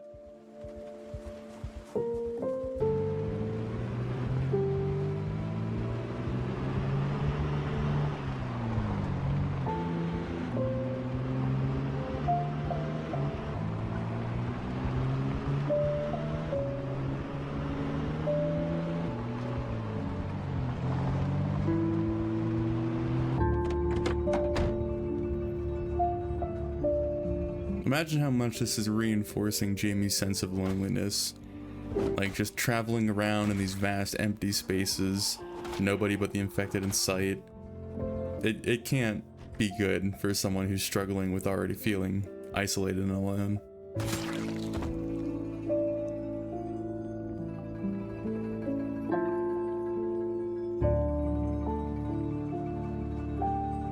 As he continues to clear homes, he wonders if it will ever be possible to claim a town as entirely safe before accidentally stumbling on the southern road leading to Weston. Having his suspicions confirmed once again, he reverses his direction back away from town and starts discovering various car wrecks along the main road.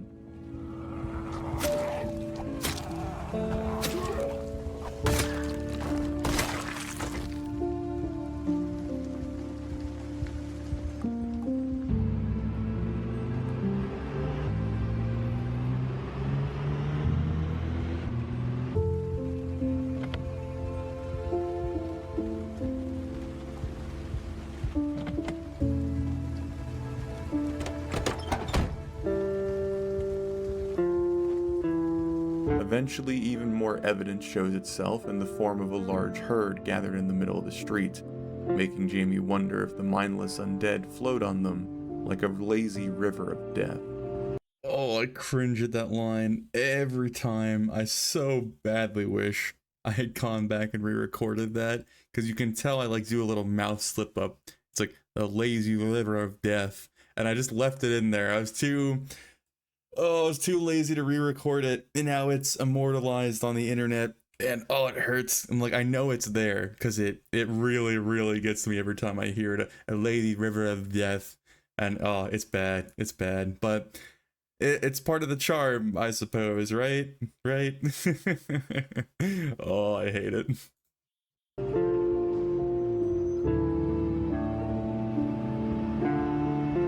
Lazy river of death. Main road, he finds himself exploring what appears to have been some sort of small military camp or barracks out in the middle of nowhere.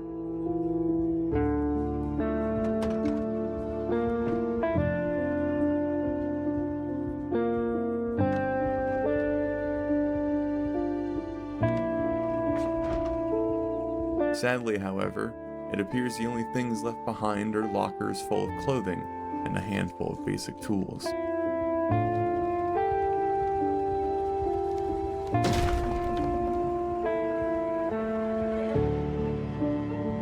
Now concerned more than ever about being able to reach any sort of bookstore or school, Jamie heads home in the golden hours of the evening to try and figure out a way forward. It appears that the undead migrate towards the towns and cities, as far as I can tell, which I guess makes sense, but makes my mission a lot more difficult. Where I had assumed Weston was finally safe, each time I return there is another horde of undead waiting for me. It's like mowing the lawn at this point. It just feels so routine. I did change my direction for the day, however, exploring the farmlands away from West Point. It was almost peaceful. There were times where you could almost forget the world had gone to shit. Almost. I still need to focus on getting the power back up, but that's a problem for tomorrow. Jamie.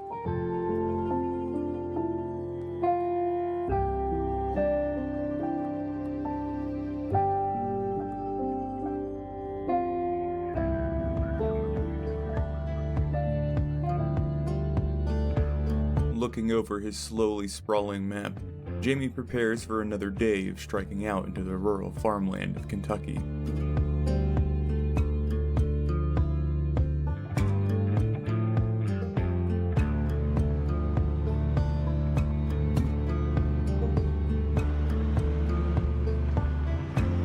Having to continually drive further and further, he still prays that he'll come across the manual for the generator that he needs, but feels the draw back to West Point in the back of his mind.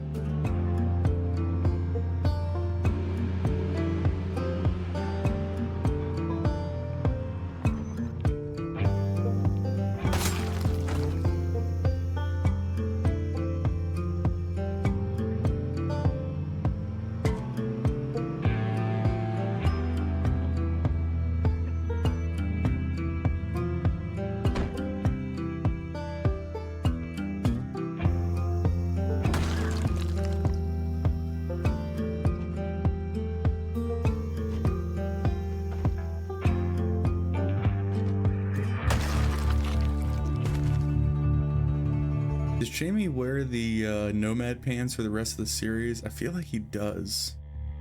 I know we get rid of the backpack, thank God, because though that backpack looks cool, it's excessive. It really is.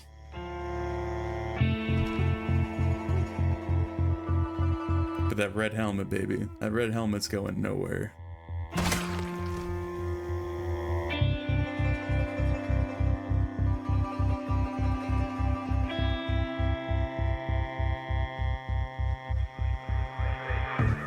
Finding himself going through the motions as he loots house after house, he begins to question if this truly was the best way forward, before finding a home that feels like a slap in the face. Ah, the dog food house. Nothing but newspaper and dog food. Was this truly worth fighting through the undead for? Why is he out here risking his life when he could so easily be holed up in his distant sanctuary? Oof. It's way too many. Desperate to find something to show for his day, he explores some more and comes across a small town, though a glance at its outskirts only provide redundant supplies and roaming undead.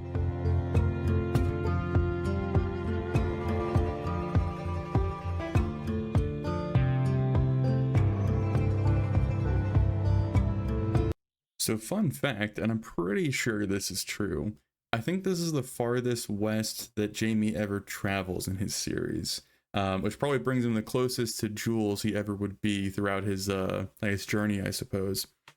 I know that at some point pretty late in Jules' journey, he goes to Ekron, which is the town that Jamie is just outside right now, and it's kind of interesting that that's probably the closest they ever would have come to meeting. I don't know how close the days line up as far as timeline is concerned, but Jamie really doesn't go that far from West Point at any point except for now. I think this is the most traveling he basically ever does.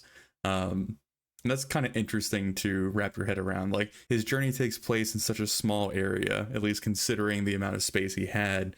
And I think that's basically true for everybody's journey, except Grover did a fair amount of traveling because his whole real purpose was to travel across the map to bury his wife. But yeah, Jamie and Jules both kind of stuck to their home base because, you know, makes the most sense. And there isn't really a compelling reason to drive across Knox County unless you kind of come up with one that's like character driven in some sense. But yeah, it's just kind of cool to acknowledge that this was like the slight passing of the two stories kind of going nearby each other, I suppose.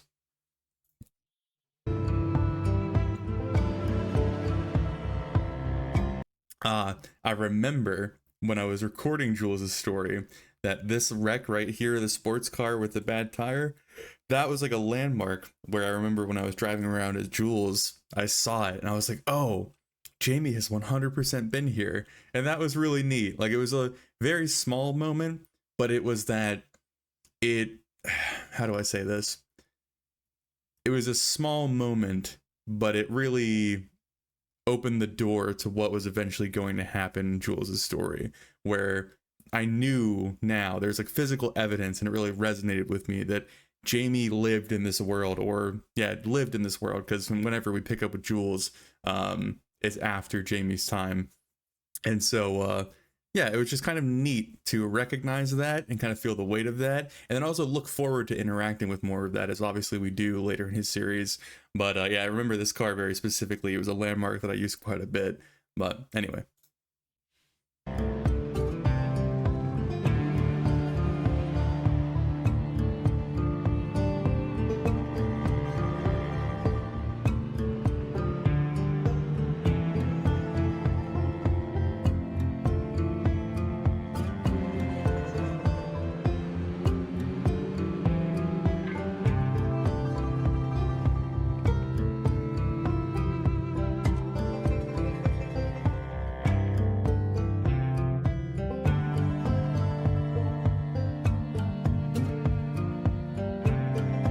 Waking up the next day, he thinks nothing of his plans to strike out again in hopes of a miracle, but finds himself questioning the plan as he reflects quietly in the tranquility of his dock. I remember so vividly like picking up that cooler every morning to go out and go fishing. Like, again, it's such a small thing, but it really adds that little tiny touch that helps keep you immersed when you're playing the game.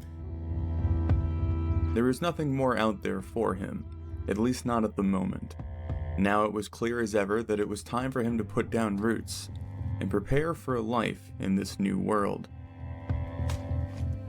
But yeah, it's pretty nostalgic, like just watching these actions back, because I remember playing them out so often when I was recording this series, so that's something that's kind of rising up as I'm watching. Oh, are we gonna get a working montage? Yes! Some peaceful music, some good vibes.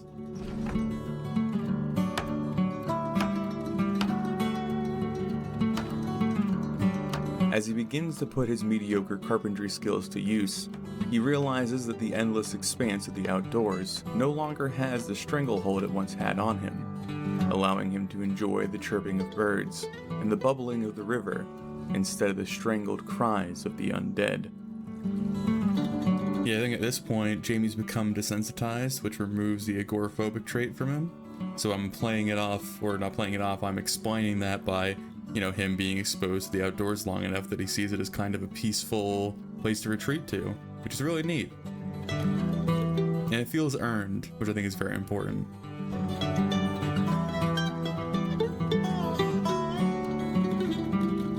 Dispatching a lone intruder that had found her way into the neighboring home, Jamie knows that constructing the gate to his yard is now necessary, otherwise a single stray could find their way to his throat while he slept. Knowing that he'll need timber and hinges, Jamie is also aware of his lacking abilities when it comes to construction, making plans to address all these needs in the coming days.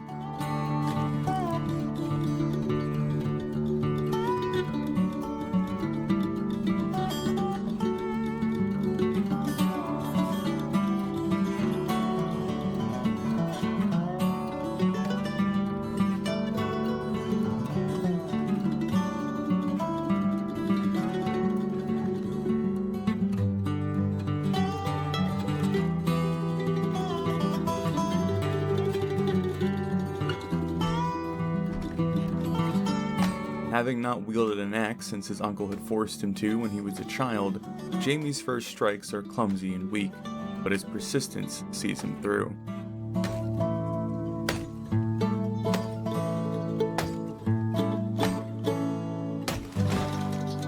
That music timing was really solid.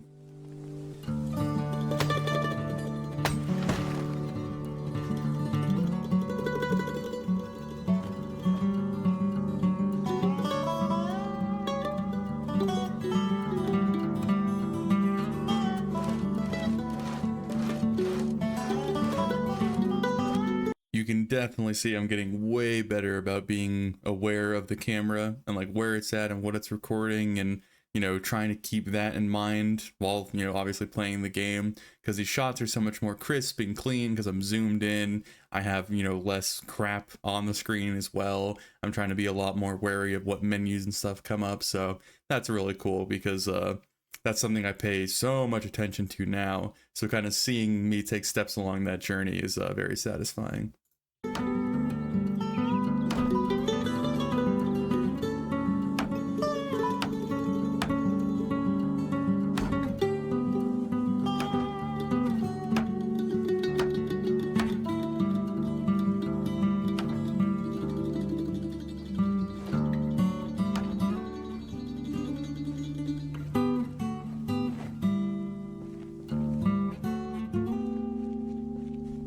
Feeling good about getting half the wall constructed, Jamie retires to the calm of his garden to read up on other skills he imagines he'll need in the coming months.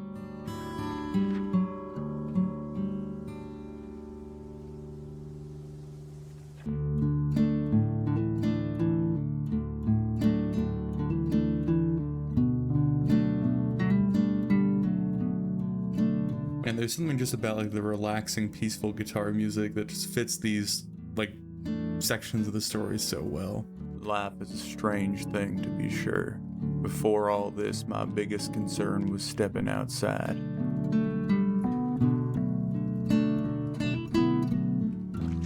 Horrible beasts, diseases, fallen trees, natural disasters. I saw death around our world and comfort within the walls of civilization. Now, perhaps with the forced perspective of these shambling horrors, I've come to face the reality of my life. Nature is nothing but a resource, a tool, sometimes even a source of peace.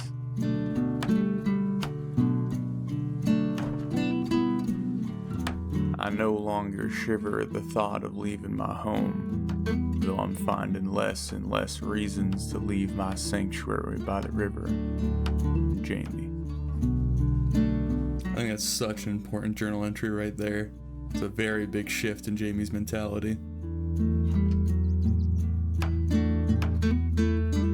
Having his heart full of hope as he watches his home building up around him, he continues to decipher the handiwork of those who came before him, until a familiar, unwelcome guest appears. Initially feeling the spike of dread that coincides with the slapping of the helicopter's deadly blades, Jamie comes to the realization that there is no longer a need to panic. Instead, he calmly stays out of sight and finds a discarded book to pass the time. Again, in this scenario, like I mentioned this very early on in the commentary, it would probably be in his character's best interest to try and like flag down the helicopter or something similar, especially with him being out here kind of safe in his like mansion sanctuary hideout thing that he's establishing. It would make a lot more sense for him to try and wave them down or to try and bring them in, because he hasn't seen them impart any sort of acts of violence or pose any sort of threat. So realistically, especially with him grappling with being isolated and alone as much as he does, I feel like, again, this was kind of a wasted opportunity to have him try and reach out and see what happens. Of course, there is a little bit of precedent, as he's not the biggest fan of the helicopter boys at this point, but it's purely only because they've put him in a troublesome scenario before. But if you're that alone and that desperate to reach out to people, I feel like it would still make sense for him to try and interact with the helicopter in some way. But again, because of zomboid logic or whatever, the general routine of play, it's a lot safer to hide inside, and that's what happened. But yeah, it's something that I wish, again, that I could go back and change, or maybe approach with a little bit more nuance. But it's, it is how it is, and it certainly works fine, so.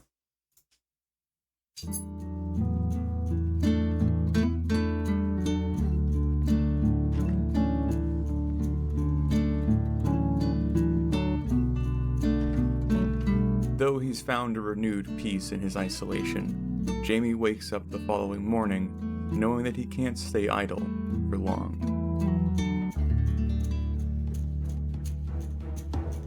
Ooh, that music shift was a bit Finding another aggressive. source of determination to strike back into West Point, Jamie leaves his sanctuary once more in hopes that the hordes around his town have thinned.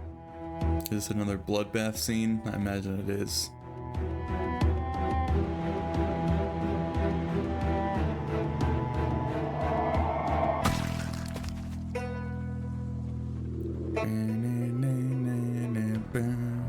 Having to fight his way through the usual amount of undead guarding his destination, he feels the relentless despair of their overwhelming numbers setting in once again.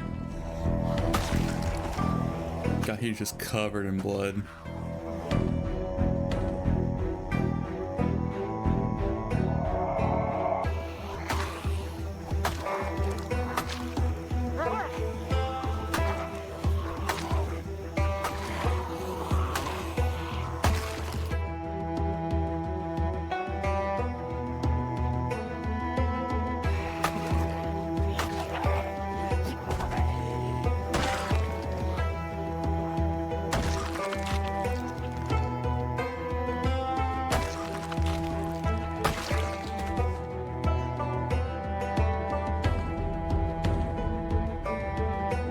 Spending half the day simply fighting to the road leading to the school, his will to go on crumbles as he spots an even larger herd shambling at the end of the neighborhood. I go back and forth on whether or not I enjoy the rally mechanic or the horde mechanic, where they all kind of group up into one location. Currently in season 4, I have it turned off to help have them kind of spread out all over the place and feel like they're just kind of a constant lingering threat. But there is something so just demoralizing about seeing a giant group of like 200 zombies just like clumped at the end of the street. Again, I go back and forth on like whether or not it's better for the series or it's more challenging or more immersive or what have you, but I certainly enjoy both ways of playing, but I think they provide two very different like sensations as you're exploring, because turning the corner and seeing something like that is just like a big nope, and you go and do something else. Spying that the church was relatively clear, he makes his way inside but purposefully avoids the nearby graveyard in fear of dredging up suppressed memories. Oh, this is something we never touched on, and I kind of planned on touching on it, but never got around to it, I suppose. I think I mentioned very, very briefly in the introduction of Jamie's like character and his traits that the reason that he was a pacifist was because of a bad police shooting that he was involved in. And the headcanon that I kind of had throughout the series, and this is something that I imagine all of you are semi-aware of, but I never really cement anything in stone until I absolutely have to. And so even though I'm saying this right now, we very easily could see a future where I retroactively change this and come up with some other story to help, facilitate someone else's journey. But the headcanon that I had is that, he ended up like having to accidentally or I guess unwillingly like shoot like a teenager or a young adult or something of that nature. It could even have been like a genuine misunderstanding where they went to pull like a cell phone out of their pocket and he thought it was a gun, and you could envision a whole litany of scenarios in which this applies. But I very much also tied in the agoraphobic and the obesity trait to this, where I imagine obviously he'd be put on some sort of like paid leave. He would seek, or not seek, but, he'd be put through the psychiatric evaluation of, obviously dealing with a shooting. But then also he'd probably be lambasted by the local community, the news, et cetera, et cetera. And so I very much envisioned him, spending weeks or months in his apartment, holed up on his couch, watching like all the news footage and everyone kind of going over and over and over this very traumatizing experience in his life. And so where this all wraps around to the graveyard is clearly whoever he ended up killing in this bad shooting would have been buried in West Point and probably would have been buried in this graveyard. And so I certainly at the time envisioned that Jamie definitely didn't go to like the funeral or anything similar, like what do they call it? Not a ceremony, a memorial. But I certainly expected that there probably was some point where he came to the graveyard to try and like pay his respects to the individual that he killed. Maybe he did it frequently. Maybe he kind of used it as a way to punish himself. But yeah, I thought that was an interesting little tidbit to throw in there. And I was going to go back around at some point and have him revisit the graveyard and kind of delve deeper into that, but we never really got around to it. But that was certainly my thinking at the time when I put that line in. And it would have been really cool to include it. But I also really enjoy leaving little loose threads like that for the audience, because then they can come up with their own stuff. They could speculate about things. They can try and connect the dots. So it's all part of the kind of immersive, engaging storytelling experience. And yeah, I guess that's the little rant that I wanted to go on, because I never really got to explain that to anybody. I don't think it's very well known. So there you go.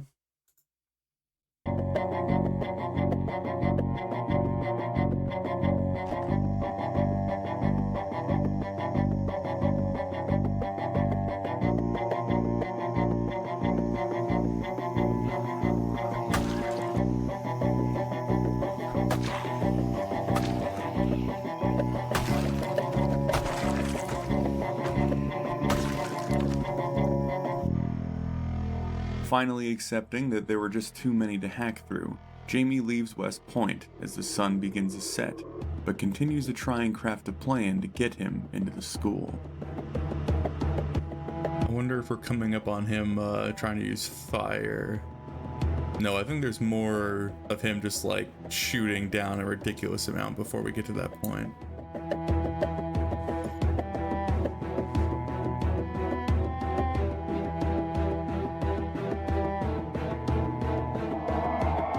With the benefit of silence during his fishing at dusk, the sudden burst of flame as he strikes a match ignites an idea in Jamie's battered mind. There we go. There it is.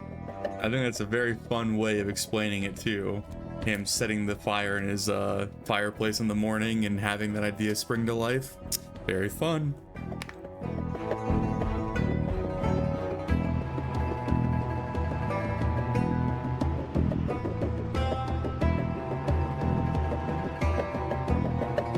Knowing he had to clear the blood fields yet again, Jamie's newfound resolve shows through as he simply wraps his fingers around his pistol and squeezes off the first of many rounds.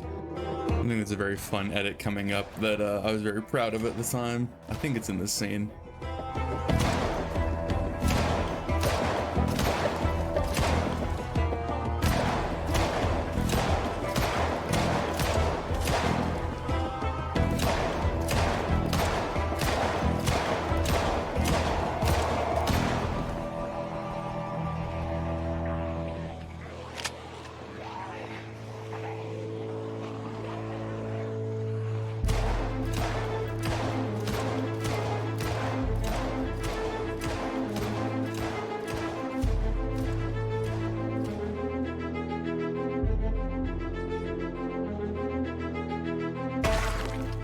Yeah, definitely could have been done a little bit better. I probably would have had the audio of the gunfire extend a little bit more, but the idea was to have that, like, the repetition of what was going on translated through the music, and also the scenes being faded over one another, where it kind of showcases him being surrounded even though he's taking on one portion at a time. But that, like, constant just firing and firing and firing and more and more and more and more dead being then translated in the repetition of the music, I thought was really cool. I would do it a little bit differently now, but the idea there was really, really neat, and I very much enjoyed it at the time. And I was looking forward to seeing it again, because again, it's one of those little things of me trying to experiment with stuff and trying to do things a little bit better, and that's something I always like going back and watching, because even if it turns out crap, it's the process. I mean, it's really what it is. It's the process of getting better and kind of finding where you're comfortable, and you can only do that by trial and error, and this is one of those trials and maybe errors, kind of depends. I haven't used it since, so we'll see. But anyway, that was fun to see again.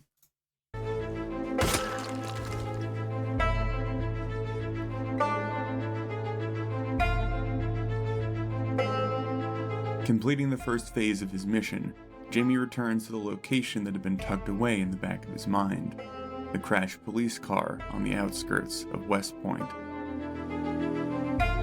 Moderately disappointed that there was no hope in getting this car moving again, he is at least grateful that the equipment he needed appears to be functioning. Knowing that this work will require safety, he wastes no time in beginning to clear the surrounding undead as the day continues to drag on.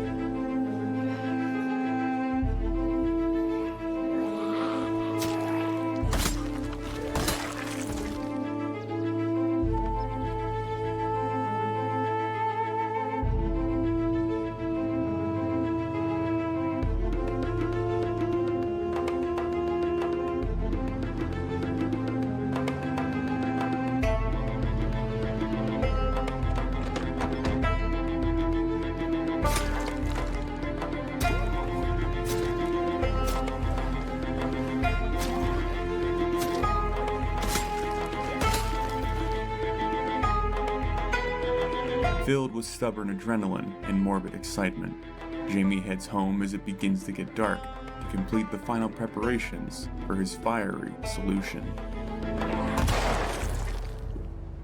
Oh, that little shot right there, it seems really, really minor, but that's stuck in my head since I recorded it and put it into an episode. I think it's the visualizing it in real life is a really fun thing, right? Like, I keep saying fun like a ridiculous amount during this commentary, but you'll have to forgive me. But envisioning Jamie, covered in blood, tired, the, sun is setting in the background, the zombie is stuck under his car, clearly like injured and all torn up, and he's just staring down at it, the barrel of the gun in its face. I think this might also be the inspiration for, there's an artist that did some fan art of Jamie called Big Spoopin' back in the day. It's a very, very iconic piece. I love it. I think it's actually the banner for our Discord channel, but or server, I suppose. But yeah, like that, it's such a great visual of Jamie looking down at this thing that's no longer human and dispatching it, this cold, singular, decisive blast, right? Like, I'm probably over dramatizing it or over dramatizing it. That's probably the way of saying it. But for some reason, it really, really is powerful in my mind. And it might just be one of those things where it's a particular thing for me, but I hope that it, evokes some sort of something for people watching. But yeah, I really like that scene, and I was also looking forward to it coming up because I remember it so vividly, and I think about it quite often, which is strange because there's so many other scenes throughout all the different series that, obviously stick in my mind, but this one is certainly in there for whatever reason, so.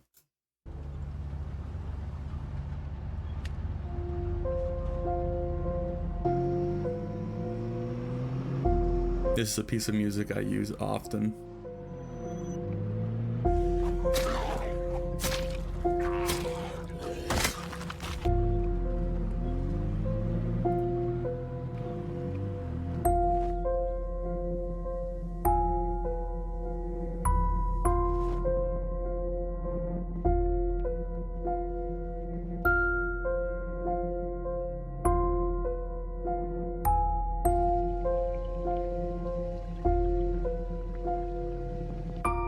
After trying to calm down some of his nerves with a bottle of bourbon, he finds himself writing a farewell note in case his plan leads to his demise.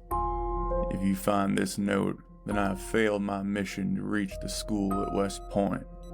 If you're still dedicated to surviving, there is a small community just northwest on the river. There is food, supplies, shelter, and anything else you might need to keep yourself alive. I hope I can burn this after a successful mission, but just in case, Jamie.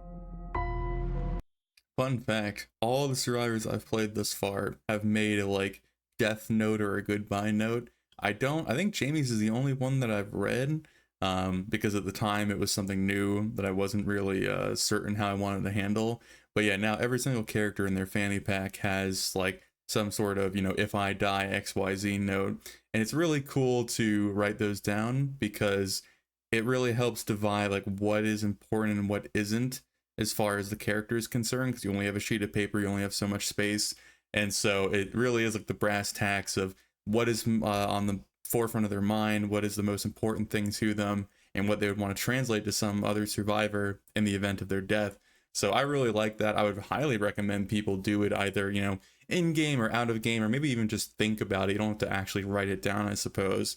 But it is really fun. And then also, if you do play in the same world, or if you like play a new survivor in the same world, you get the chance of stumbling across that note and then reading it as the other character, and that's really cool. That's again something that a lot of other games can't really provide, that experience.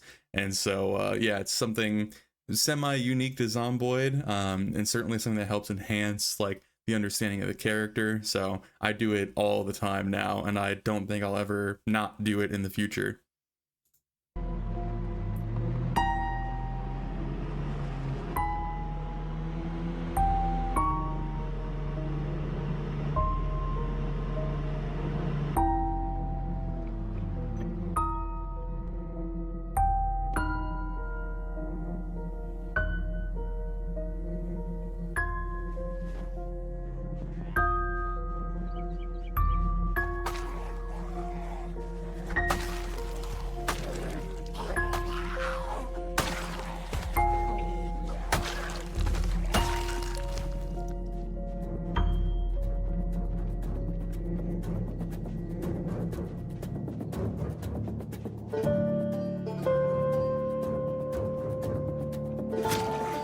Fueled by smoldering hope, Jamie clears the immediate area around the cruiser once again, before finally putting in place the final preparations.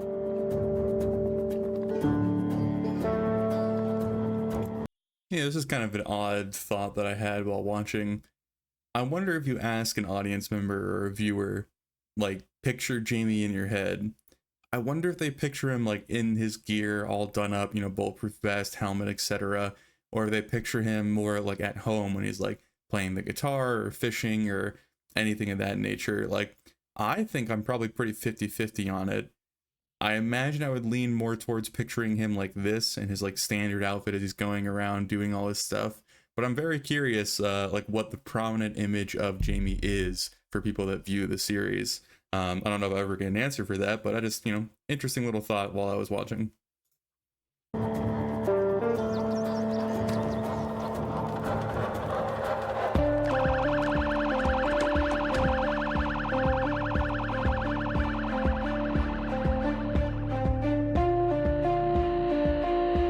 And so it begins.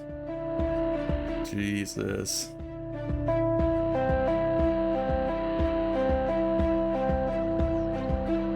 I do find it very, like, poetically interesting that Jamie ends up using a police cruiser to help deal with a lot of the undead in this very creative way. I don't know, there's just something about it. Bursting with victory and ambition as he turns off the sirens and breathes in the air thick with smoke and death, Jamie moves to confirm the effectiveness of his new tactic by exploring the homes further down the road. Oh, I think we're coming up on the moment. Where once hordes of hundreds had roamed, now there simply lay deserted streets and open fields, everything appearing to come together as Jamie is suddenly stunned by an unexpected discovery. In a mailbox, after all this time, after all this effort, he could barely hold back tears of fury and elation as the knowledge he needed was finally in his grasp. I remember being so, like, again, basically what Jamie's feeling in this moment. I was like, oh, thank God. But at the same time, I was like, fuck this, dude. Like, it was this close the whole time. Like, all of the different adventures and effort that I've gone through to try and get this thing. And it's just in a mailbox, like, just down the street. Yeah, no, that one really sat with me for a little bit. But again, it very much fuels the story. And it's the cool thing about Zomboid's random storytelling, right? Like, if you let the game bring you on the journey, you never know what frustrations and victories and whatnot that you're going to be a part of.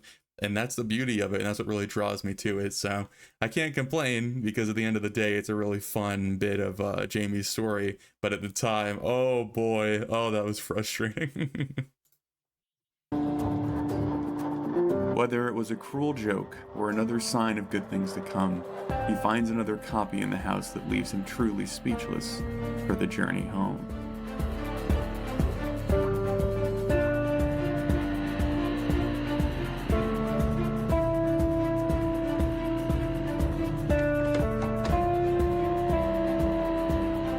Very fitting piece of music for this right now. This kind of like soaring, slowly rising, uplifting music. Not soaring, I wouldn't use soaring, but yeah, definitely like you're getting pumped for this reveal, this like climax of all the work and effort that he's put in.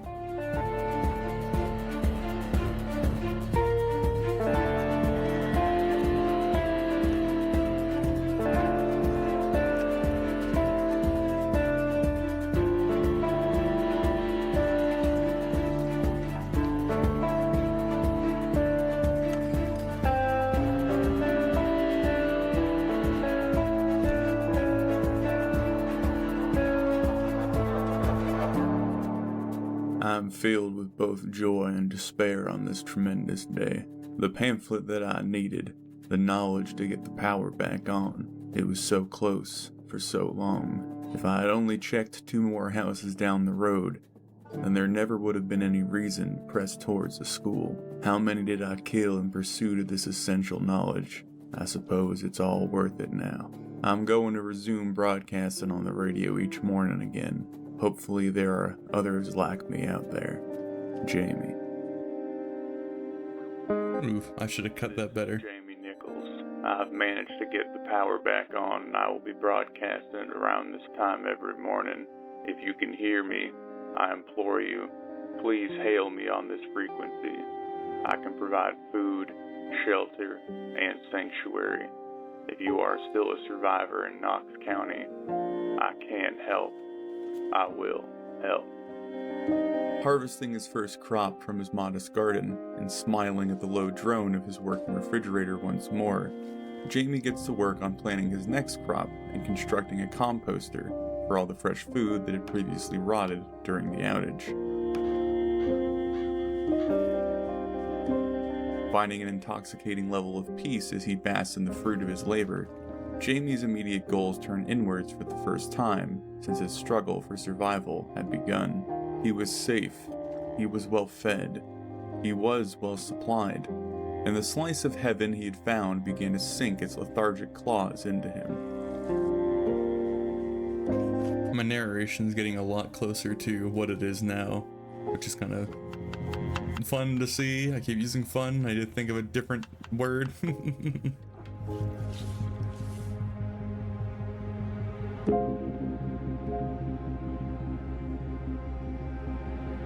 Finding himself struggling to sleep, a restless uneasiness constantly raking at the back of his mind, Jamie takes advantage of having power once again and distracts himself with VHS in an early morning workout before deciding to head out for the day.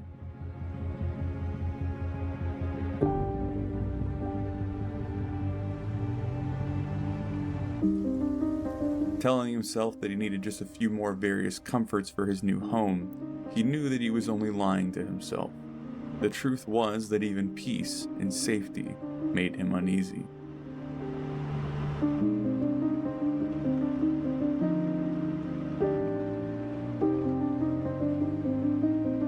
Driving to the nearby home under construction, he spends the majority of the day collecting more materials for his own projects, finding himself content and feeling productive beneath the battering rain.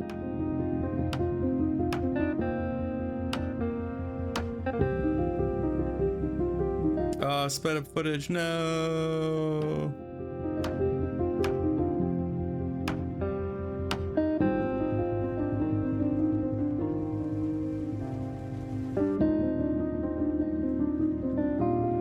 This is also a scene that I visualize quite often. It probably because I love the rain. I absolutely love like sitting outside on like a porch or a patio and just watching the rain come down. There is something so incredibly therapeutic about it. And so picturing Jamie like in this little shell, this cargo container of previously construction materials, probably smells thick of like, wood and timber and whatnot. He's sipping on orange soda, staring off into the rain, enjoying like a little relaxing moment. I'm jealous. I would love to be in this scene right now. But I think about it quite a bit because it's something so alluring to me, I suppose, as like something that I would really enjoy, especially in a scenario in which he's in where there's very few moments of that like true peace, that true relaxation. So yeah, this scene sticks in my mind a lot, even though again, it's a really small thing. And I imagine most people are probably surprised like what lands with me the most. Obviously there's the really big emotional moments in the story that are kind of yet to come, but more often than not, it's kind of these smaller moments that stick out to me and stick with me. Maybe just because I'm more involved in like the editing process or kind of playing it, so I know like what the exact emotions of the scene were at the time of me recording it. I don't really know, but yeah, it's I imagine probably the opposite of what most people expect, but that's the whole point of listening to me ramble, is getting a perspective as to how I see things, and there you go. I really, really like this scene.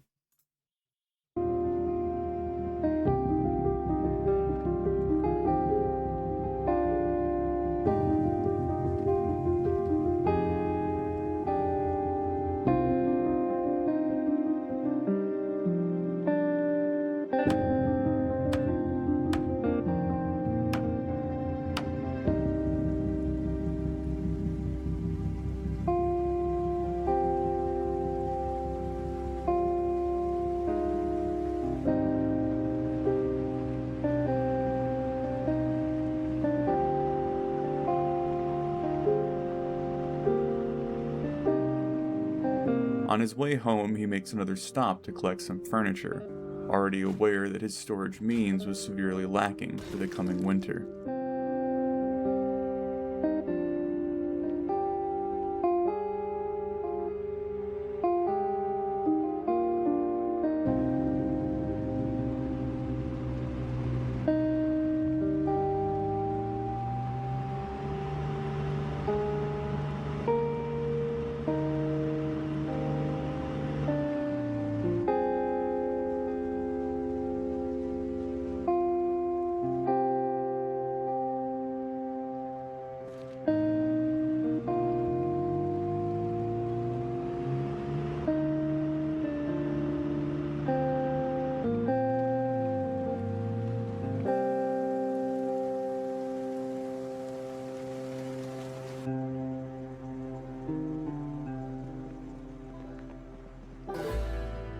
Attacking his home with a fresh vision, he addresses the long-neglected space with a bit more planning and forethought, truly turning his house into a home over the next several days. This is always a very satisfying part of a Zomboid run, is like actually organizing and setting up your base to be more long-term versus kind of how you just been like haphazardly throwing things around. It certainly makes it feel like more deliberate and lived in and kind of prepared. So yeah, this segment's a very nice bit of, I don't know, therapy, I suppose. Therapy for the soul, therapy for the OCD.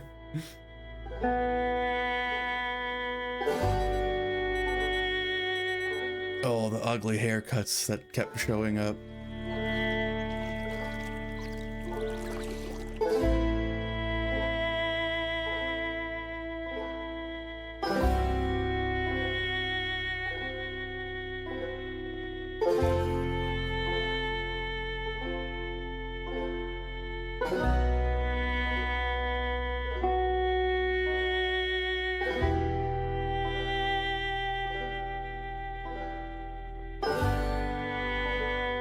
God, I feel myself getting like emotional about this. Like, I'm not like about to tear up or anything, but it's a combination of the music and seeing his house kind of getting closer to the end state.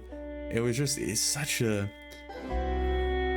place of like dedication and effort, and I guess love, I guess, is a term you could use. Like, I really really got connected to this place, and it's really crazy to see it being built back up again.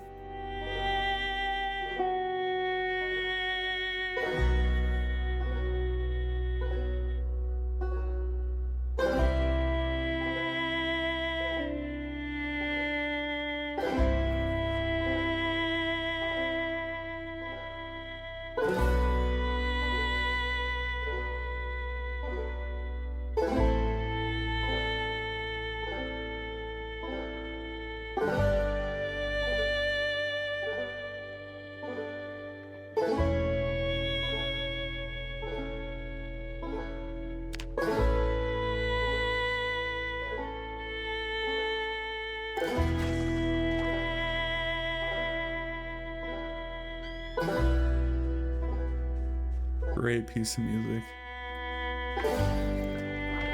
Such a great vibe right now. Just Jamie living his life day by day.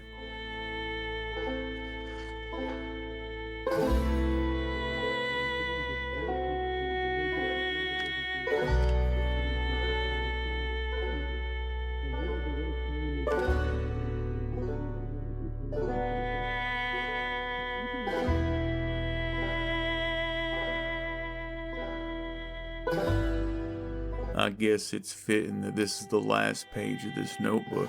I feel like I've finally earned the right to breathe freely again, and have scraped back some semblance of normal in this horrific world. The past few days have been the most peaceful and unproductive days since this nightmare began, and it was genuinely cleansing to be so sluggish and lazy for once.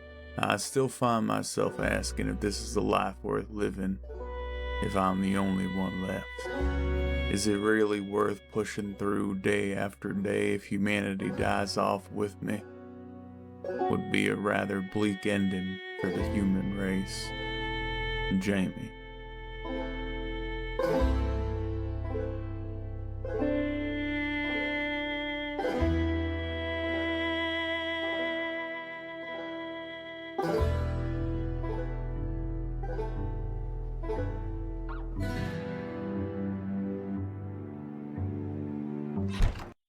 I think that's a little cool insight into like where Jamie's head is at this time. Like, he's doing well and he's comfortable and things are all right, especially with the power back on. But now he's like kind of probing the deeper questions at play here. You know, and if he does survive, what's the point? If there's no one else out there, again, what's the point? If he's the last human alive and the last human to die, like, isn't that really sad? Like, he probably doesn't see himself as some paragon of humanity. So yeah, it's just so fun to me to really dive into the headspace of characters like that. And obviously the journals are the best way of like conveying that to the audience and also exploring it as the storyteller myself. But yeah, it's interesting to see kind of how he goes through ups and downs throughout his journey. There's certainly times where he'll do a journal entry and like something will be going well. You can kind of tell that in the inflection in which he kind of writes and what he talks about. And there's times like these where even though everything is going right, there's never the ability to remove the kind of heavier weight of the scenario from his shoulders, as it's just constantly shadowing him. So that's something that will always kind of fascinate me and I enjoy toying with endlessly.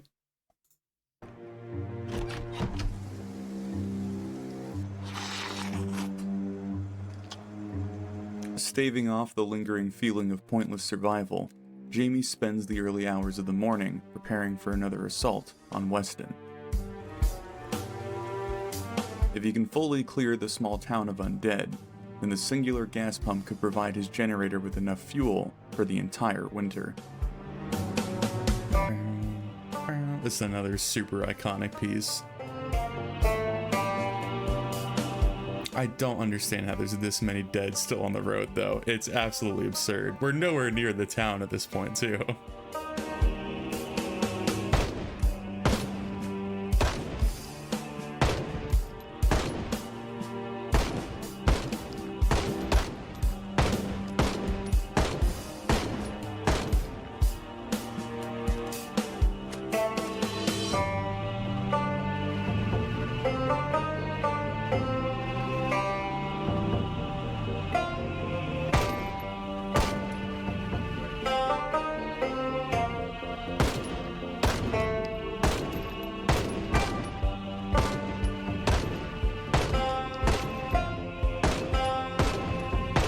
Forced to take it slow and methodical, Jamie guns down the larger horde on the outskirts, while hoping to draw any stragglers out of the nearby woods.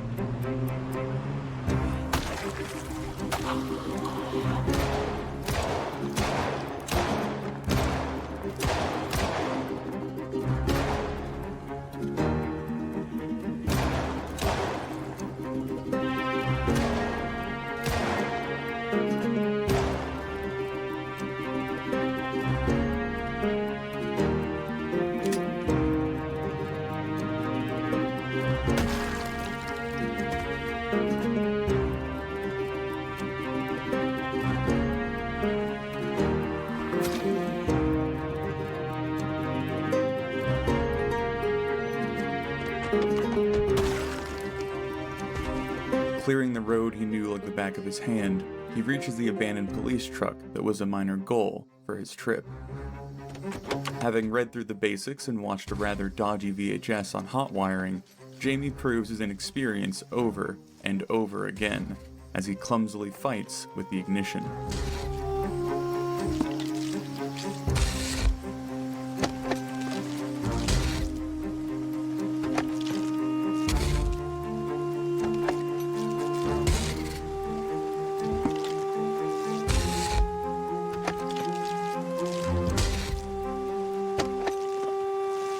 Finally getting I remember being so frustrated by that because it took literal like in-game hours for that to happen. I think it's really cool that you get to see that in the edit as we go from kind of like a late afternoon to evening and like the thunderstorm or the rain begins to increase. It's just like endless attempt after attempt after attempt. It was driving me nuts. But just a little fun thing because, you know, again, part of the kind of the randomness of the game and what it brings you and the emotions it incites is really the draw of the game. a spark of success, Jamie uses his sore fingers to check the empty gas tank before finally getting the well-maintained engine to roar.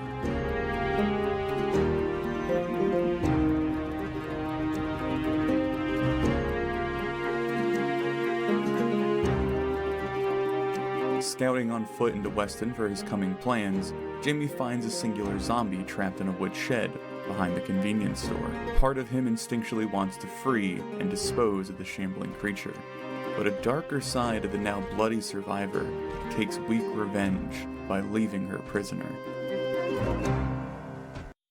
That's a really cool thing to analyze, is the zombie in the shed. We don't really touch too much upon like the real like specific details of Jamie's thought process around it. Obviously in the narration it mentions that like he's obtaining some sliver of revenge by doing that. The way that I kind of envision it or explain it is he's felt trapped and imprisoned by them since the outbreak has occurred. You know, obviously he's been pushed around and kind of shoved to this weird rural location that, you know, while is comfortable, certainly isn't his home, and he didn't get to decide any of this. So now being able to kind of decide the fate of this infected and see them as a prisoner is like a symbolic way of kind of getting back at them.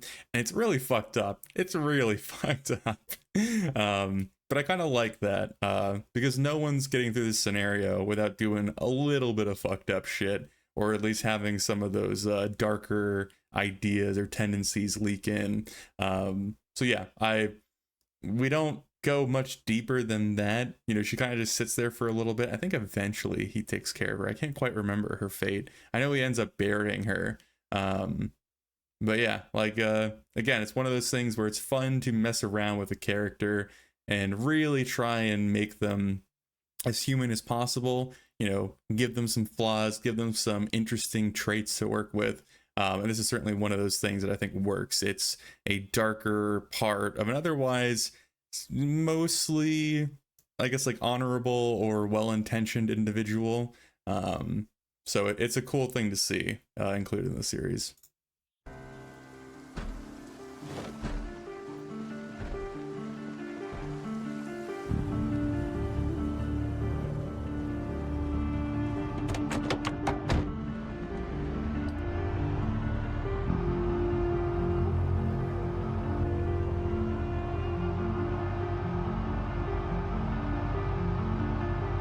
starting to tow his original SUV home, Jamie realizes he's losing the light and decides to leave the tedious drive for another day.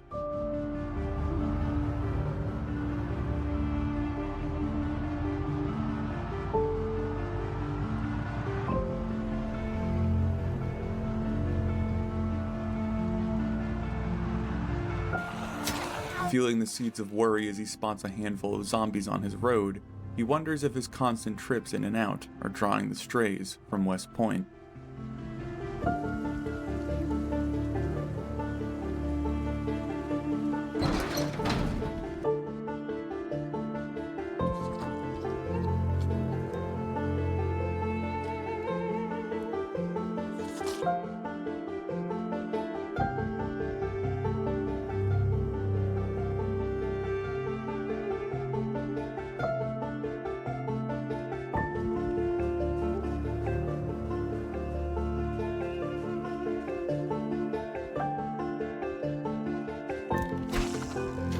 Spending the early morning fishing with the knowledge that he's going back to Weston today, Jamie begins to come to terms with a new routine of his life: eat, sleep, kill, and survive.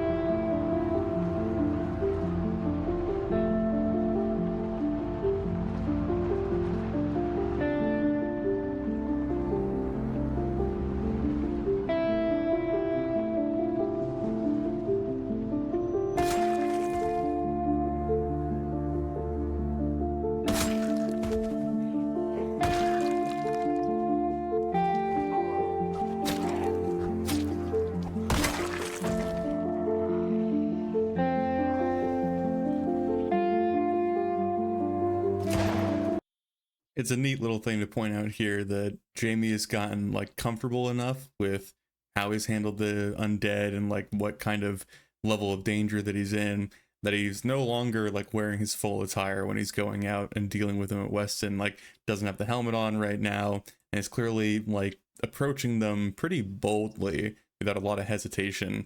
And that's really the cool thing about seeing the character development from start to finish, you know, comparing it to the Jamie that was fleeing West Point and afraid of every single zombie he ran into, versus now he is, you know, facing them down with absolutely no shred of, well, I don't say no shred, but very little fear and hesitation. And again, I feel like the series does a very good job of depicting that being earned. Whereas a lot of times in Zomboid playthroughs, people kind of go from 0 to 100 real quick. They'll spawn in their starting home and they'll get a rolling pin and they'll immediately kill like 50 zombies with a rolling pin in their feet. And then they, you know, establish a safe zone and then they just start like wiping out whole neighborhoods, where I try to focus a lot on how people would really react to these scenarios, at least how their personalities would react. And certainly there are some people, Grover being kind of the prime example for, I guess, the point of this discussion, that are way more geared towards kind of taking the fight to them and standing his ground and just cleaving through as many as necessary. But certainly Jamie and Jules and Emily, which are much more kind of your average individual or kind of common person that you would pass on the street, they aren't going to immediately just start gunning down zombies in the hundreds. So seeing that kind of believable transition is something that I think is really important and gives the series a lot more weight where otherwise it probably wouldn't. So it's cool to recognize that transition and kind of seeing the beginning and end points of it. Finding that his police training is fully returned to him in regards to his sidearm, Jamie appreciates and fears the lack of emotion he feels as he uses these husks of people for target practice.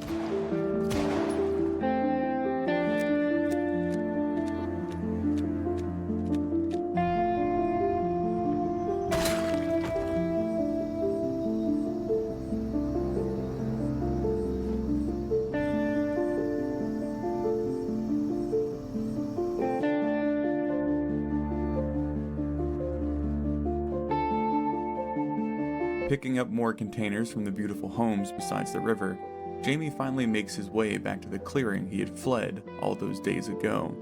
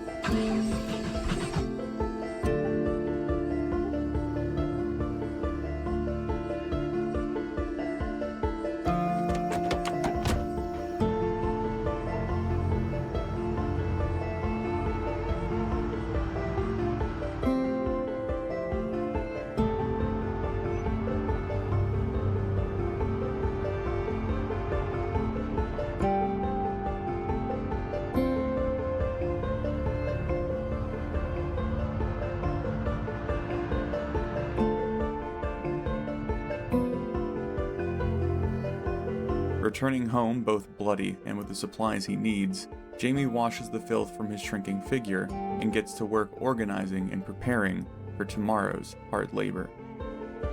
Oh, are we coming up on the road work?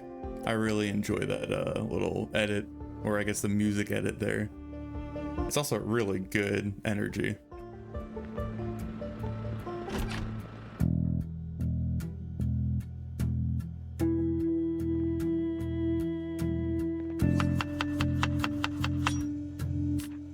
Beer and cabbage stew, baby.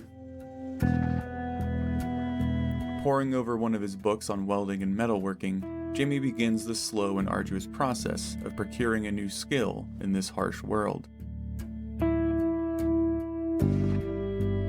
Oh wait, no, I think he's focusing on Weston first. I think we're doing the car disassembly and clearing the road there.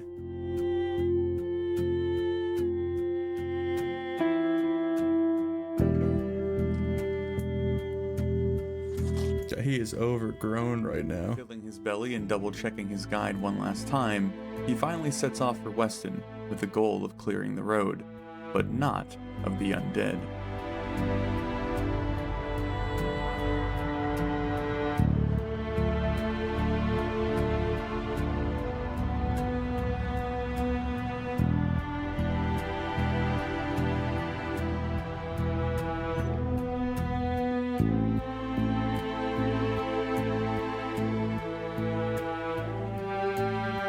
Testing out his untrained hand on the wrecks just outside the drug lab, he finds that it's much easier to tear something apart than he realized, cutting each burned husk into large sheets that he could feasibly use down the road.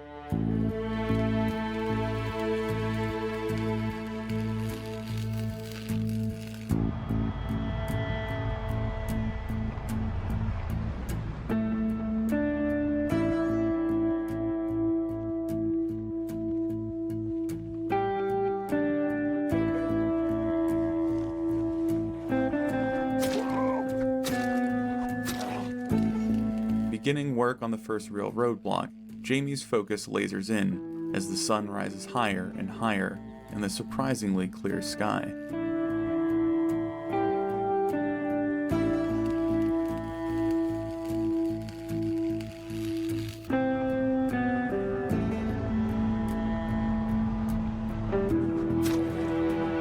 There's something super satisfying about clearing a road of like wrecks and debris and stuff like that. It really gives you that sense of progress. Cutting through the final stretch, every car becomes quicker and quicker to dismantle, but Jamie can't deny the painful ache that comes with a hard day's work.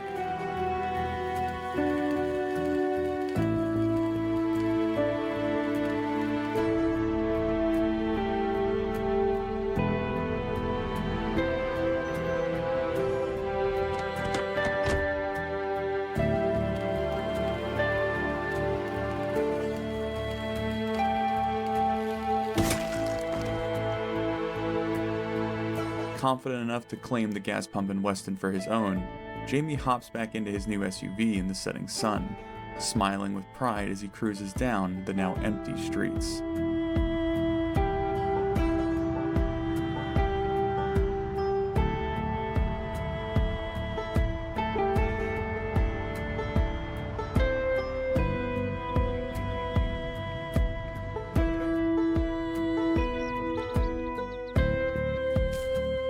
Only able to feed himself before collapsing into bed from exhaustion, Jamie wakes up the next day with a welcome warmth of hope in his heart. Knowing that all he needed to turn that singular pulse of hope into a roaring flame was companionship, he moves to act on an idea he'd been putting off for far too long. Ah, the signs. I really enjoyed thinking of this at the time, and I think it really pays off, obviously, in season 2, but yeah, I thought it was a cool little thing that obviously it has no gameplay implications, but it really helps sell the, I guess, goal of Jamie at the time.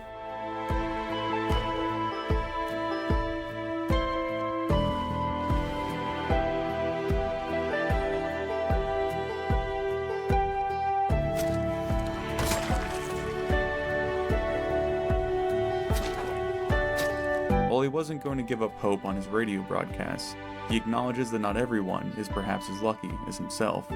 If they were without electricity, or even on the run, a clear sign on the main road could be the trick to guiding survivors to his sanctuary.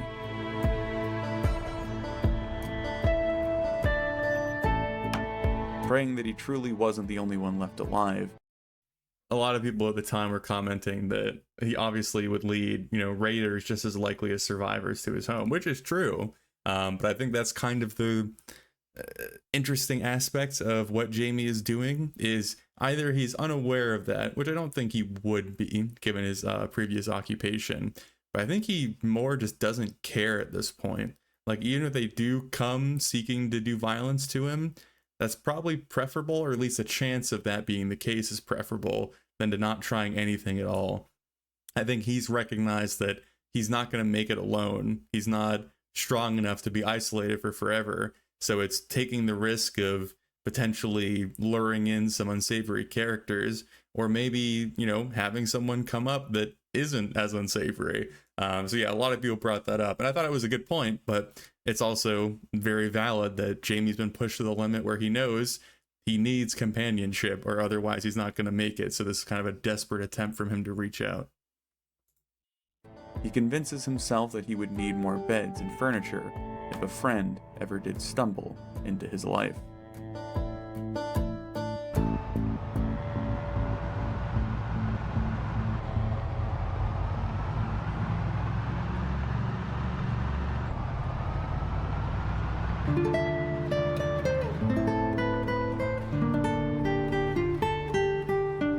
Another absolutely fantastic piece of music.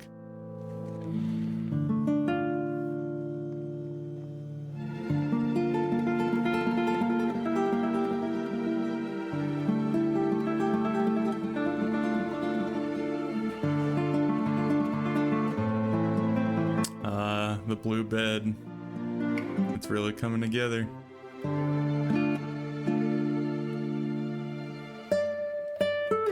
I perhaps am asking for trouble by simply putting this to paper, but it feels as though a turning of the tide has occurred.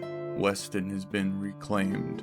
My home is becoming more and more developed by the day, and the fear of the undead is turning into a mild annoyance. I didn't think about it, but the last few days I forgot my bulletproof vest by the door, along with my helmet. Maybe the worst of this is over. Maybe now is the beginning of rebuilding. Jamie. I think that's the end of the second movie there. Am I right? Maybe? Right at the ending of the third.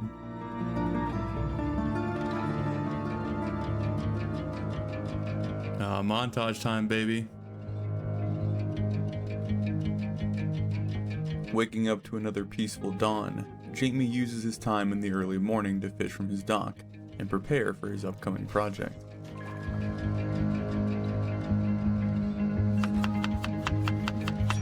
If he is able to cut a road through the trees to the west, he could shorten the distance between him and the nearest fuel pump by nearly a third. Making sure to put out his daily broadcast, he finally strikes out into the foggy outdoors to begin the hard labor he almost welcomes. This might be one of my favorite montages throughout the entire series, like including all the other seasons. I don't know why it hits such a strong note with me, but God, it's such a feel-good moment.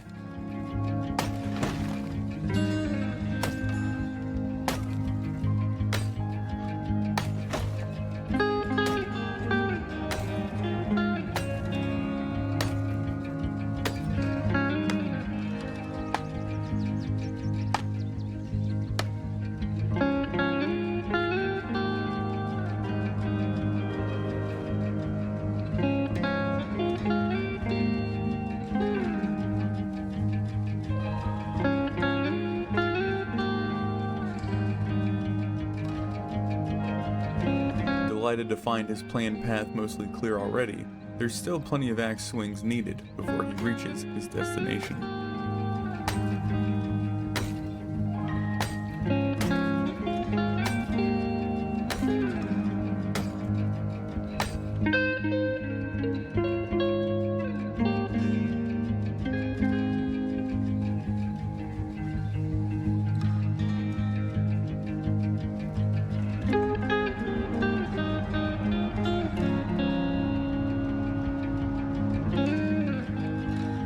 Having filled his trailer with the first full load, he brings the firewood back to his modest sanctuary and decides to rest his aching muscles for the rest of the afternoon.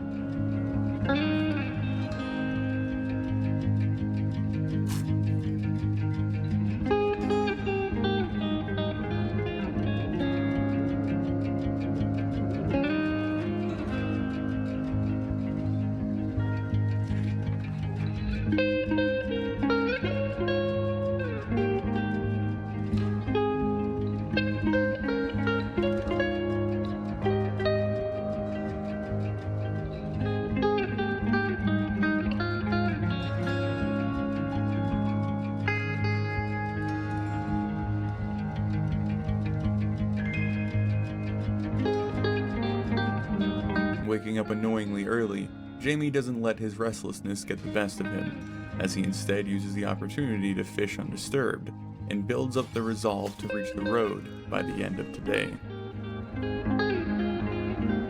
It's crazy how much I remember of this series, considering I haven't seen it for over a year, basically. But I mean, I guess that's what you get when you spend hours and hours and hours editing like one 20-minute episode. Here we go. Here's where it really kicks in.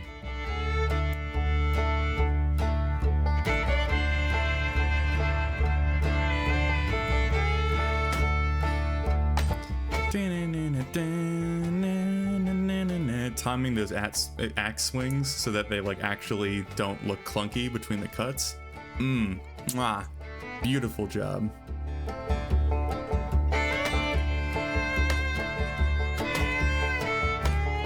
See, like right there. Actually, let's go back. So watch, because this is something that a lot of people I don't think pay attention to. When the cut happens, the axe during the animation's in the same place. So while obviously the terrain and the environment is moving around him and the character feel like they're still going through the same fluid motion, and it really helps sell the effect. Watch closely.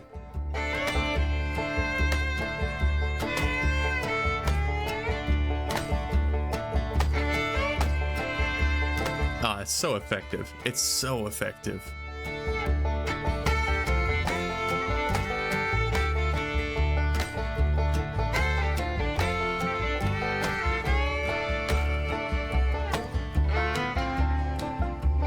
Clearing the way to the gravel path by noon, Jamie returns home to recuperate for a few hours before heading out once again.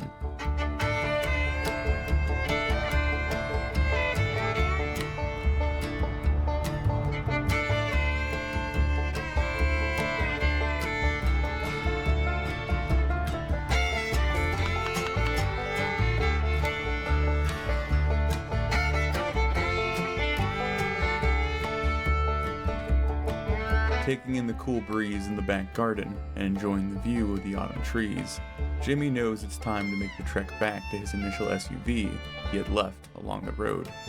While it seemed to be a silly thing, Jamie knows that he very well could be dead if it hadn't been for the reliable steed so early on in his flight from West Point.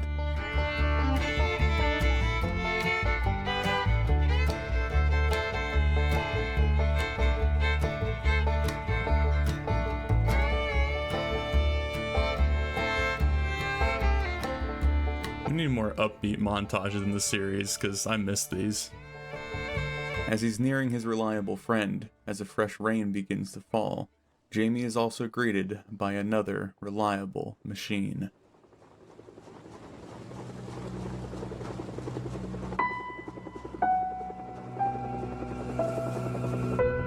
Having his peaceful lie shattered like a brick being thrown through a window, Jamie finds himself stewing in anger and fury as he finds an isolated stretch of road to park in. Hours pass as rain pelts against his roof, and the flapping of blades beat against the air. But none of the relentless undead show their horrific faces.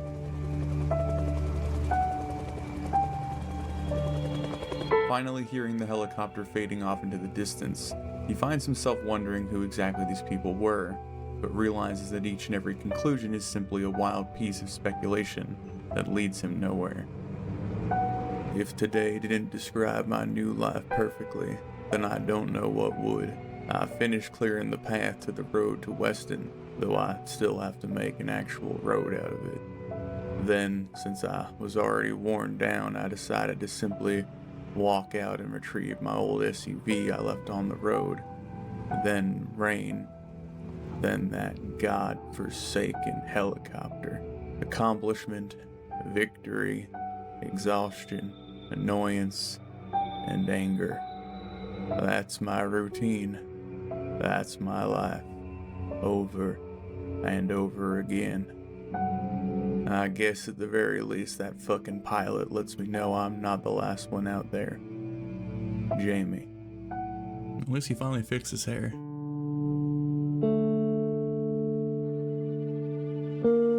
Waking up early once again and going through his normal morning routine, he understands that his time away from bloodshed was over. Today his new project took him back to Weston. Though it was only August, Jamie could already see the signs of winter fast approaching, and he didn't want to be left without a steady source of fuel to see him through the season.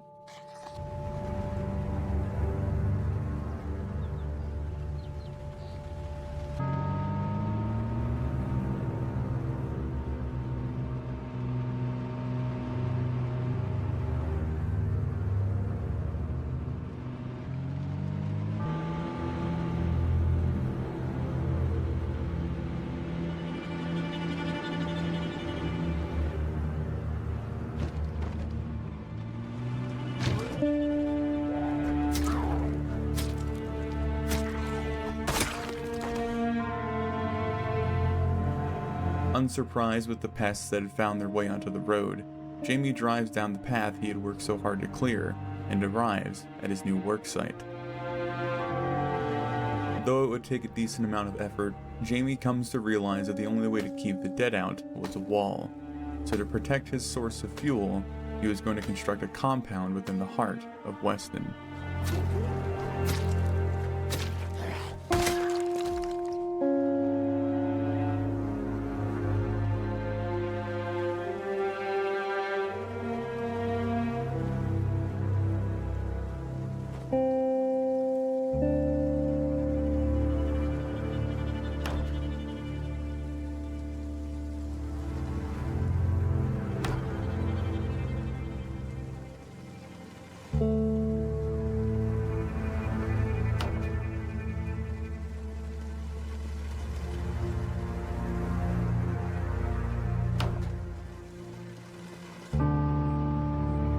Needing propane, he makes a quick trip to the first part of Weston he had looted, remembering the riverside gym that held 2 grills that had his name on them.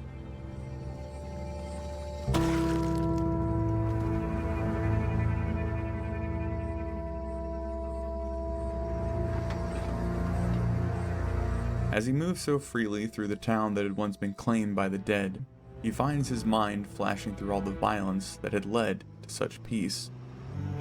Unsure if it was right of him to spill so much blood for something as simple as gas for his generator, he finds himself too afraid to come up with an answer, as he instead distracts himself with the setting sun.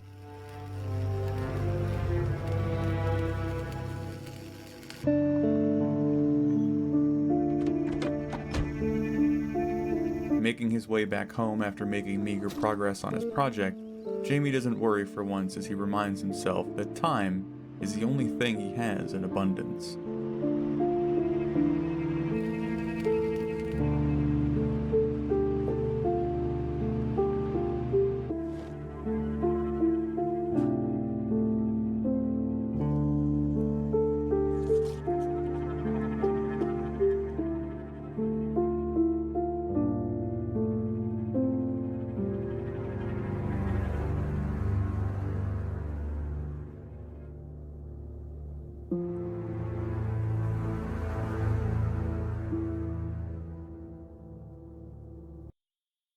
Okay, I'm running out of steam. I can feel it. Oh, I got another 2.5 hours recorded, and we're 2.5 hours in. Got an hour and a half left. I think one more recording session should see us through. I know we're coming up on kind of the bigger emotional parts of Jamie's journey, so I kind of want to be as energetic and prepared as possible for those, so I can hopefully explain them and explore them with as much clarity as possible. But I don't want to say it's been a slog getting through this, but it's certainly been interesting reflecting on a lot of this, especially with it being so long since I've watched it, because I've been both surprised by what I've forgotten and how much I've remembered, both at the same time.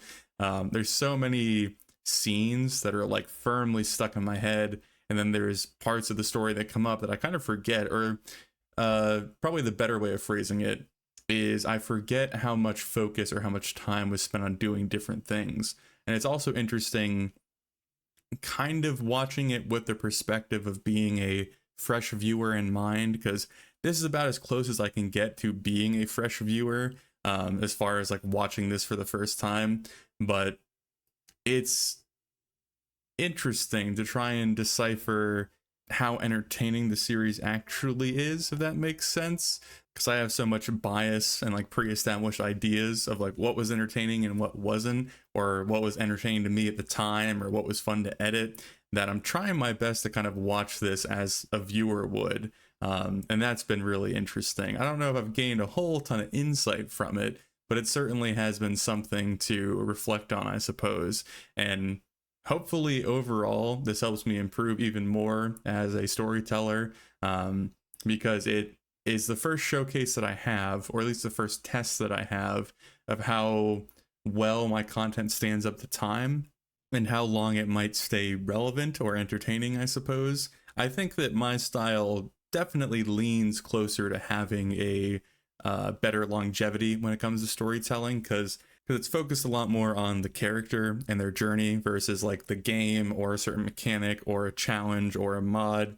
So it's not going to like fall out of fashion or not be trending, I suppose, because everyone's going to always be interested in storytelling. That's something that's kind of true throughout all of humanity.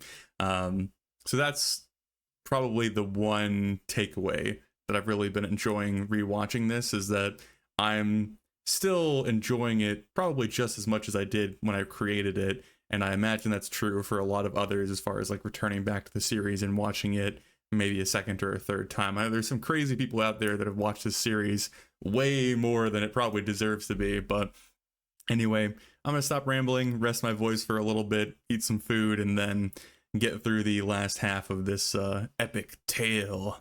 But yeah. Rising to another early dawn, Jamie finds that he doesn't have the heart to return to Weston today, and opts instead to reward himself with the forgotten comforts of the indoors.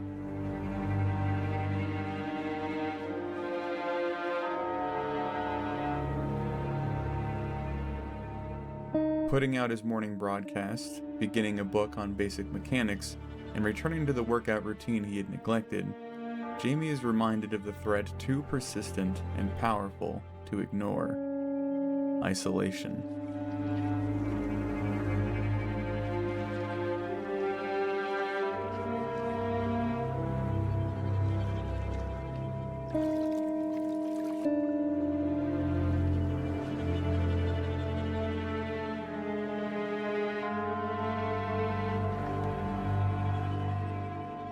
This is something a little bit off topic, but certainly very relevant. I wish that other Zomboid, or I guess it's general like YouTube content, I suppose, kind of focused on these more human aspects of their character. I guess specifically we'll keep it within the frame of Zomboid. So many like runs and challenges and, you know, stories that other content creators create really don't ever pay any sort of lip service to the like day-to-day life that these people would have to struggle with. And I know that's not everybody's favorite thing, it's not everyone's cup of tea, it's certainly kind of outside of the norm of, I guess, like gaming content. But if you want to try and elicit some sort of actual emotional response, you have to make the character believable in some sense. Like, you have to make it so that people watching care about them, care about like the journey they've been on, the things that they've gone through, the days they've spent alone. And if you don't give that the proper like attention and respect, I think there's a lot of missed potential there. Is probably the best way to phrase it. And I think that's what really draws me to keep doing what I do with the stories that I tell, is there's not a lot of others out there that want to go that deep, which is totally understandable. And I'm also not claiming that I'm some absolute, Giga Chad, big brain genius who's like, discovering something that no one else has.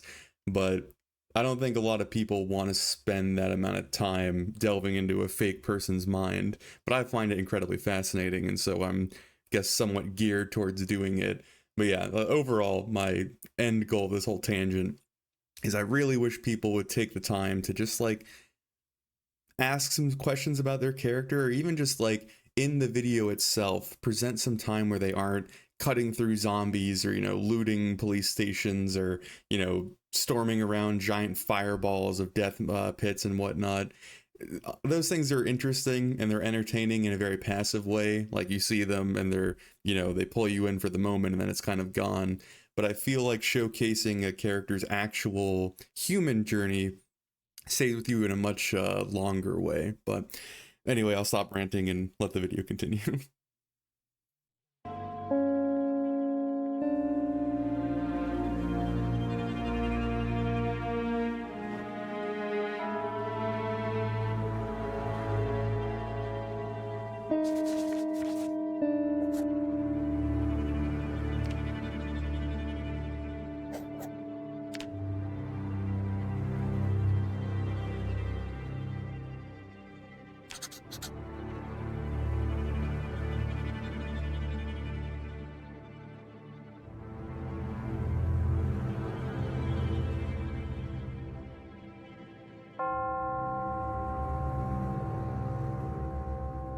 Oh, it's the moment.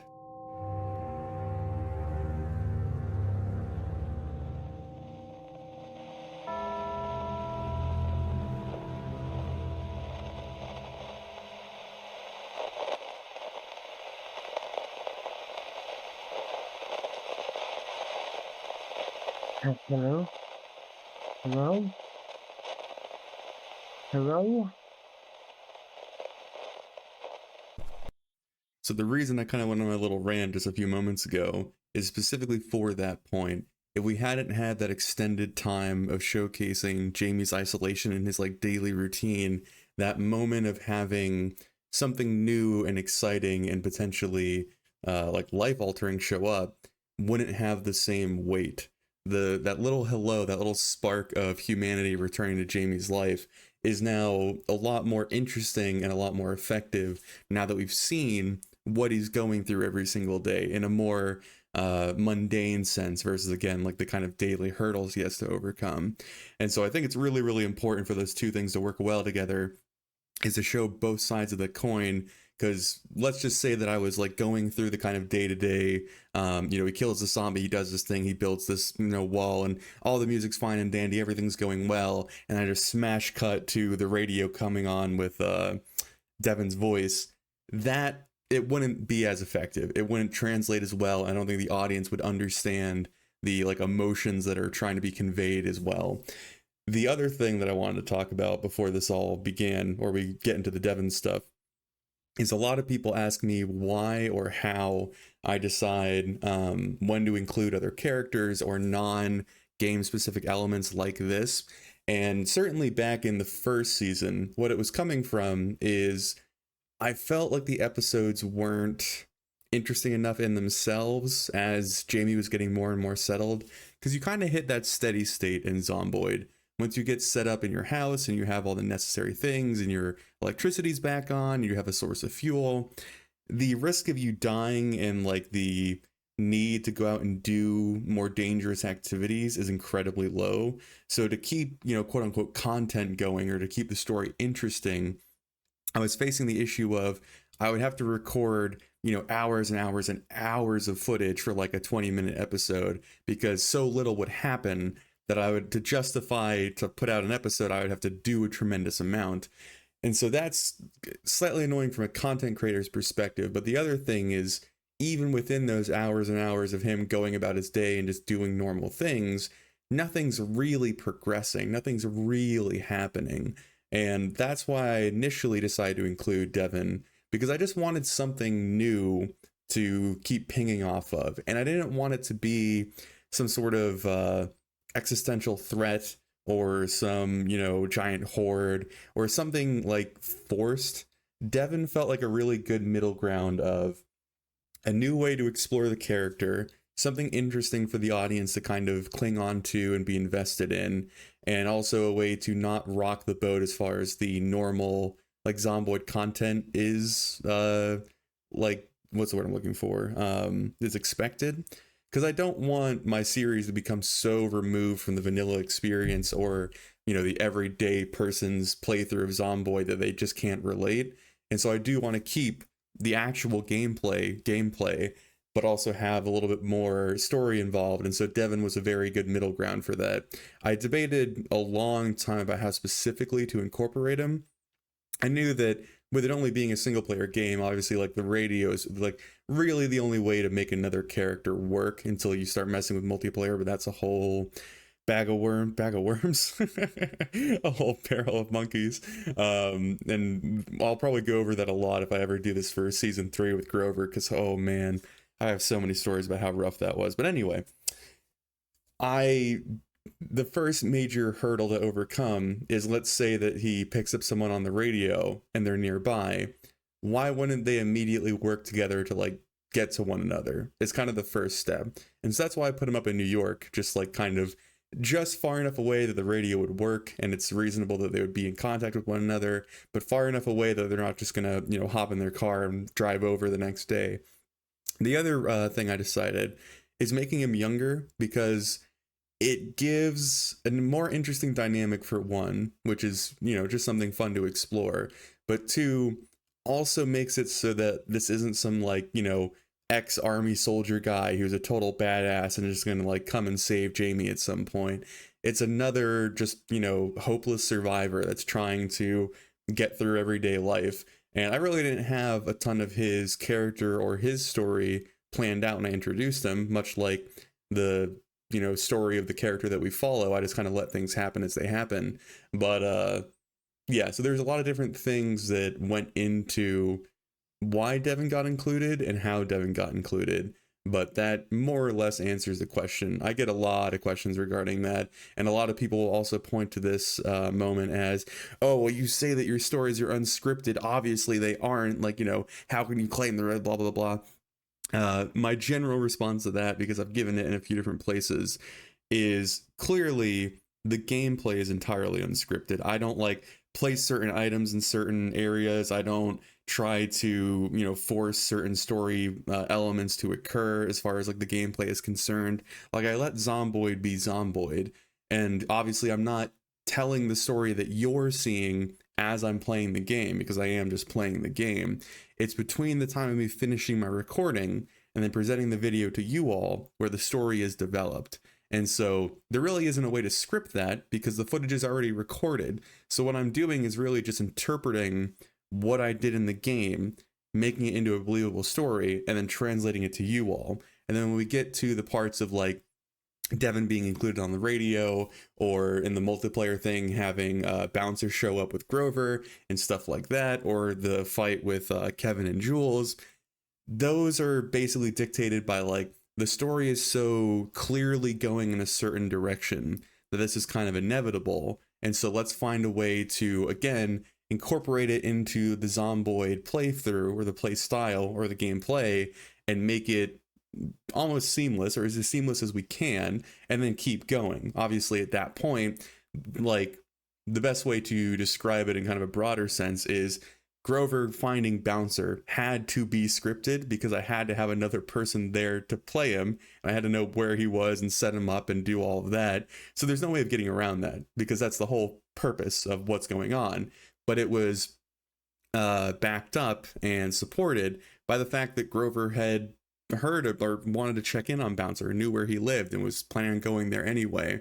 And so I try to steer things in that direction first, then do the very minor singular scripted moment that I might have to do, and then from there just let the story kind of go forward, where once he meets Bouncer and they start doing their whole adventures together, none of that's scripted, none of that's planned. All of it is just what happens, when it happens, how it happens.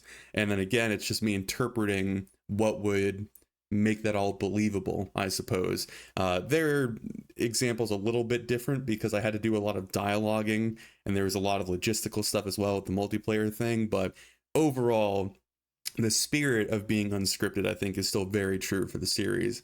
And so that's when I will defend to this day that the series is unscripted. It deserves to be called unscripted. And the, I guess, accusations that it's scripted because I have to selectively place these little moments in the story at some point, I think is a little bit just kind of shitty.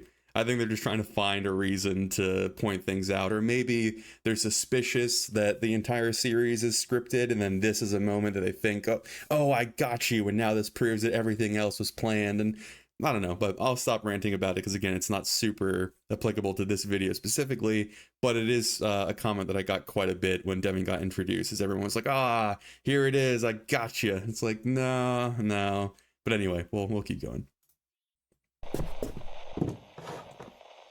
Yes, I hear you. Oh, thank God. Holy shit, I can't believe I got this to work. I've been hearing your broadcast, but my microphone was busted. You said your name is Jamie?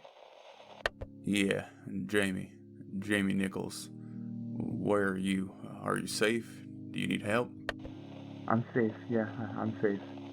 I'm holed up in my basement. Been down here for a week now. Haven't gone upstairs since Mom got sick. Good.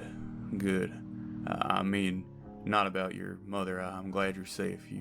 You have food, water, electricity? I'm fine, though I'm getting tired of cold canned food. I guess I hadn't worried about the electricity. It's just been on. Your electricity is still on? Where are you in the county? I thought the power grid had gone down. You said Knox County in your broadcast? I'm not in Knox County, I'm in New York. You're where it started? Is it bad? Is it bad? I mean, I assume when no one answered that it's like this everywhere. You mean the sick people? The dead. Yeah. Fuck off, man. They're not dead. They're sick. We just need to stay away from them until they, figure out a vaccine or something. Have you not... you're in New York City? Is the military around, the government, anything? I'm not in New York City. I'm in upstate New York. Just outside Watertown, near Lake Ontario. But I don't know. All the radio channels are down. The last thing I heard before coming down here was a machine gun fire coming from downtown. No helicopters or planes, nothing? No, it's quiet. All I can hear is Mom upstairs. Your mom, who's sick? Yeah, I locked her in her room. How old are you? I'm sorry, I never asked your name. Devon, and I'm 17. Okay. Devon, you have no idea how relieved I am to hear another voice. I was starting to, well, lose hope. Yeah, me too. I haven't talked to anyone in a week. I was losing my mind. I was starting to think about going outside to see what was happening. Don't go outside. And don't go upstairs unless you have to. It's not safe. You have to stay safe. Do you understand me, Devon? Yeah, sheesh. No wonder no one talks to you. I'm sorry. I'm sorry. There's just not many people left. How long do you think you have with your supplies? I don't know if I can get to you all the way in New York. Last I heard, the county was quarantined. I don't know. It's already been a week, and I haven't really made a dent in the food. The last radio broadcast had to stay inside, lock the doors, and wait for aid. I guess I should be thankful that Mom is a bit of a hoarder. But I don't need you to come get me. Besides, you're supposed to stay inside. Right. I just don't know if, help is coming. At least not from anyone but ourselves. Do you think you have enough to make it through winter? If the electricity goes out, do you have heat? Yeah, we have a wood stove. I don't see why I wouldn't. Though I'll have to find some place to get rid of my shit. It's starting to smell foul down here. Does your basement have any windows, the small ones? Yeah. Cover those up if you haven't already, but you could put your waste out there. Just be careful not to make any noise. Has anyone told you worry too much? I'm worried that you don't understand how dangerous these sick people are. That getting their attention could be bad. I know how to take care of myself. Yeah, I bet. But Devon, how about this? We'll wait out the winter together, see if the government can sort this out, and if they can't, then I'll come meet up with you in the spring. Not because you can't handle yourself, but just so that we're not alone. Sure. Alright. We're still gonna stay on the radio till then. Every morning and every evening I'll be on here, I promise. Why just morning and evening? You got a hot date in the middle of the day? Well, I'm not as prepared as you for the winter. I still need to get food and supplies. Wait, you're going outside? You just told me that was dangerous. No, I'm on a farm. I'm not leaving my property, just gathering my harvest. So we'll talk this evening then? Yes, we will. Don't go anywhere. That's not funny. Oh, dude, I was so immersed that entire time. I wanted to pause and comment, but I hadn't heard that conversation in so long. I'm actually, surprisingly, very proud of myself for that conversation. Listening to it again, it showcases so much of what's going on both sides of the characters. Jamie is so instantly worried for the other individual. Like, before they even introduce themselves or give each other their names, he's like asking like if they're okay, if they're safe, if like they have enough food.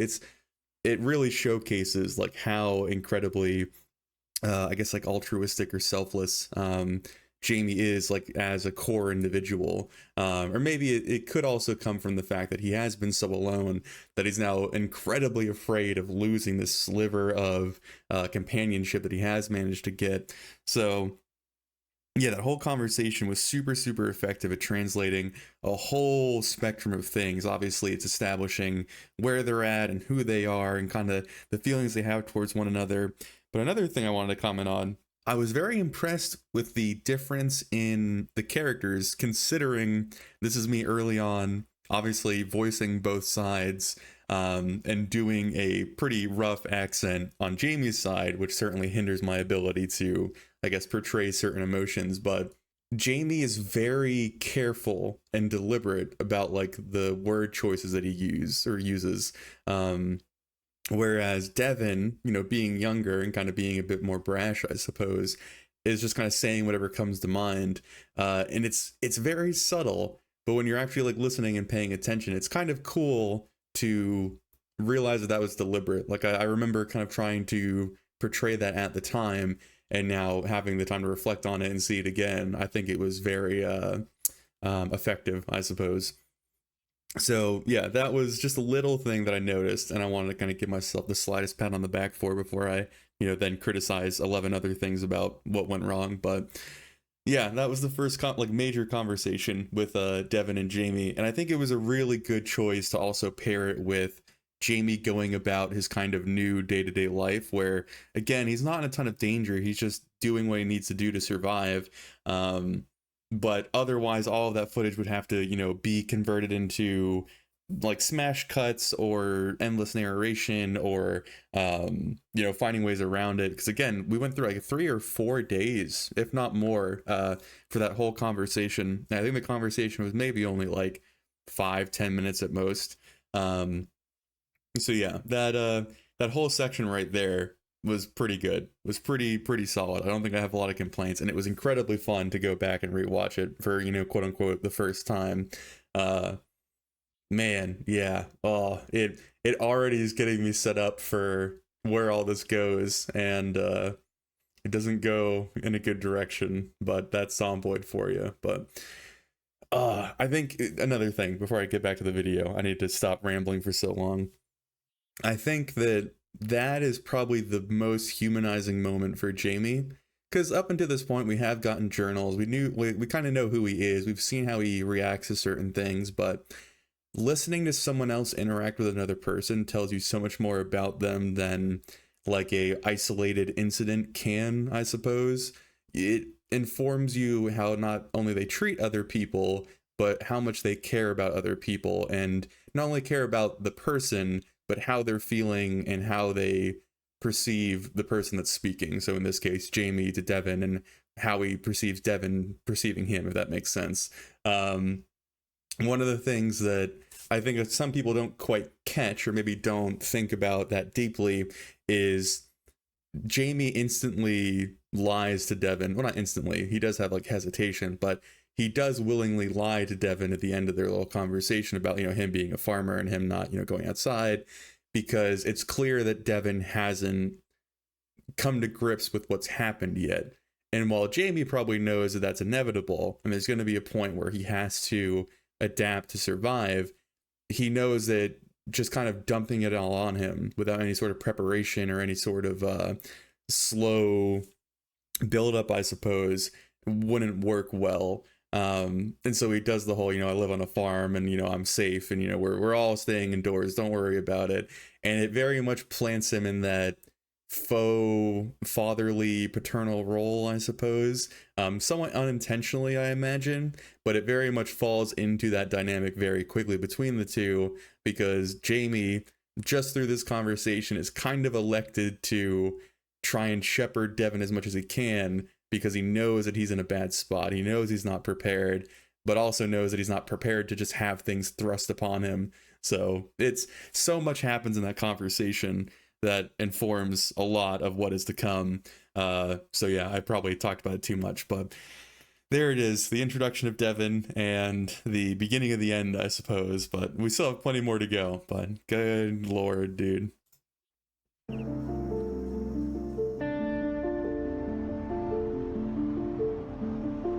Following the unbelievable surprise of a distant companion, Jamie's fire is reignited to not only finish his fortifications, but to make Weston as safe as possible.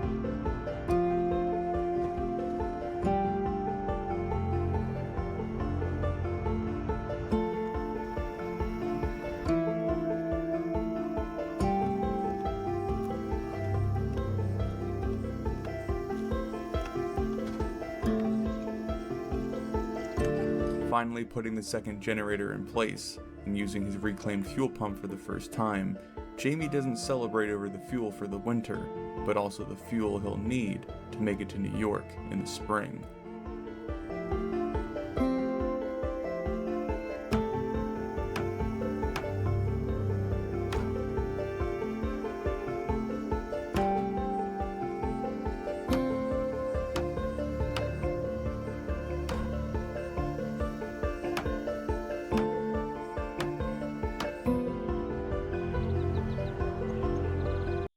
This is certainly a personal preference thing, I imagine, but I certainly appreciate it, again, rewatching the series. You finally see Jamie building these walls and getting the gates up, and you don't ever see me going like, oh, we finally reached level 4 carpentry, we can put the gates up. Or I can't remember what level, I think it's 4, but it might be 6. But anyway, I don't like highlight those game mechanics. It just kind of naturally happens. And so he puts up some of the walls. He works a little bit on, being better with the tools that he's not familiar with. And then eventually he's able to build the walls. And again, it feels more like natural is the only term I can really come up with. Or I guess believable is another one I've been throwing around quite a bit, where there isn't this arbitrary experience bar that you're looking at and, waiting to eventually tick up so that you can build some doors, even though that is the actual case. In the footage, it comes across as a lot more, I just like realistic is, another term I'll use. And I certainly appreciate it rewatching it, because I didn't really think about it until we put the gate down. And I was like, oh yeah, I forgot that was quite the grind to get to that point. But as an audience member, it just kind of happens naturally. So that's something that I think I very much try to strive for, is some of the quote unquote video gamey aspects of the game itself. I try to, I don't want to say hide, but obscure as much as possible so that it doesn't clash with the tone of trying to be a more believable story. And this is just one of the examples for that, where there's quite a bit of examples throughout the series where this takes place, but it's a pretty prominent one, specifically in this moment.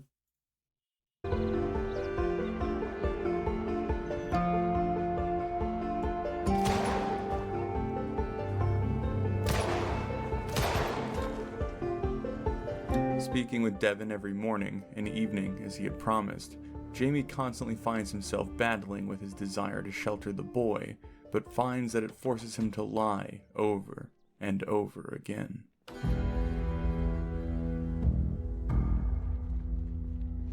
Hey, Jamie?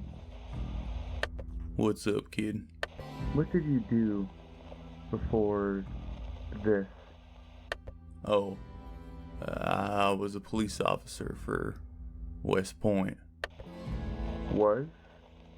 You're not one now? No, I'd been moved into administrative work, before this. Why were you moved? Just didn't kiss the right asses, I suppose. Guess it doesn't matter now.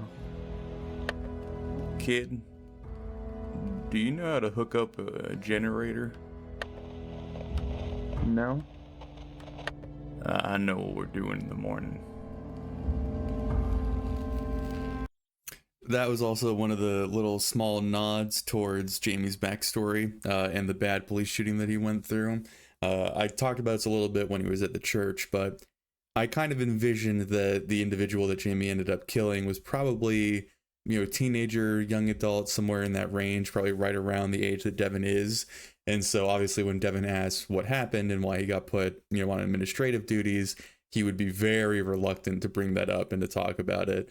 I don't think it ever gets talked about between the two of them. It's probably something that Jamie would never really mention again unless something was incredibly dire. But I just thought it was a fun, I don't want to keep saying fun because that's not appropriate for this setting, but it was an interesting little tidbit to throw in there, as far as, again, giving a bit more depth to the characters, and again giving a little bit of a nod towards what might have happened in Jamie's past, because we really haven't gone that deep into it. I don't think we ever do, and so it's really just giving the viewers another seed to speculate on and to kind of formulate some sort of amalgamous idea of Jamie's past, which is certainly useful for framing like who he is now during this situation. So it serves a few different purposes, but yeah, it's also just kind of a nice little icebreaker conversation to kind of help ease Devon into being part of the story, where it's them getting to know each other a bit more. And then obviously the generator comment at the end is pretty funny. I just envision, obviously that next morning, Jamie's sitting there with his generator magazine. Okay, step A, do this, step B, do that. Because obviously it was incredibly difficult for him to get his hands on one. So I think that was a fun little nod. But anyway, we will continue. Knowing now more than ever that he can't stop or relax, Jamie throws himself into his work at his safe house and plans on scouring the small town for any of the lingering undead.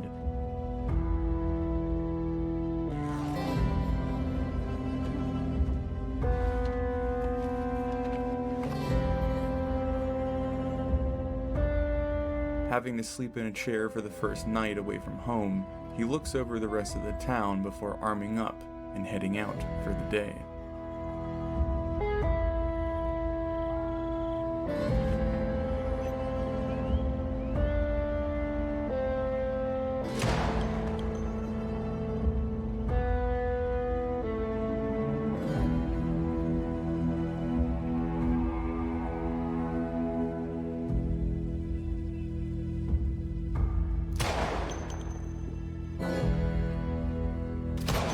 I could time that to the music. That was a missed opportunity.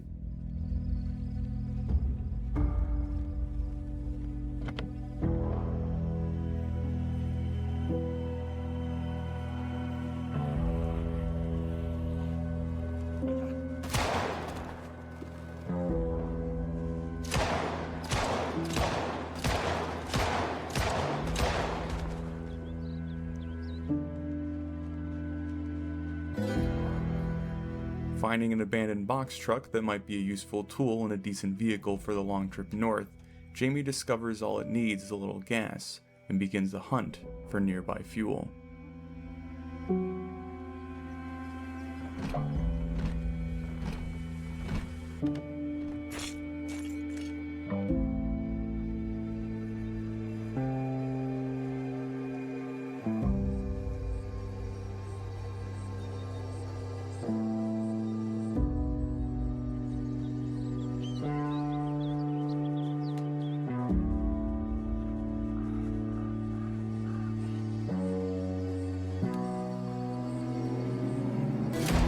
There you go. Timing it to the music.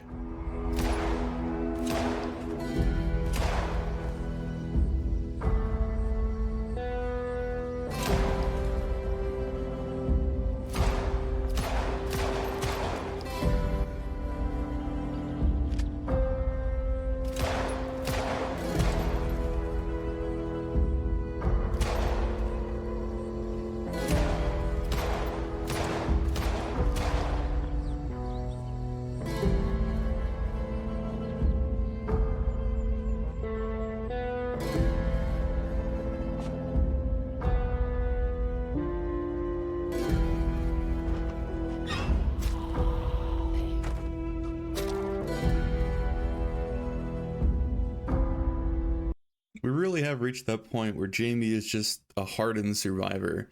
He doesn't really run away from things. He just, faces down what needs to be faced down. He's going from house to house, just going about what he needs to do.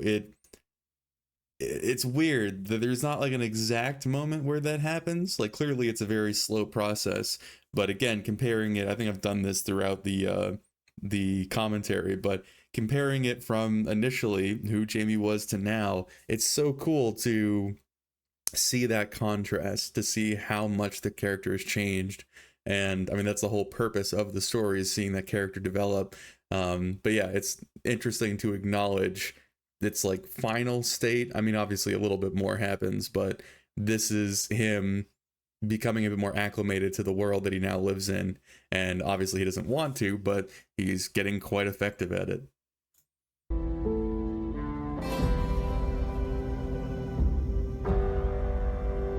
Such a shame that we didn't get to use this truck more. To drive the truck back to the compound, Jamie finds himself thinking about his new friend's poor understanding of the undead.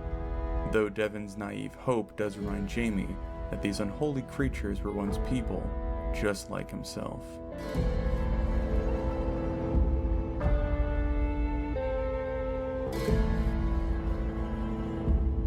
The sick satisfaction he had from leaving this tormented woman imprisoned was wrong, and never again would Jamie lose sight of their decayed humanity. Oh, I thought that was a great bit of kind of weaving the stories together, right? Like we talked about why Jamie put this or left this zombie in the woodshed and just didn't really worry about, I guess, rescuing her, quote unquote. because he wanted a little bit of revenge, right? But then he meets up with Devon, and it reminds him that, Devon's love for his mother, who's clearly gone and infected at this point, reminds Jamie, because at this point he's become very desensitized to what's going on around him and how many individuals that he's killing, that this woman in this shed was a person once, was another breathing, living soul that, wants and desires and love and hate, etc., etc. And so just that small ping from Devon is enough for Jamie to have that thought in the back of his head of, I shouldn't be trying to treat these things poorly. Clearly there's still a threat, and clearly he's still willing to, kill them and dispatch them. He might even see it as the best thing for them at this point, but he doesn't want to torment them or get revenge or seek vengeance in the way that he once did, kind of passively. So I think it was really cool to mesh these two together and also create some sort of finality for this random woman in the shed, because otherwise she kind of would have just been left there for no reason.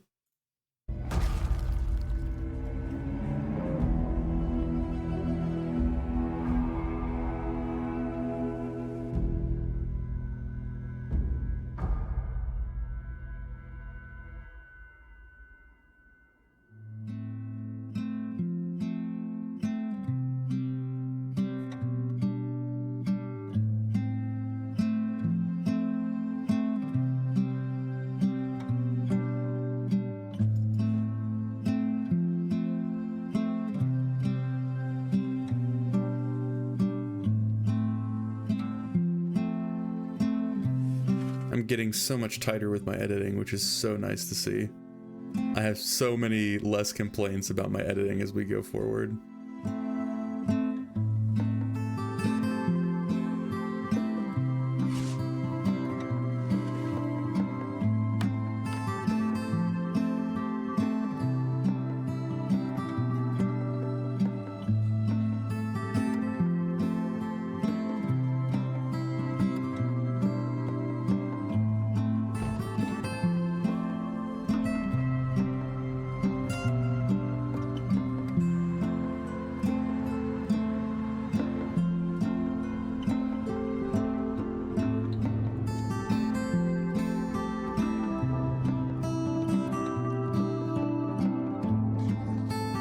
Feeling slightly more at peace with himself, and certainly the happiest he had been since the outbreak had occurred, Jamie doesn't just hope, but knows that the world can be reclaimed.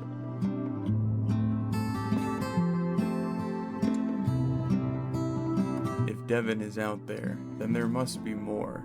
People that need help, people that want to help. Jamie just needs to find a way to reach them, to bring them home.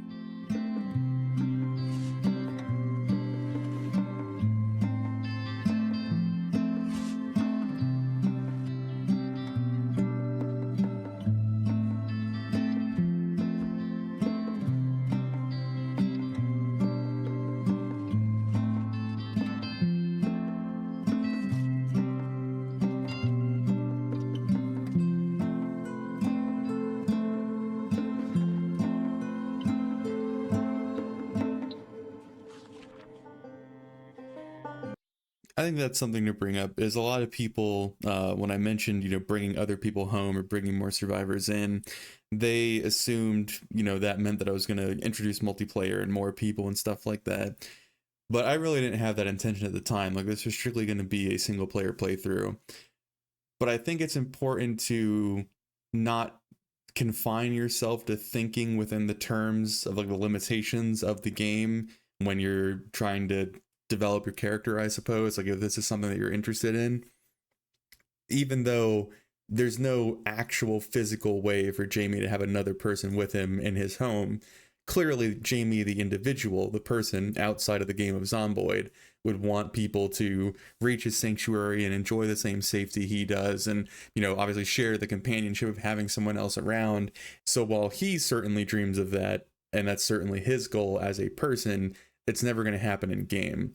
And I think there's an interesting distinction there, maybe not distinction, but a point to make, where a lot of people only think within the confines of what is available to them within the game, where I think it's a lot more interesting and a lot more freeing to just kind of let the character react how they would react, and then trying to figure out how that fits into the limitations that you have, because that way you're a lot less restricted in how they think, even though you're still restricted by the actual actions you can take, if that makes sense.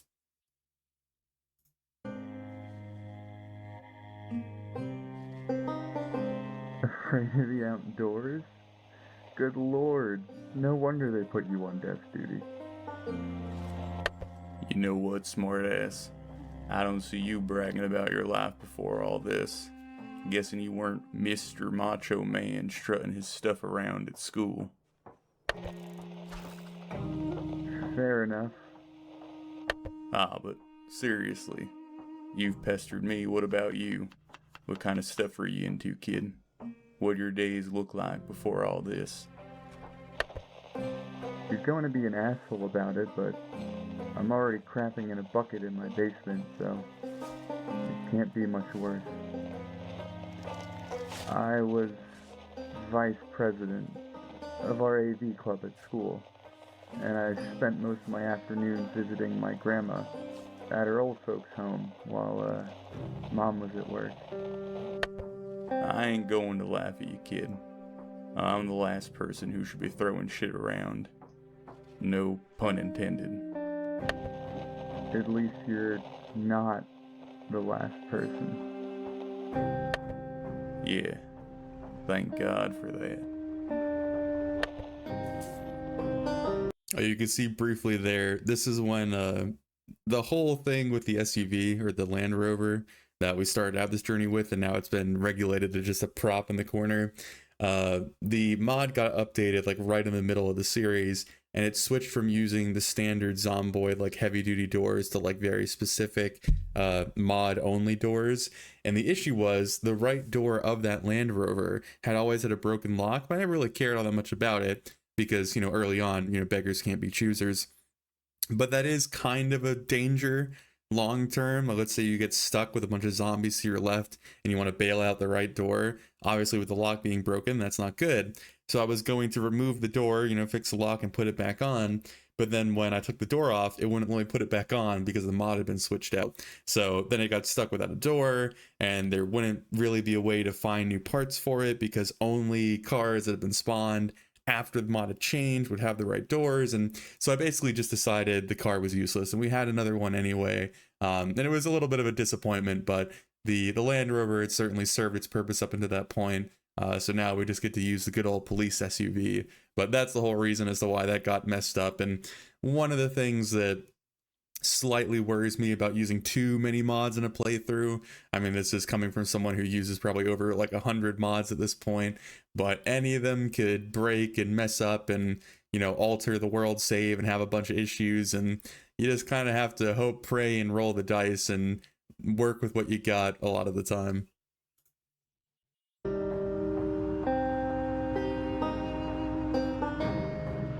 Quickly and happily falling into the routine of bonding with his new friend over the radio, Jamie starts to forget the dangers of this world as he continues to work on his outpost in Weston.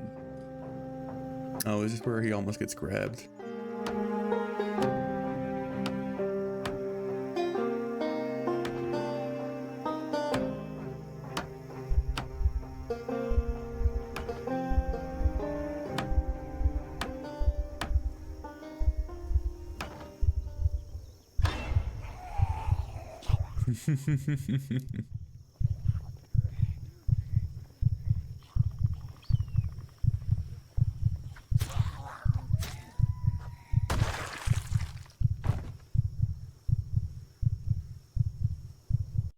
So that's, I think, the first time that I used like a heartbeat sound effect to help, you know, portray things going on. So that's, again, another little milestone to appreciate. But oh man, I was so terrified of that moment.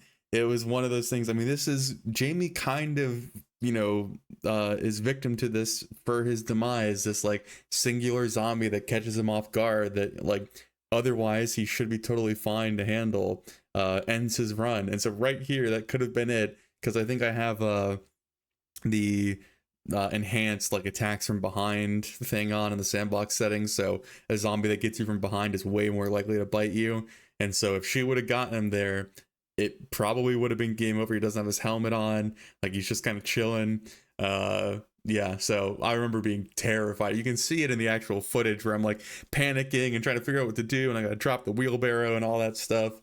But yeah, that was a very, very intense moment, and it also works very well potentially as a story beat, because he's just found this other person to relate to, this other person to communicate with, and now he almost lost his life, and so he's probably envisioning basically what he's going through with Devon, being super afraid of losing that connection, and now considering what it would be like for Devon if Devon lost Jamie. Obviously, Devon doesn't have a lot of no one looking out for him, and so if Jamie ends up getting himself killed, that is almost kind of signing Devon's death warrant in a way as well. So yeah, there's a lot of aspects at play here, but yeah, that moment was God, it made my heart freaking leap out of my chest, and I remember being terrified. But anyway, we will continue.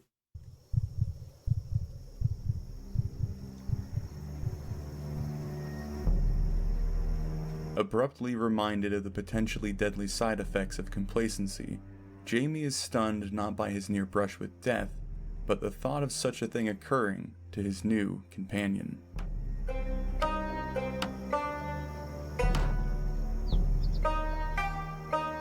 Jamie and Devon had shared laughs, had kept each other company, but all in a singular moment, Jamie knew that their agreed ignorance couldn't continue.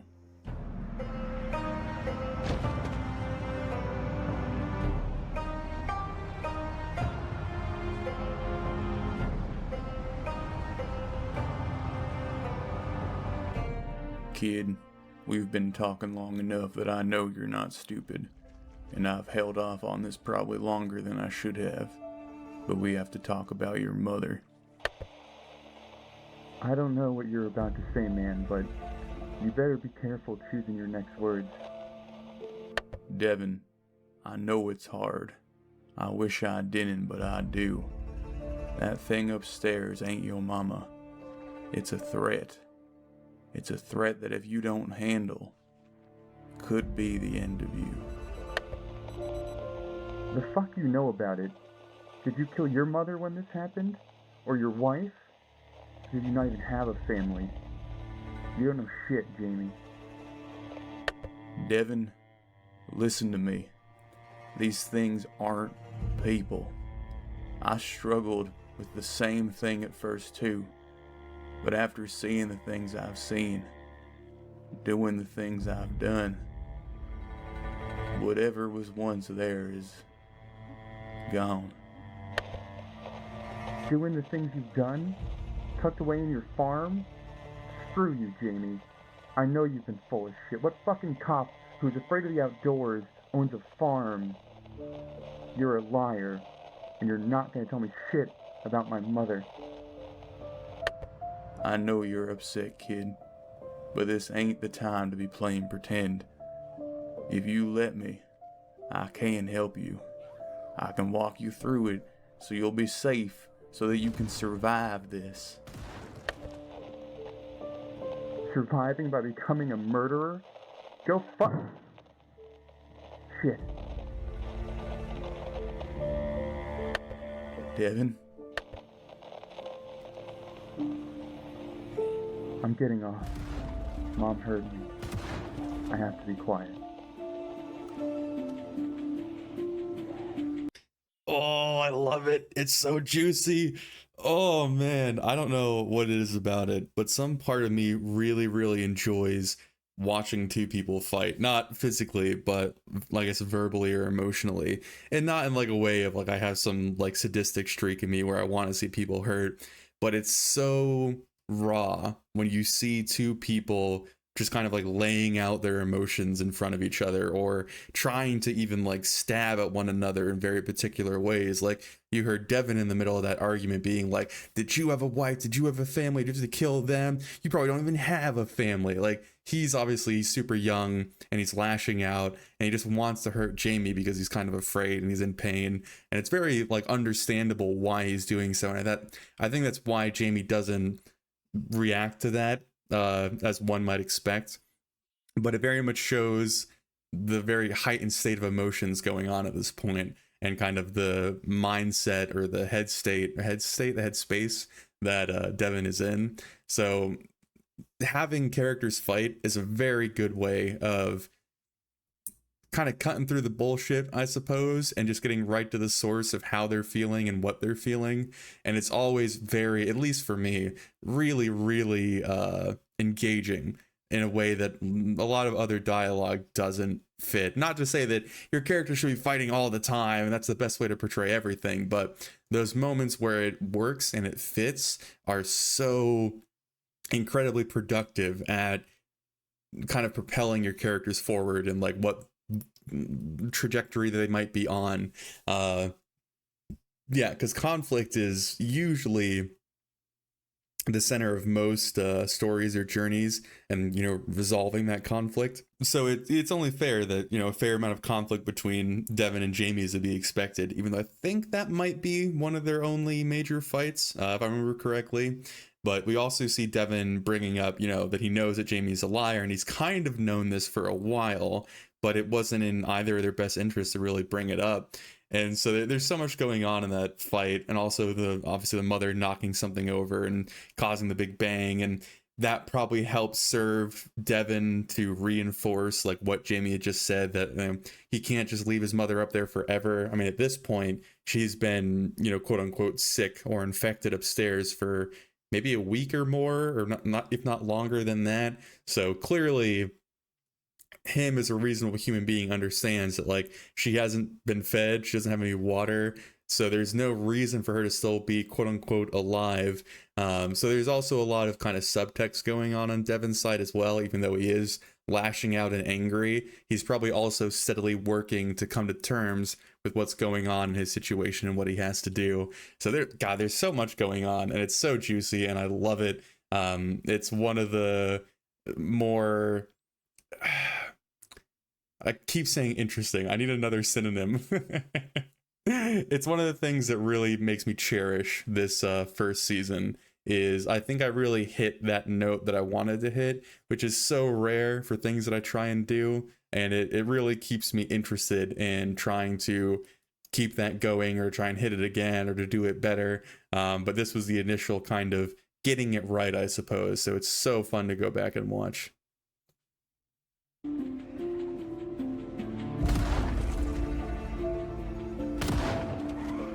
Following the argument with Devon, Jamie can't help but feel the sting of his words.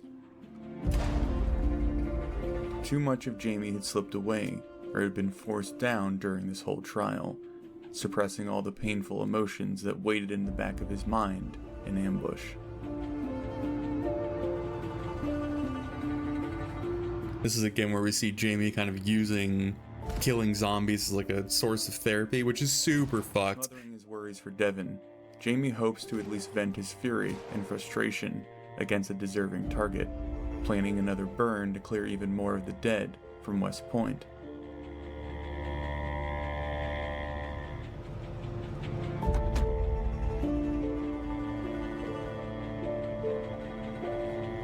This is also eventually the trait that ends up getting Jamie killed too, which is a whole other thing to open, but we'll leave that until that occurs.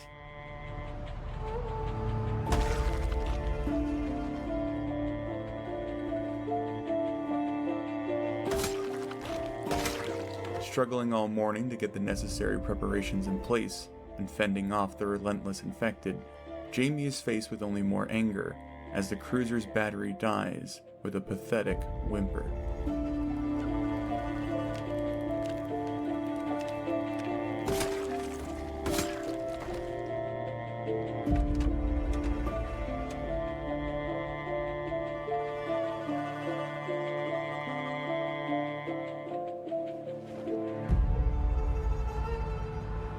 Left isolated and unhinged, Jamie can't bear to head back home yet, as he worries his radio will remain silent throughout the night.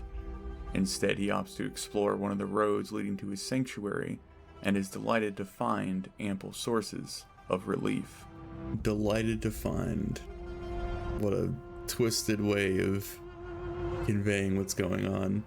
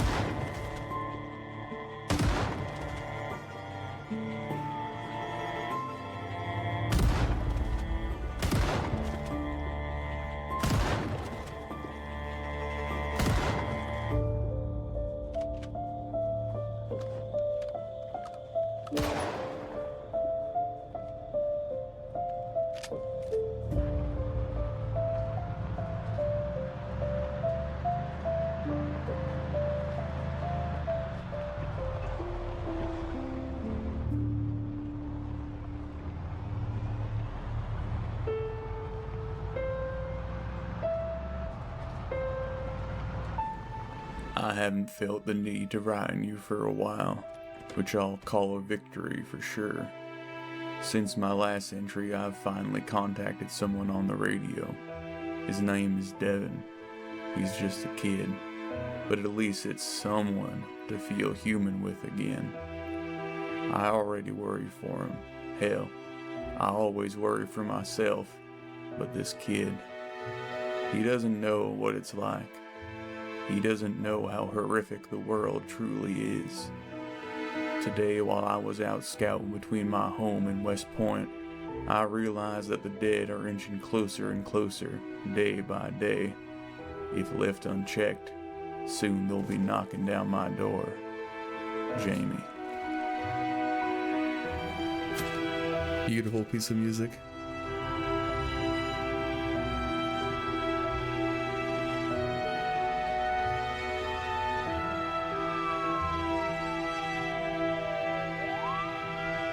God, he's just on a rampage, man. It's insane.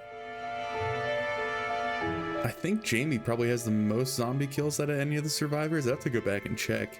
Maybe Jules, because Jules did last so long. I don't know. I'm curious now. I'll have to double check at the end of this.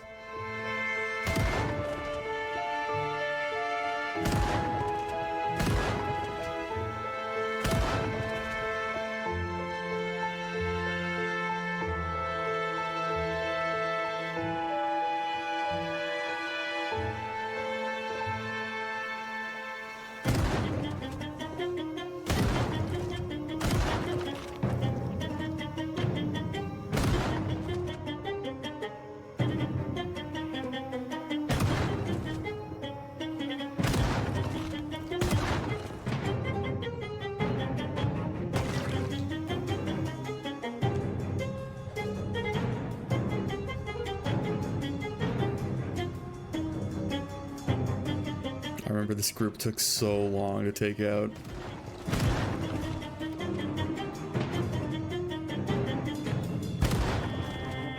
When you're out in like the rural areas like this, just getting them to group up is the biggest issue.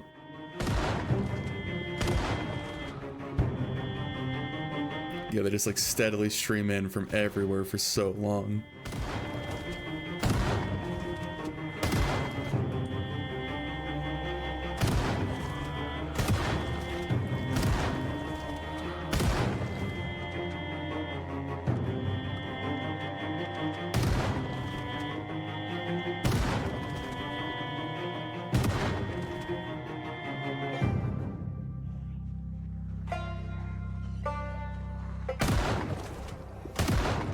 As Jamie stacks up the bodies of the undead, he begins to tell himself that not only is he defending himself, but potentially saving the other survivors of this world from their wretched claws.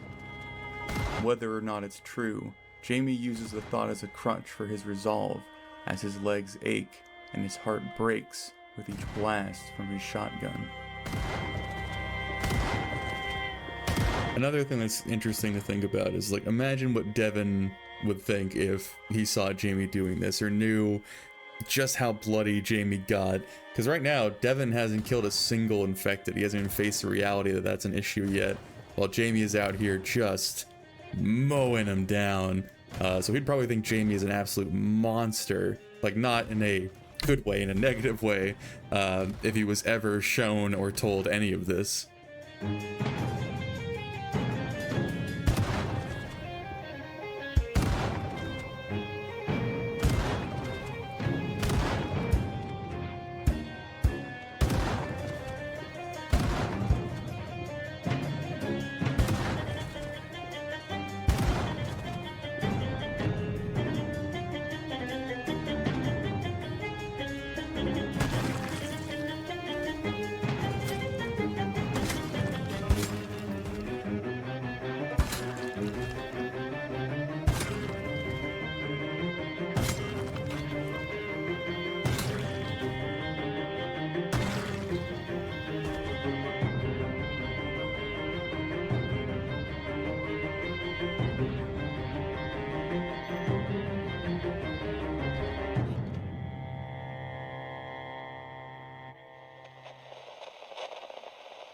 Jamie,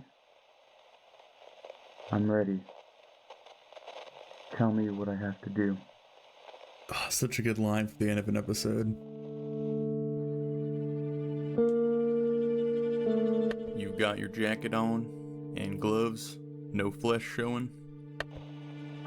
Yep, no skin. Alright, walk me through the plan, step by step. Sneak upstairs, make sure none of them are around, close the curtains as I go, get a knife from the kitchen, go to Mom's room, crack open the door, then wait for her to show her head. That's right. It's head, not anywhere else. Don't assume it's over until you see it stop moving. You got that, Devon? Yeah, I got it. I know how bad it is, kid. It's not going to be easy. But I know you can do it. I know you can. Yeah, I just... no time like the present, I guess. I'll be waiting here when you're done. I'm not going anywhere, kid. Okay. Thanks, Jamie. How you doing this morning, kid? I don't know. Didn't sleep much. I was thinking. About? Why us? I mean, why didn't we get sick? Is it something we did? Is it something we didn't do? Is there some sort of punishment? And if it is, who are the ones being punished? Or is it all just random luck? I don't know, kid. And to be honest, I've been avoiding that question as much as I can. I don't know why all this started, but I do know why I'm not one of them. Because I'm a coward. Yeah. Me too. Oh god, that line rips my fucking heart out, man. Oh, the Me Too, like, oh, it's so small. It's so small, but it means so much. Like, Jamie's been aware, or has cast himself as a coward for so long that he's probably used to it. He's like, you come to terms with it as much as you can, I suppose. But I imagine that Devon hasn't really, up until this point, settled with that. But now all he can see himself as is a coward, where, you know, given the situation, he's probably braver than most, you know, having to take care of his own mom in a zombie apocalypse. Like, that can't be easy. God, it's just, there's so many different things going on in that conversation, but the ending is just so gut-wrenching. It's so brutal, and it's a nice way of them to, like, to commiserate what's going on and who they are and how they're surviving. The other aspect I was going to bring up is it was really natural for Devon to become like a conduit for the deeper questions of, you know, like what's occurring and why it's occurring.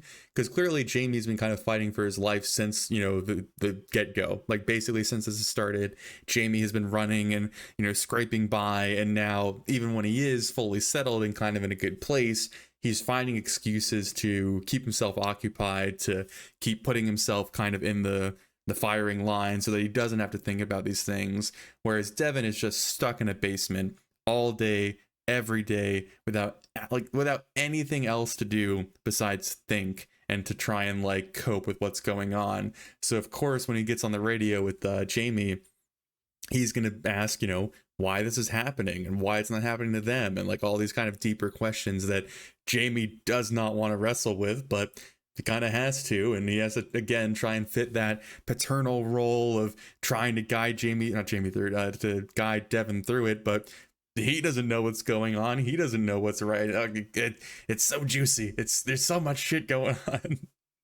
I feel like I'm more of a nerd for Jamie and Devon's relationship than I am for like the game itself, which is probably something to reflect on. But it definitely is the highlight of this series. I think most people, when they finish this series, is mostly torn up about the Jamie and Devon relationship versus like the actual journey itself, if that makes sense. Obviously, I think it would still be an effective video even if Devon never got introduced, but I think it adds such a layer of humanity to everything that's going on, and really it touches on so many people's lives like in a very personal way, that I think it's more difficult to finish the series without feeling some sort of way about what happened and how it happened.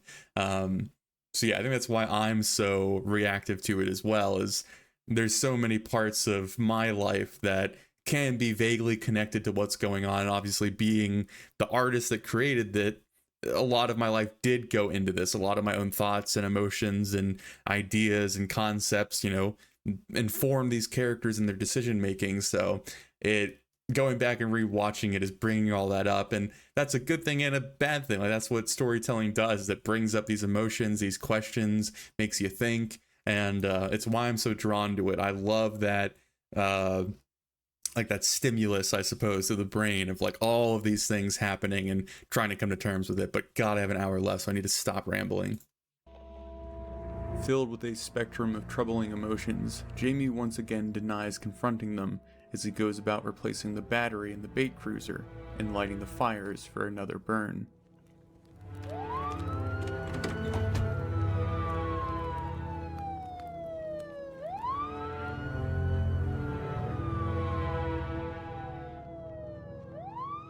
Watching the moths being drawn to the flame, he feels the chilling comfort of apathy setting in as more and more of these shadows of people burn away.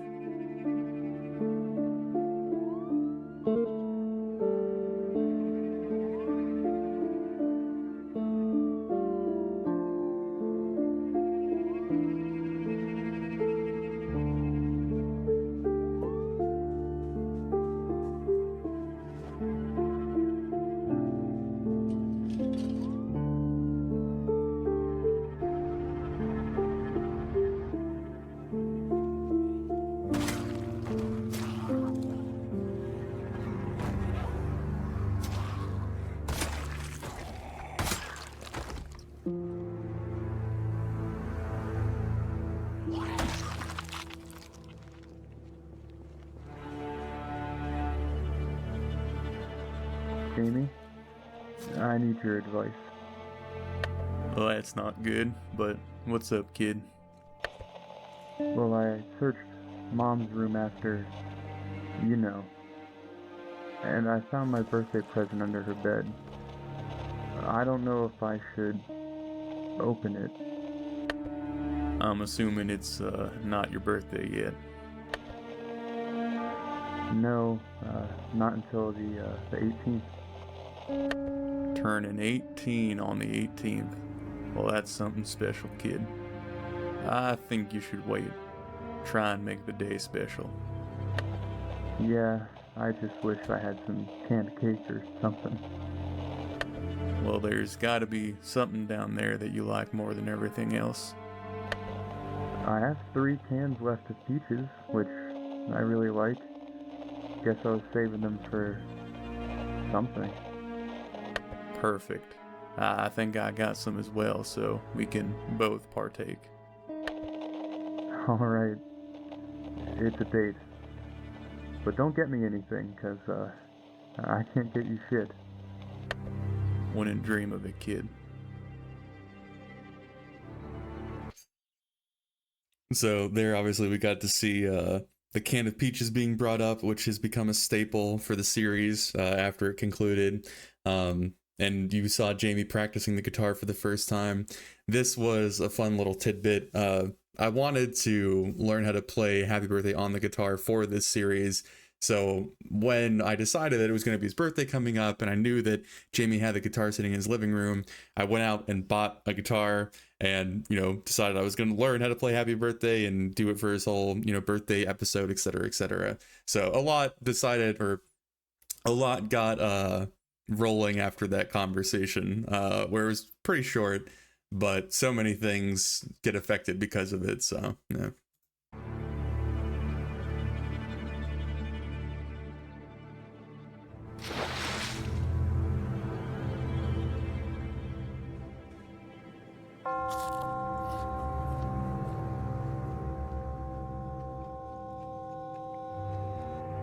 Though the idea of a looming birthday celebration provides a seed of hope for Jamie, he still can't steer away from the desire to continue his cleansing of the nearby town.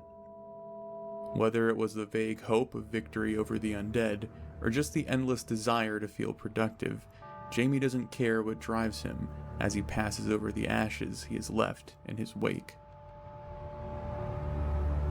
It is kind of weirdly poetic that Jamie kind of takes it upon himself to try and clear West Point of all the dead, even though it also probably directly flies in the face of what he should be doing, quote unquote, as a police officer.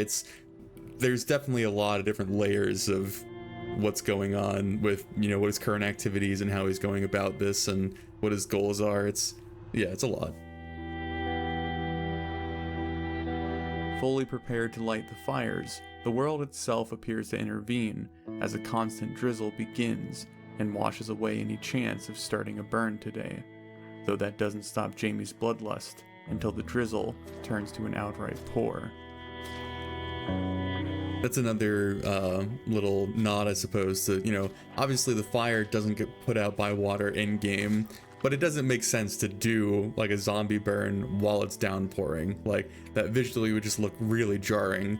So it's one of those, like, steps that I try and take to, again, try and keep things as believable as possible, as much as I can.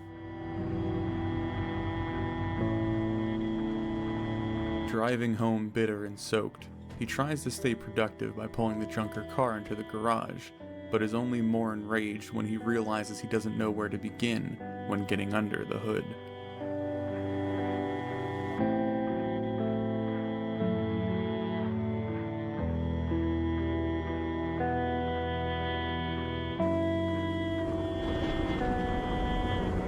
Oh, the thunder in this game is so good. It has no right being this good. With thunder rolling in, Jamie confirms his suspicions on the radio and hears nothing but broken static beneath the thick clouds of the storm.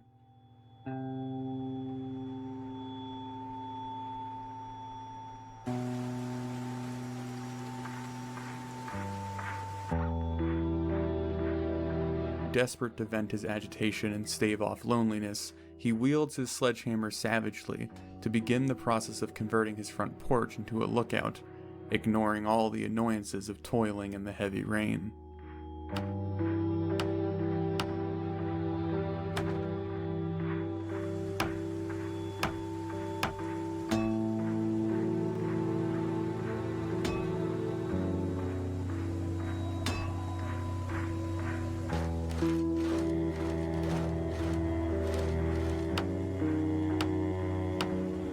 Very nice little montage, especially in the rain. The music's very fitting for it. Oh, that thunder's so good.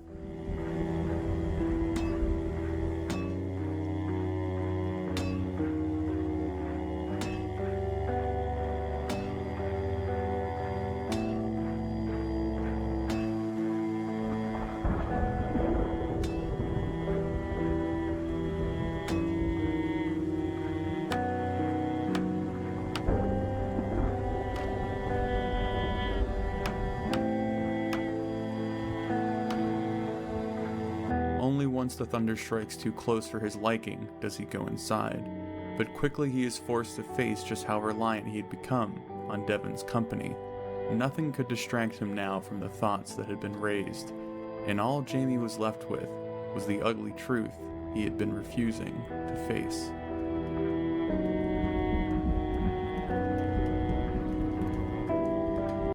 Oh, that shot right there is so beautiful, and it nostalgias.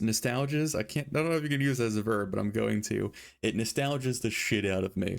Like seeing this room, Jamie by the fire, the rain coming down. Oh, like there's so much that I miss, but it's the nature of the beast. Like, this story would not be as effective if it wasn't over. And now that it is, we get the, I guess, the opportunity to go back and enjoy it in this manner. But, oh, it kind of makes me sad because I spent so much time in this little weird virtual corner of this dumbass room. And now I just get to see it and reflect back on it. And God, so many emotions, man. Yeah. I'm like sad and proud and excited and like I don't want to say hurt, but like I just, yeah, so much fucking love went into this series, and I'm starting to feel it now as we get closer and closer to the end. I'm getting way more, I don't want to say emotional, but what is the term I'm looking for? Worked up, I guess, is the better way to phrase it. Yeah, because I'm just remembering so much about this series and like all the nights that I worked on it and all the different little things I had to work around, and yeah, damn.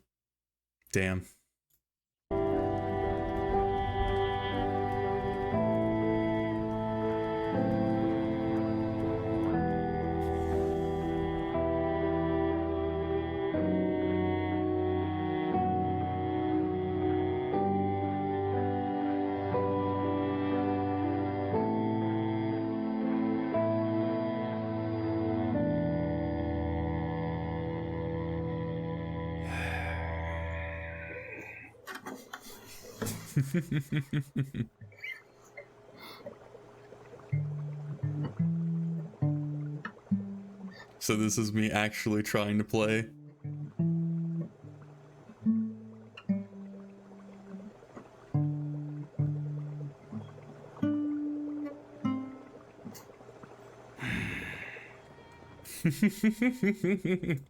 I love that little detail. Oh man. Like, it's one of those things that it helped bridge the gap between Jamie and myself in a very physical manner, right? It would be one thing just to like grab a happy birthday recording off of the internet and just, throw it over the footage and call it done. But to actually go out and buy a guitar and struggle with learning it and going through the same frustrations that Jamie would be at that time, it just helps. It helps just that little bit more. And it's also something that I now look back on with very fond memories of how I started learning guitar, which I still play a fair amount to this day. It began with this because I wanted, for whatever reason, to have this dumb actual recorded guitar segment in the series, and it got the ball rolling on that. So there's so many little things that help, again, bridge that divide. And this is just one of those examples.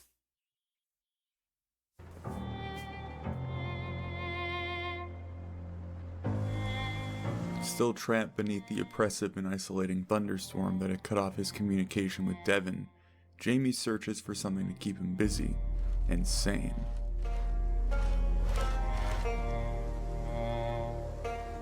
Poncho Jamie's a good look. Obviously, motorcycle helmet's the OG, but he looks pretty badass in a poncho.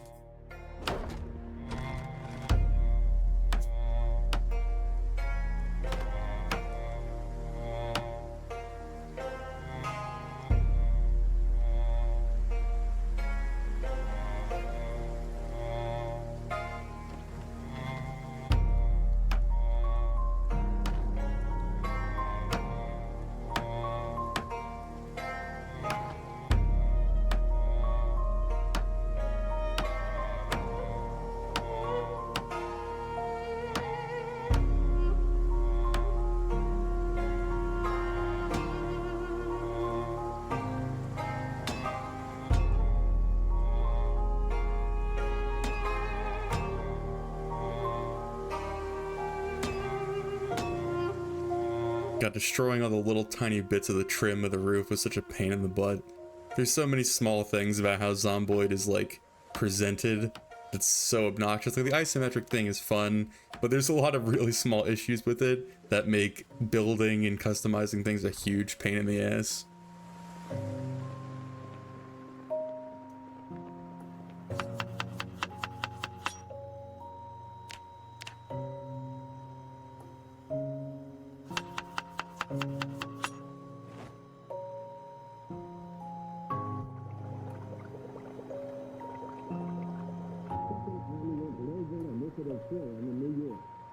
Just more quiet moments of Jamie slipping back into his isolation, realizing how much he misses Devon. Very effective.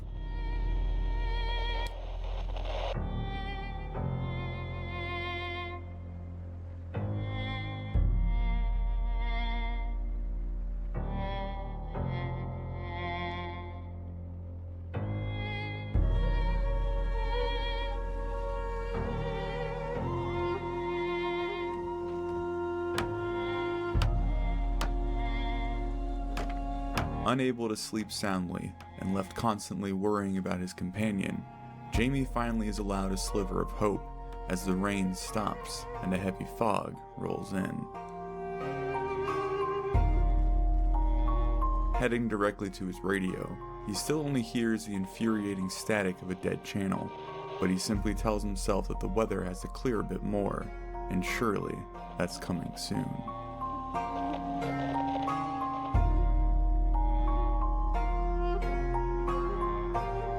Knowing that he'll lose whatever little grasp on reality he had if he stayed home, Jamie decides to take his new opportunity to finally go through with the burn he had been planning in West Point.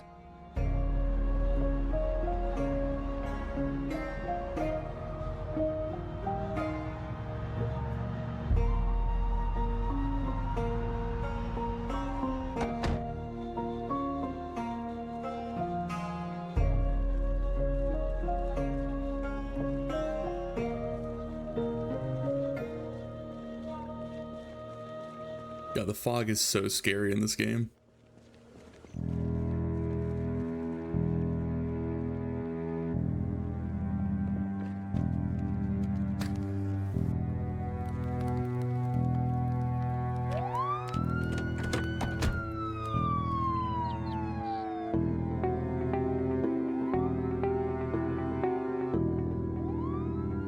That is a great visual. That looks so serene. Not serene, eerie? Yeah, eerie is the word I was looking for.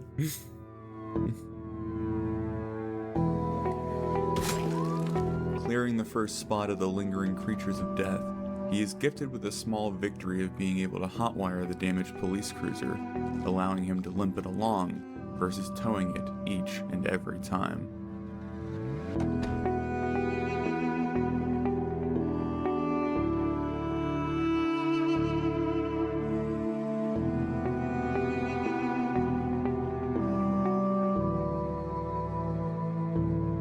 I do wonder if this really is a more effective way of clearing the undead, because the amount that it kills over the time span that it takes, it might be more effective just to go and take them out hand by hand, but obviously it's a little bit more dangerous, you're burning calories, etc., but yeah, this is a tactic, but I don't know at the end of the day if it's really that much more effective.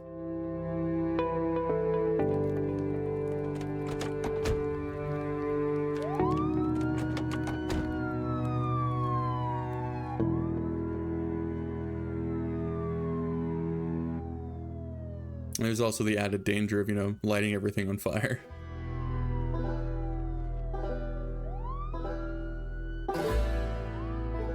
Jesus.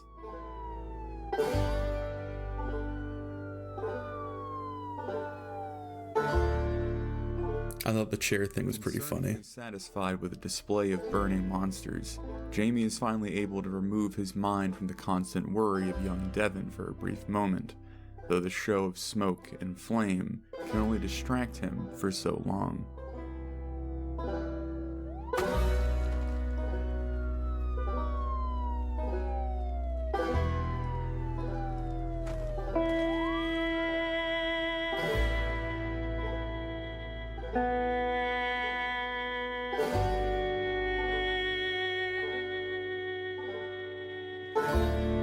Writing in this always feels like defeat now, but something has happened to Devon, and I can't keep myself sane with all this silence. We had discussed the fact that his power wouldn't last forever, so maybe it's simply that. But it just worries me, not knowing. I hope he isn't stupid enough to go out looking for a generator, but I was the idiot who gave him the instructions on how to use one. Instead of sitting around and staring at the radio all day, I continue to burn the dead from West Point, maybe in the hopes that I'm saving some other Devon out there, but more than likely, it's just to keep me busy and safe. Jamie.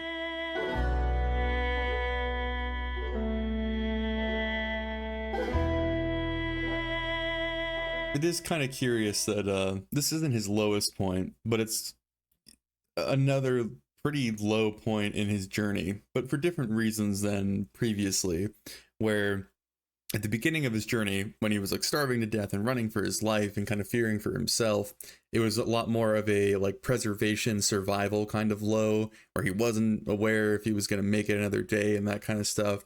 Now it's that kind of lingering, shadowy, plaguing depression, I suppose, kind of low, where he doesn't really know what to do with himself. Like everything is fine, but he knows this can't last, and he's afraid for Devon, and there's nothing he can do about it. He's just kind of stuck where he is, and that, like, it isn't as physically threatening. Like, it's not going to end his life then and there, but it, I think, is far more emotionally taxing. Because when you are just like fighting to survive and your adrenaline's pumping and everything is kind of life or death, you don't think about it as much. I don't think it affects you as much, at least not in the moment.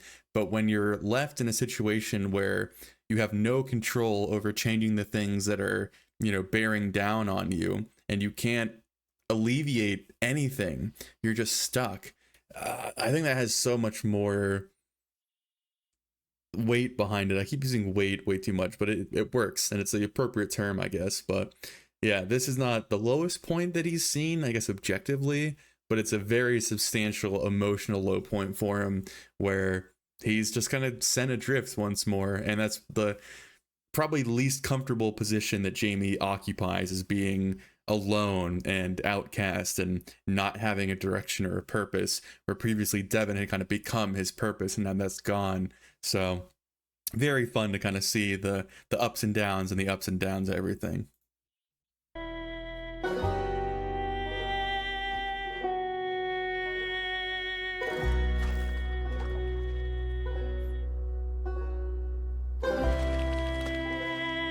Endlessly haunted and restless, Jamie can't help but wonder if the weather was no longer to blame for Devon's absence.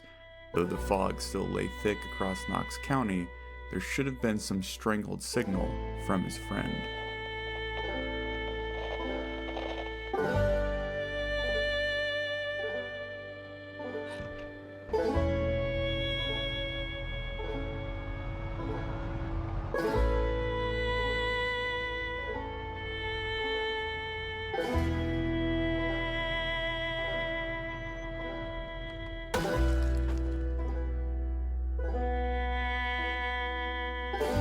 The music's super fitting for this like period of time as well. The kind of steady strum of the guitar almost kind of emulates like the steady strum of, you know, Jamie's day by day by day, you know, loneliness and isolation kind of lingering.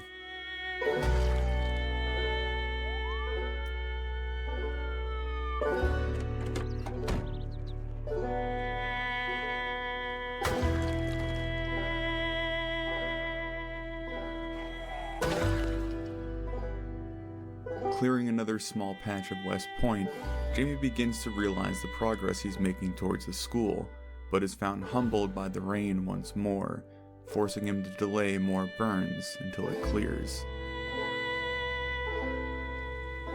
Oh, that school, dude. Gives me nightmares. Don't ask me how this works. Zomboid stuff.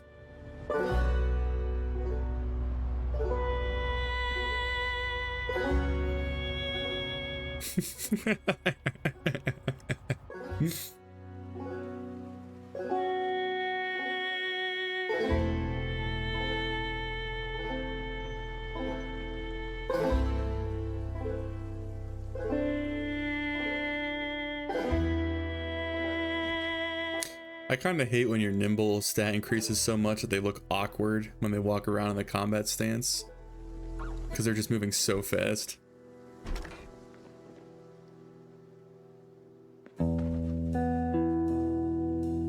wish you could change that setting or something.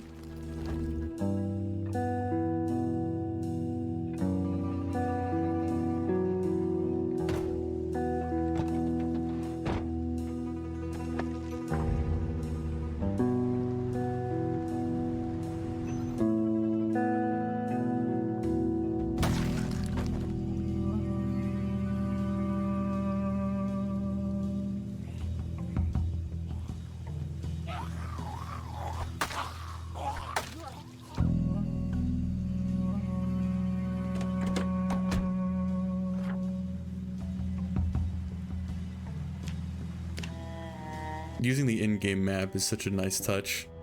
It really makes you feel like you're making progress and also that you're part of the character's journey again.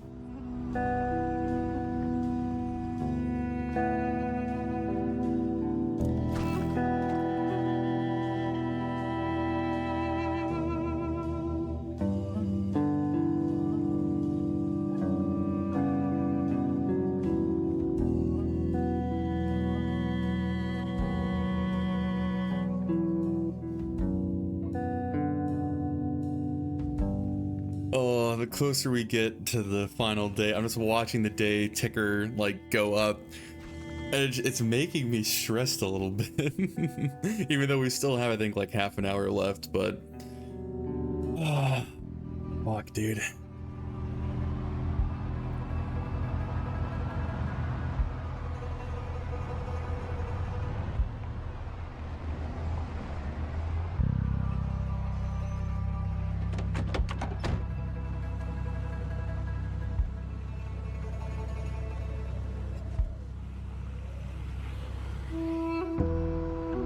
On his way back into West Point, he finds more undead leaking from its sprawl like pus from an infected wound.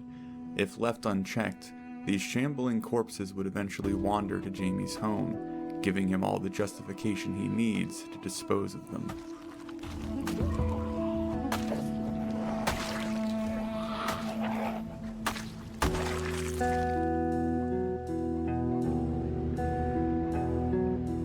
Such a bleak day. It's so crazy how like subtle Zomboid's like environment or weather conditions are, but they really convey a sense of what's going on and like how the world feels. Like a rainy thunderstorm day and a snowy day and a sunny day all feel very distinctly different, but with very just subtle changes, like the saturation being turned down. It's very, very effective, and it's such a simple game. It's so, yeah. Knowing enough to start a burn, Jamie uses the dry fuel from the cruiser's trunk to begin before the rain proves to not be the only roadblock. Oof.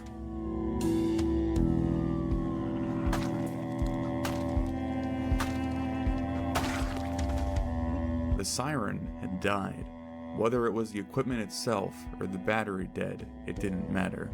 Now the undead were alight and left to wander freely, potentially leading to an inferno that Jamie could no longer control. Yep. That is the biggest risk with doing this kind of tactic. I had no idea that the light bar like conditions slowly worked down the more you used it, so there really wasn't that much left of like a use of it with the car starting in that condition. Showing its usefulness for once, the rain serves to snuff out the spread, but that still doesn't calm Jamie's nerves as he realizes how close he came to fully losing his dominance.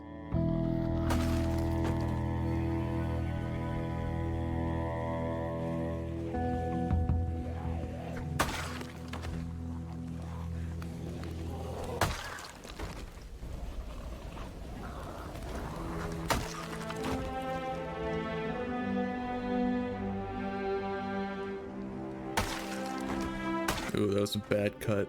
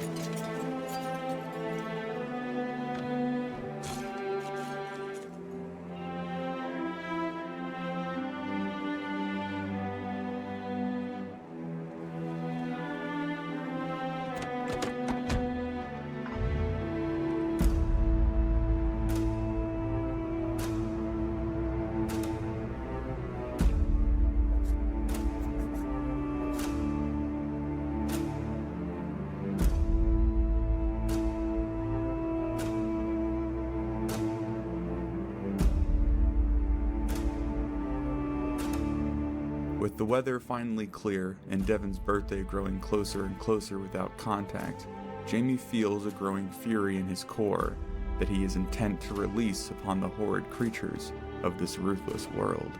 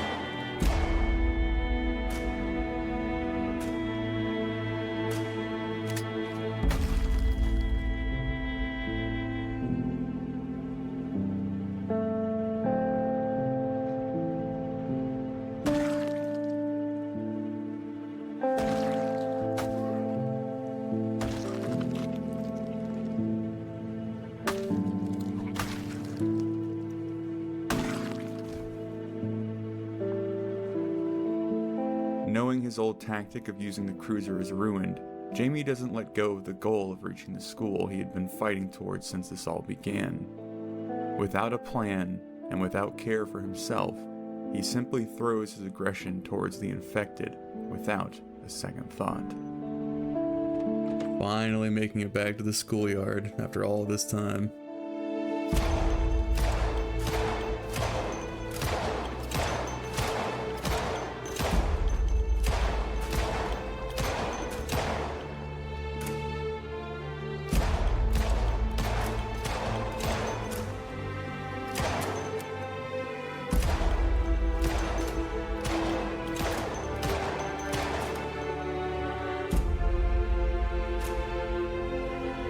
He really doesn't have to get into the school at this point, but I think it really is just more like the principle of the thing. It was his goal to get here. It's almost like a symbolic gesture of like reclaiming West Point is getting to the school, but yeah, quite the effort for not a lot of payoff, I suppose. Jesus Christ, dude.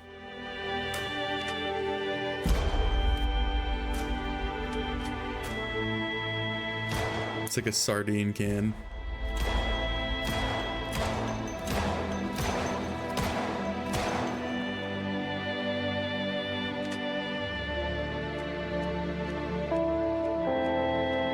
This is the really big benefit, though, of clearing your path to whatever you're trying to get to before just racing there ahead of time, is you have all this like space behind you to be safe and to back up and deal with these larger groups.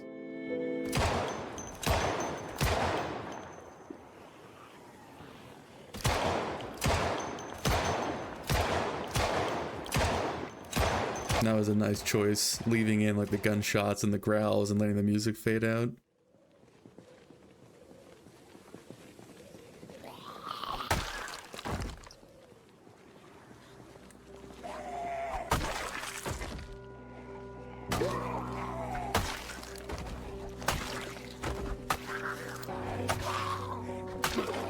He just doesn't stop, dude. Jamie's on a mission.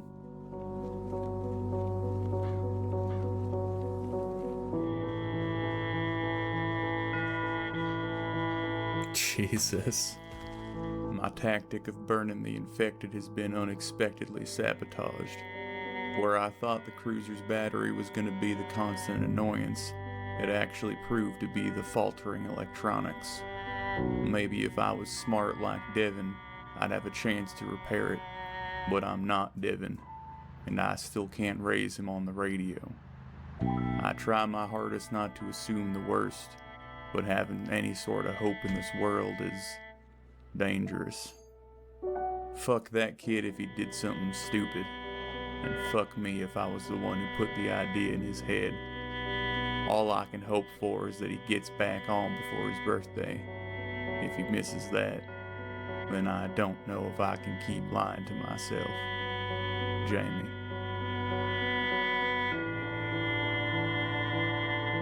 Oh, day 69. Nice.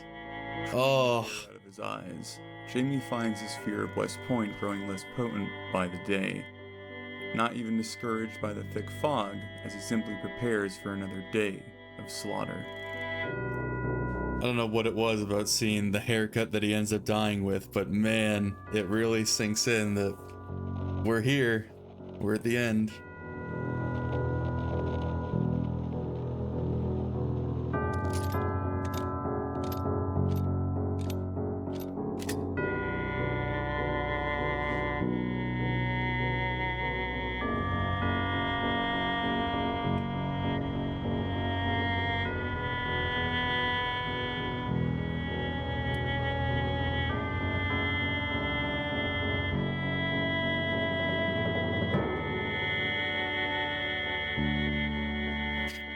Man, this is a kind of strange connection.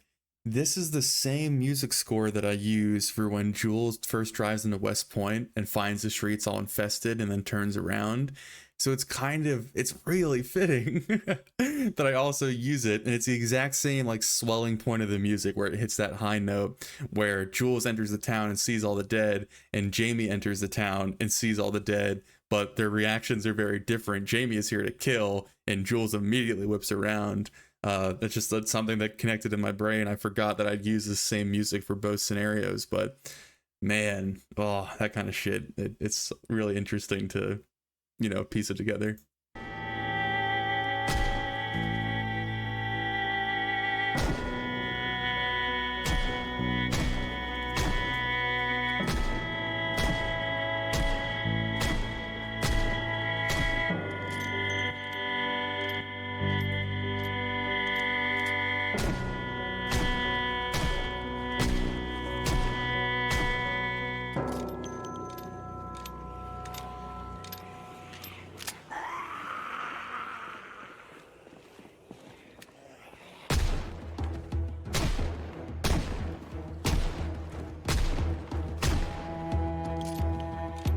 Man, one-shot kills in this game are so satisfying. Just watching them topple over.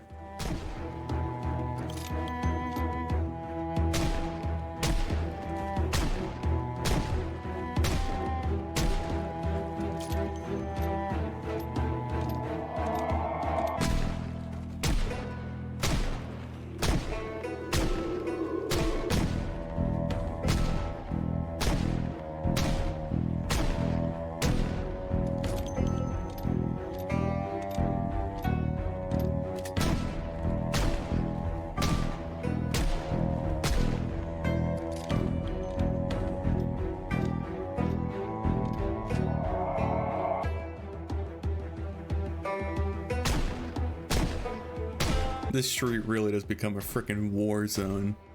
I wonder how many zombies alone died on this singular street.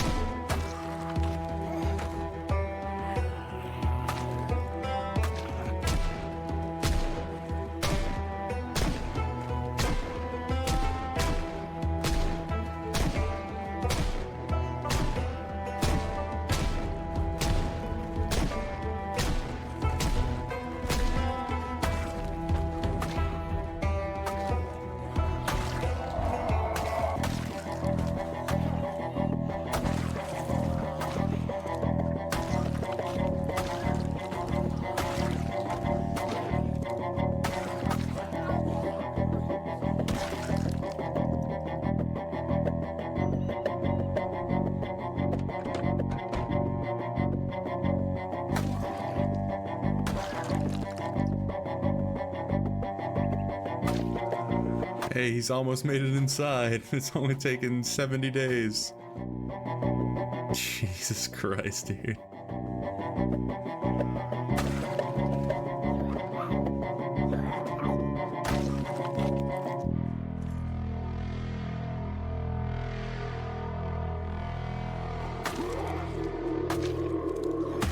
The scariest part about being in a building like this with staircases all over the place is you never know if one's gonna hear you from upstairs and then like find its way down behind you or come out from a room that you haven't checked, and it very much limits the amount of control you have about like what's behind you and how safe you are.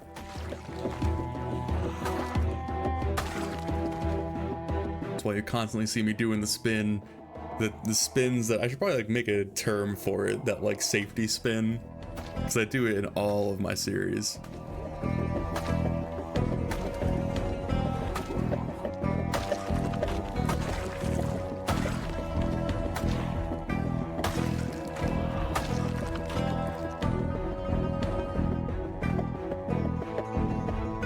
God, the hallway is just painted with blood.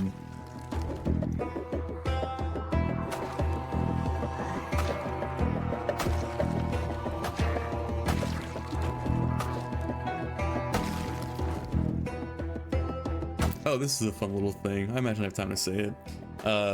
The idea that I had of Jules having the refugee camp at the school in Riverside came from this moment where I was like, why are there so many people in this school? Like, what possibly makes the most sense to describe this amount of people here? And I thought it was a pretty interesting conclusion to make, that a lot of the schools would become like refugee camps or like community centers or something of the sort when the outbreak first happened. So that's what drove me to then use that excuse or that explanation for Jules' story.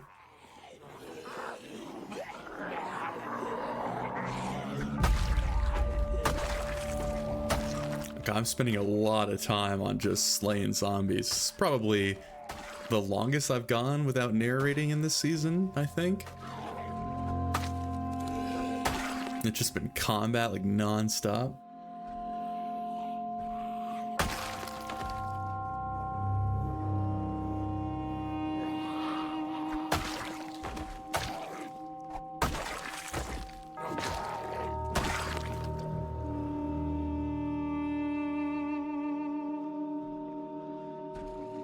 The library's right there.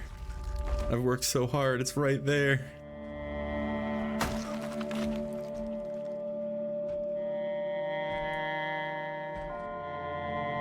Hey.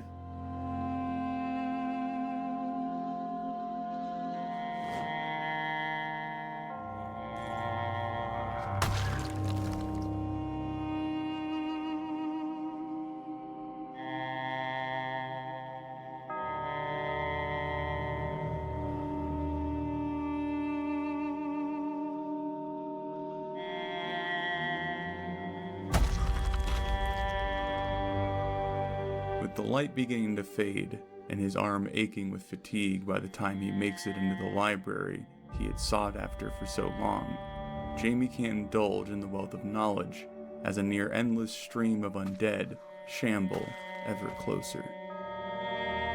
Confident with enough time he'd be able to fully secure the building, Jamie allows them to keep their rotten grasp on the school for now. Oh, that was a beautiful cut. Cutting from the bloody hallway to the bloody road, and perfect timing. Chef's kiss. Good job. Fantastic. 2 thumbs up.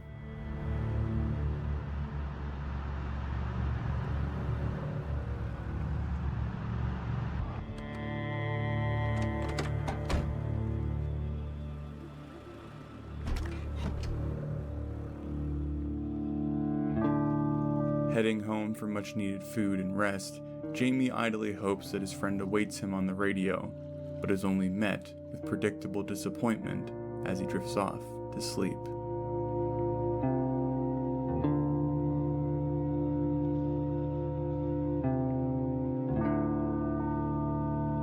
Oh, we're getting so close. Oh, Jesus. And tomorrow is Devon's birthday.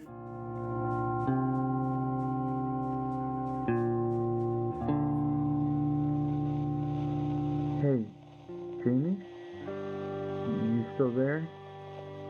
Jesus Christ, kid, you scared the shit out of me. What happened? Well, your signal got all gargled and then my power finally went out, so I had to go find a generator, which was eventful. Damn it, kid, don't leave me on that. What happened? Are you alright? Are you back in your basement? Are you safe? Oh yeah, Devon, it's nice to hear from you. What a lovely surprise. I'm glad you're alright. Jesus, Jamie. Of course, I'm happy to hear from you, kid, but this isn't a joke. I don't worry about you for fun, you little shit. Tell me what happened, please. The power went out at night, so I waited until morning. I knew my friend Jimmy's dad had a generator in his garage, and he's just a few doors down, so I snuck back upstairs in the morning and looked out for sick people. I only saw a couple, so I put on my layers and got my knife, and I creeped through the yards. When I got to the garage, the door was locked, but the window was open, so I jumped in. I didn't have a flashlight, so I didn't see Mr. H in the corner, but I heard him coming at me. I couldn't see his head, but I got him a couple times until I finished him, like Mom. Did he touch you, grab you? Did he try to bite you, anything? I found a scratch on my wrist when I got home, but I don't know if it came from him or when I was dragging the generator through the window. Before you ask, I already disinfected it and bandaged it, so you don't need to nag me. Damn it, kid. You... Yeah. Keep it clean. You did the right thing. So, what have you been up to? Besides worrying yourself to death. Oh, shit. What have you been up to? Oh, only murdering the entire town of West Point. I was going to mention that a lot of people ask this question, so I should answer it here. How I decided if Devon was infected or not, and I actually rolled dice, percentile dice. If you're unfamiliar with that, it's kind of a D&D or tabletop role-playing term. But yeah, I think it's a 7% chance, I remember correctly, for a scratch to be a cause an infection, and Devon rolled poorly, and that dictated how the story went. Again, I wanted things to be as unscripted as possible, so I left things up to chance, and that's how the cookie crumbled. Hey, birthday time.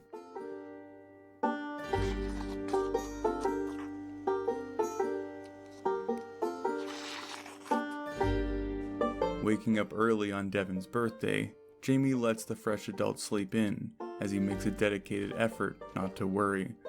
Today would be about Devon, and not all the deadly threats Jamie saw around every corner.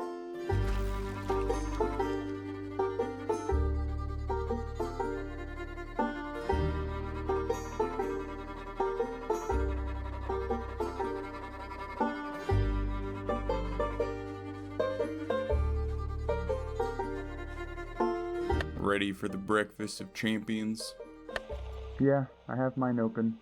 Been dreaming of these peaches for days now. Well, bottoms up, kid. Actually, can't be calling you kid anymore, sir. Oh, fuck off. You're already making me feel old. Damn. These are... Fucking hell, don't be choking to death on your birthday. Slow down. Wrong pipe. Now, I haven't played since I was your age, so no laughing. And no, I ain't singing. I'll get your wrinkled ass to sing for me next year. Uh-huh. Now shut up and listen to Kentucky's finest guitarist. I did consider actually putting in like the happy birthday guitar music that I learned for this segment, but the guitar piece that's already going on works very well and keeps the rhythm going. But I think people got the point, and it certainly works. And also, I think it would have been a little elongated to do like the whole like happy birthday, like it's, yeah. So, but yeah, this is a really. It's a bittersweet moment. It really is, because we all know what's happening. Or at this point, I think even if you're watching the episode or the season for the first time, there's enough foreshadowing that's been placed that you're suspicious about what's to come, and that again makes this moment very bittersweet. Or your tension might still be high, wondering if Devon is potentially infected or not. But Yeah, with knowing what's going to happen, it's a hard moment to enjoy, but it's a nice one nonetheless.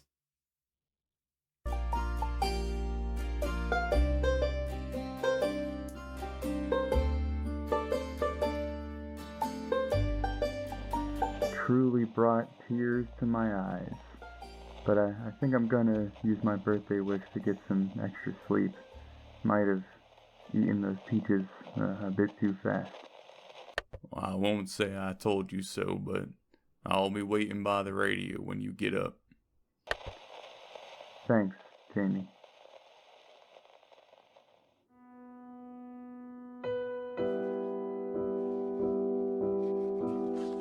Oh god, it's coming.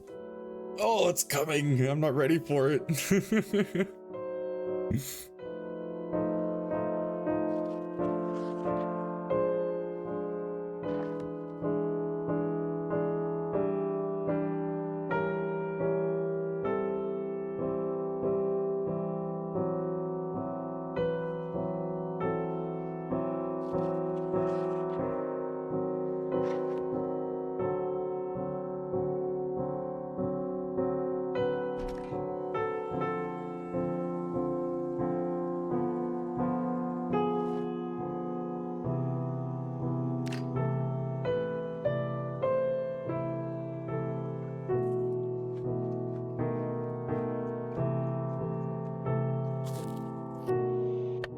Devon, I don't know if you can hear this, but I have another storm coming in.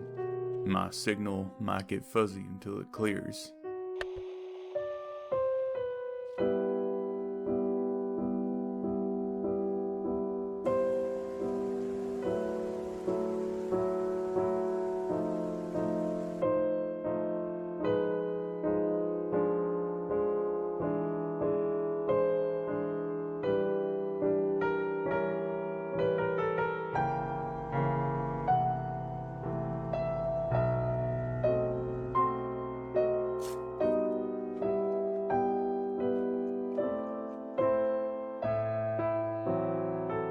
Oh, I love the little added effect of the bowls piling up, the empty can being there. Oh, it's so good. That's so sad. Jamie? You there? Yeah, I'm here. Can you hear me? You're breaking up. But hopefully you can understand me. I'm sick. Like Mom. No, you're not, Devon. Your mind's playing tricks on you because that's all you can think about. You're fine. It's probably just something minor. No, I've seen it. I know. I'm sorry. Don't be fucking apologizing to me. There's nothing for you to even be sorry for. You did everything right. You did just as I told you. You're going to be all right, Devon. Jamie, I'm scared. Yeah, me too.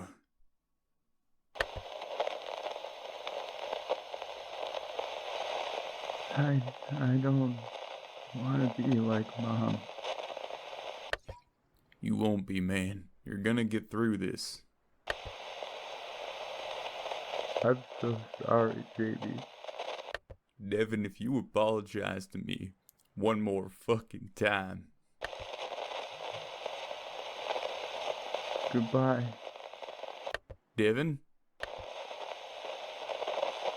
Devon! Devon, no. No.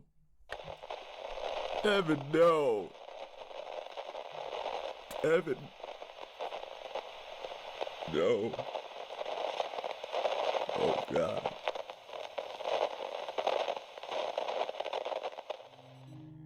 Oh. Oh god, that hurts. Oh man. I remember when I was setting that all up and like writing it out and getting ready to record, when we got to the point where they started tearing up, I actually like sat here and forced myself to tear up. I think the lines could have been delivered a little bit better. They're a little cheesy, especially with Jamie's delivery at the end, but I was still very nervous to even, I guess, dive into like this depth of emotion for some video game story that I wasn't fully confident that people would enjoy. So there's a lot of room for improvement, but still, that whole sequence is so incredibly rough. Like the build up of Jamie just sitting by the radio for like almost 2 days straight, just waiting for Devon to come back, and he finally comes back and just has his fucking heart ripped out of his chest. Oh, it's so rough. And I don't know if a lot of people caught this, but I purposely mirrored the line of Devon going, "I'm scared," and Jamie going, "Me too," where previously Jamie had admitted to being a coward and Devon had used the line, "Me too." So I thought that was a nice little touch. It's something you probably don't notice unless you're really looking out for it. But it kind of helps complete their journey in a somewhat kind of, I don't want to say satisfying conclusion, because it's not satisfying, but it is a conclusion. A powerful conclusion is probably the term I should use. But God, that's a rough thing to watch. I should probably just keep going instead of ranting, but yeah, that's the point of the series, I suppose, except for the finale, but we'll get there soon enough.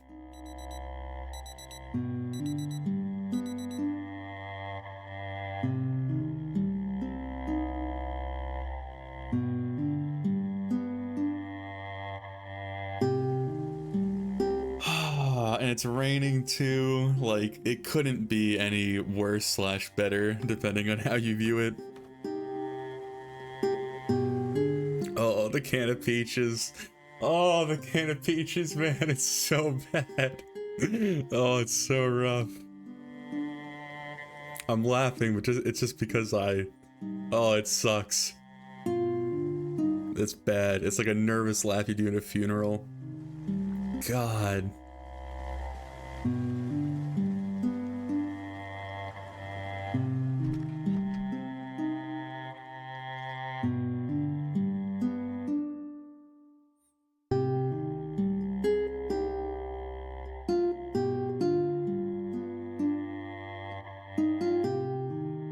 I don't know if I'll write in this journal again, or if I'll ever find my way back to this place.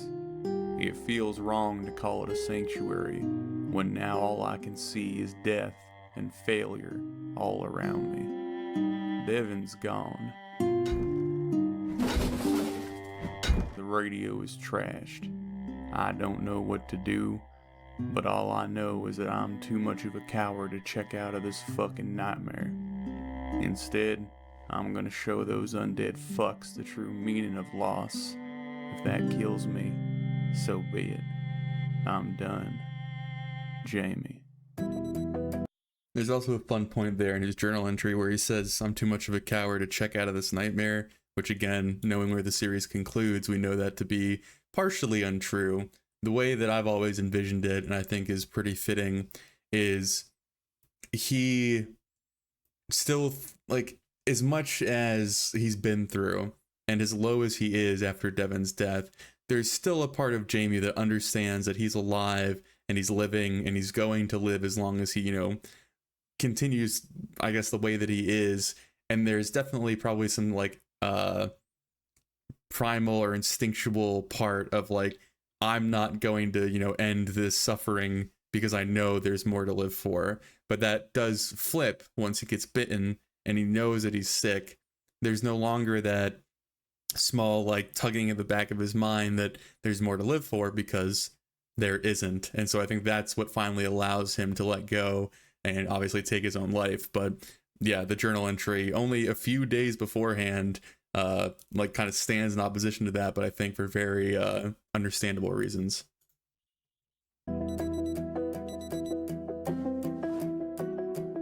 Unable to stay in his home following the loss of Devon, Jamie ignores the lingering hangover from yesterday and immediately sets his sights on a farmhouse just outside West Point.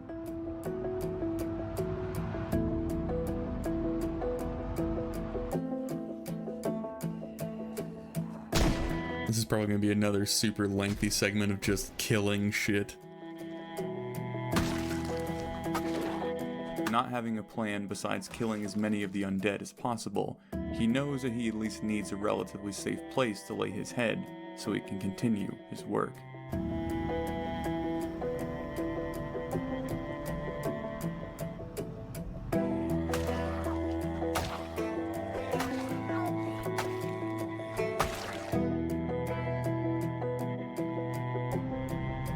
Driving into West Point as the morning fog begins to clear, he decides the school is a good place as any to begin his slaughter, hoping that by the end of it he might actually be able to loot the library.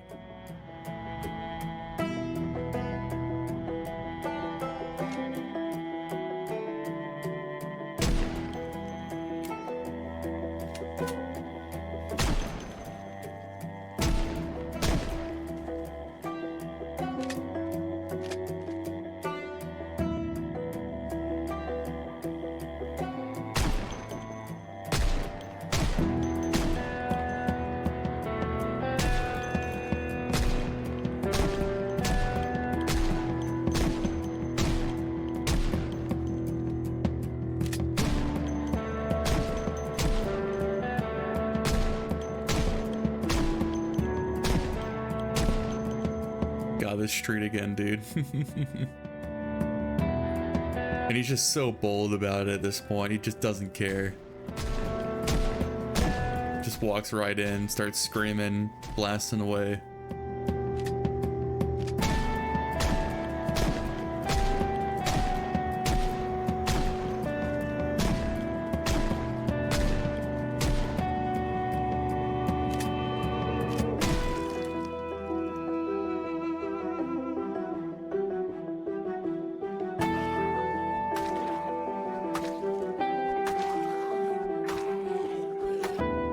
Feeling some of the anguish from his loss blunted by the end of the first day, he returns back to his safe house to rest before striking out in search of relief once again.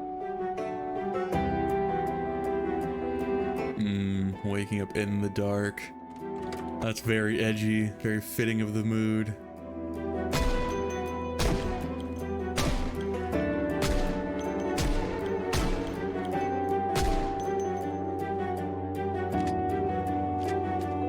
Good lord, dude.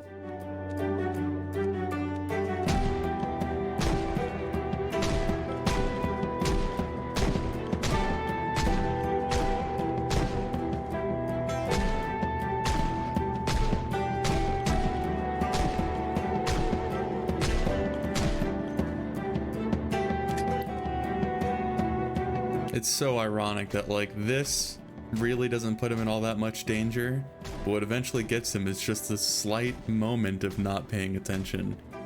Like, I think a lot of people point that out in Zomboid. It's like, the horde isn't a threat, it's the one zombie you're not aware of that will get you. And that's true. It's very, very true.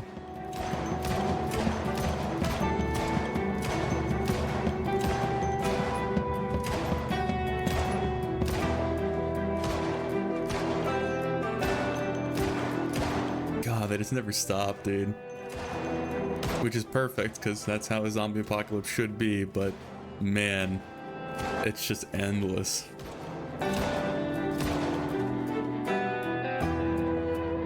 God.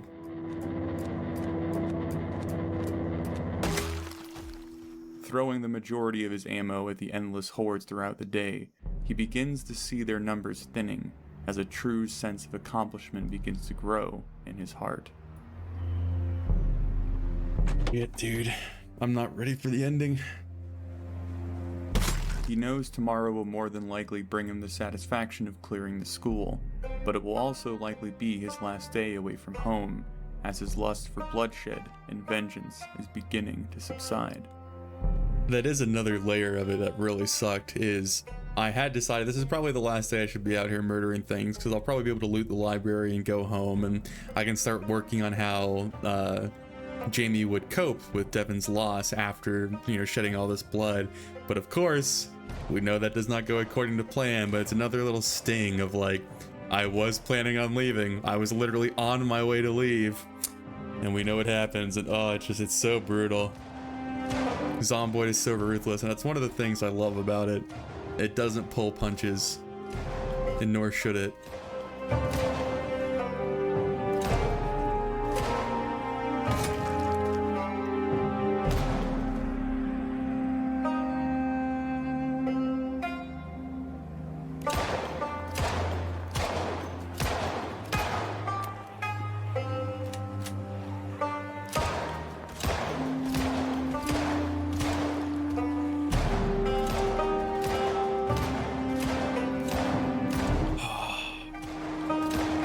There's so many dead just in this fucking schoolyard. I feel like Jamie has to be the survivor with the most kills. There's no way he isn't.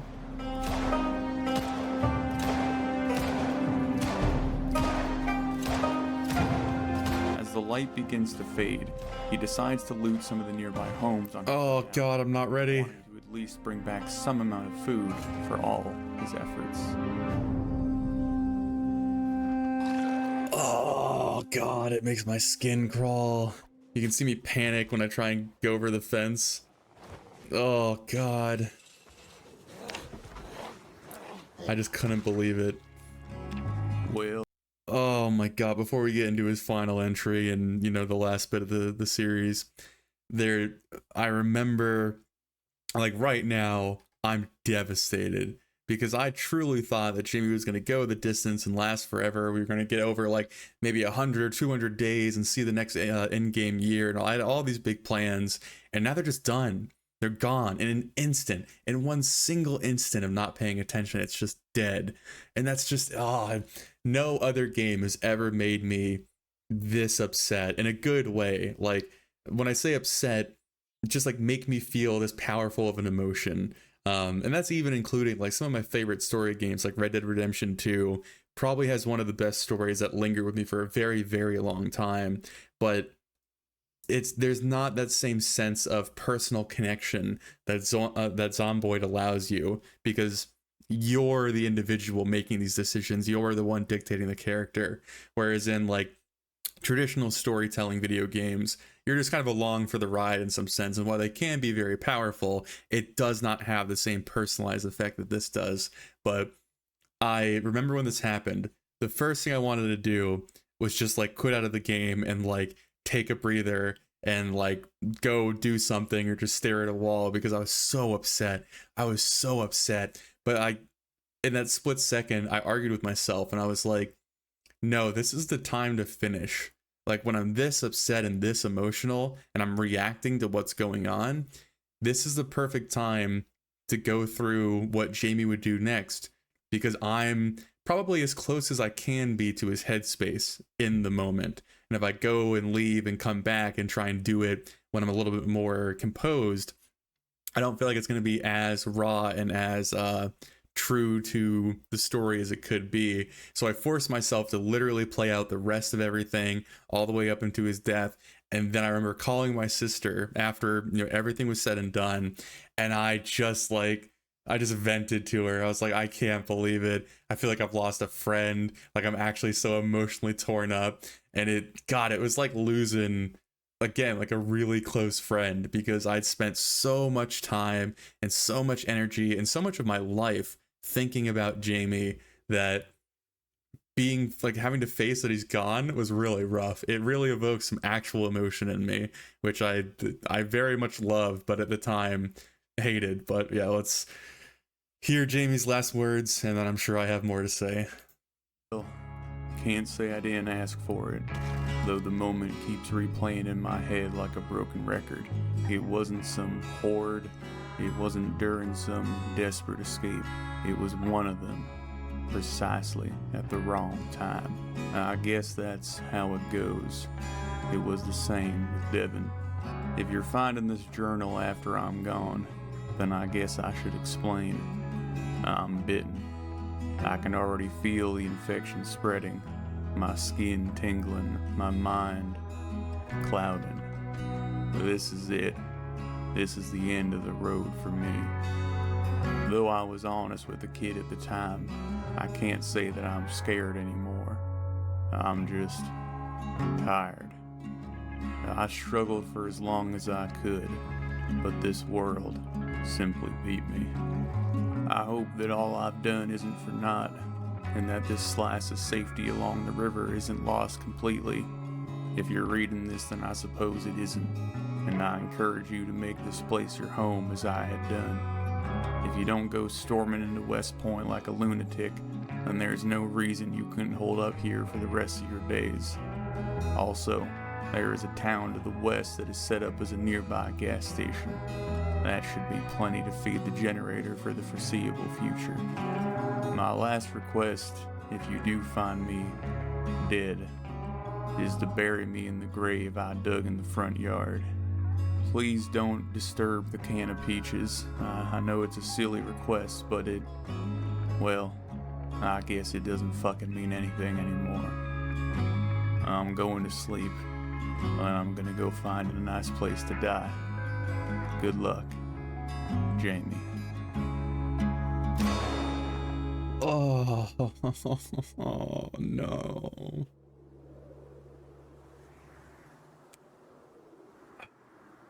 Fucking hell, dude.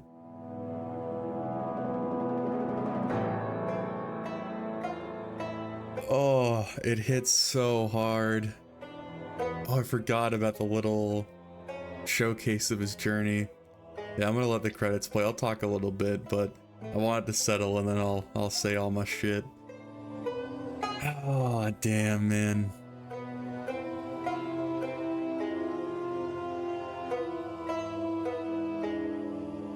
What a long journey.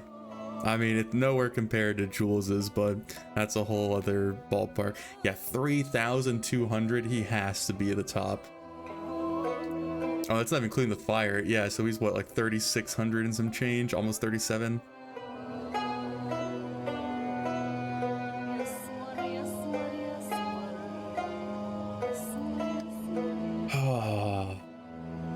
Go pause there. That way you give a nice visual that very much reflects what I want to say anyway. But there is Jamie's story concluded a year after its release. Here we are.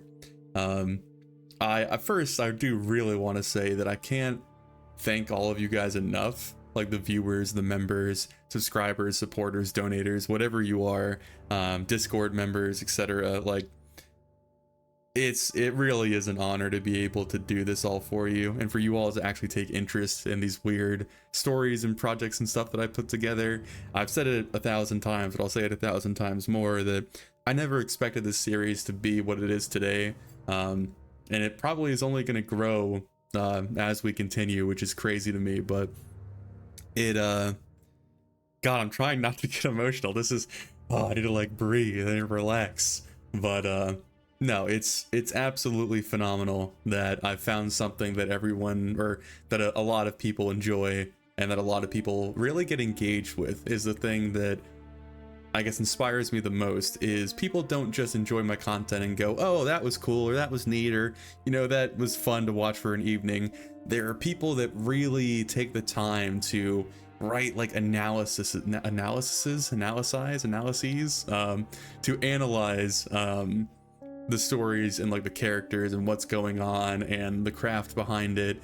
There's a lot of people that are very, very I don't want to say obsessed, but fixated on like going over the stories multiple times, or sharing what they felt or how they can relate to the journeys that are put forth. And that's really something special. That's like the human condition, I suppose, right? Like, it's us sharing our emotions over a I guess a false but crafted experience. And there's something so special about that. There really is, without sounding too, you know, high off my own supply kind of shit. But being a storyteller, being able to tell stories that other people enjoy, is really, really fun. And I've used that term way too much, but right now it's the only one that can come to mind. But anyway, with all this happy stuff out of the way, how do I feel about Jamie's journey a year after we've completed it? The first half is really rough to watch because there's so much I would change. but that is probably something to respect and to cherish, that I have this this moment in history kind of frozen in time for me. I can go back and watch it and see the progress I've made and see how far I've come, and that's something useful to have. It's also somewhat endearing, I suppose, because it is like the start of all of this. Like, Jamie's journey really is the original journey that kicked off the Survivor series and has gotten us as far as we've gotten now. So yeah, like, watching it grow naturally again, if that makes sense, like seeing the steps it took to get to where we are, is kind of strange, because going through it, you know, in real time, in real life, it has felt like it's been years that I've been working on this thing, because I've been so involved with it almost like non-stop since Jamie's journey has concluded. But now reflecting back on it in a much more condensed manner, it helps me realize how much I've put into it, and that's reassuring in a sense, that all of my effort is for naught, if that makes sense. It's kind of hard to convey how I'm feeling, because I imagine you'd have to spend a year editing these videos and then rewatch them to have the same sensation that I'm having now. But it's one of, what's the term I'm looking for, like satisfaction, fulfillment, and that's probably right. Like, being fulfilled is probably the best way to phrase it. And enjoying that this is here forever, and it's here forever for other people to find, for other people to come back to when they want to watch it again. That's another kind of honor that I have, or something nice about the platform or the internet that, you know, is available to me, is having this up for however long the world exists, I suppose. And perhaps even after I'm long gone, which who knows when that will happen, people might come back and watch this and enjoy it and remember, you know, the effort put into it. Who knows? But I think I've ranted enough. I've certainly recorded enough. I have so much editing to do just for this commentary, but hopefully you all enjoyed it. I imagine this is not going to be for everybody, but those of you who are still around, I probably know most of your names, I imagine, and I greatly appreciate you sticking through it. I hope that watching this gave you a bit more insight into the series, or maybe just, you know, a few more things to think about, I suppose. Really, oh, I just dropped my pen. Really, the goal of this was to answer some questions, to reflect back on the journey we've had so far, and I might do this with the other series when they hit their 1-year anniversaries, but we'll see. Doing this for Jules, we might end up with like a 20-hour video, and I know some of you crazy people will watch it, but I don't know if that's a great plan for everybody. But I will cease my rambling. I will thank you all once again for being the awesome people that you are, and I will leave you alone for the day so you can stop hearing to my annoying voice. So without further ado, have a good day, guys.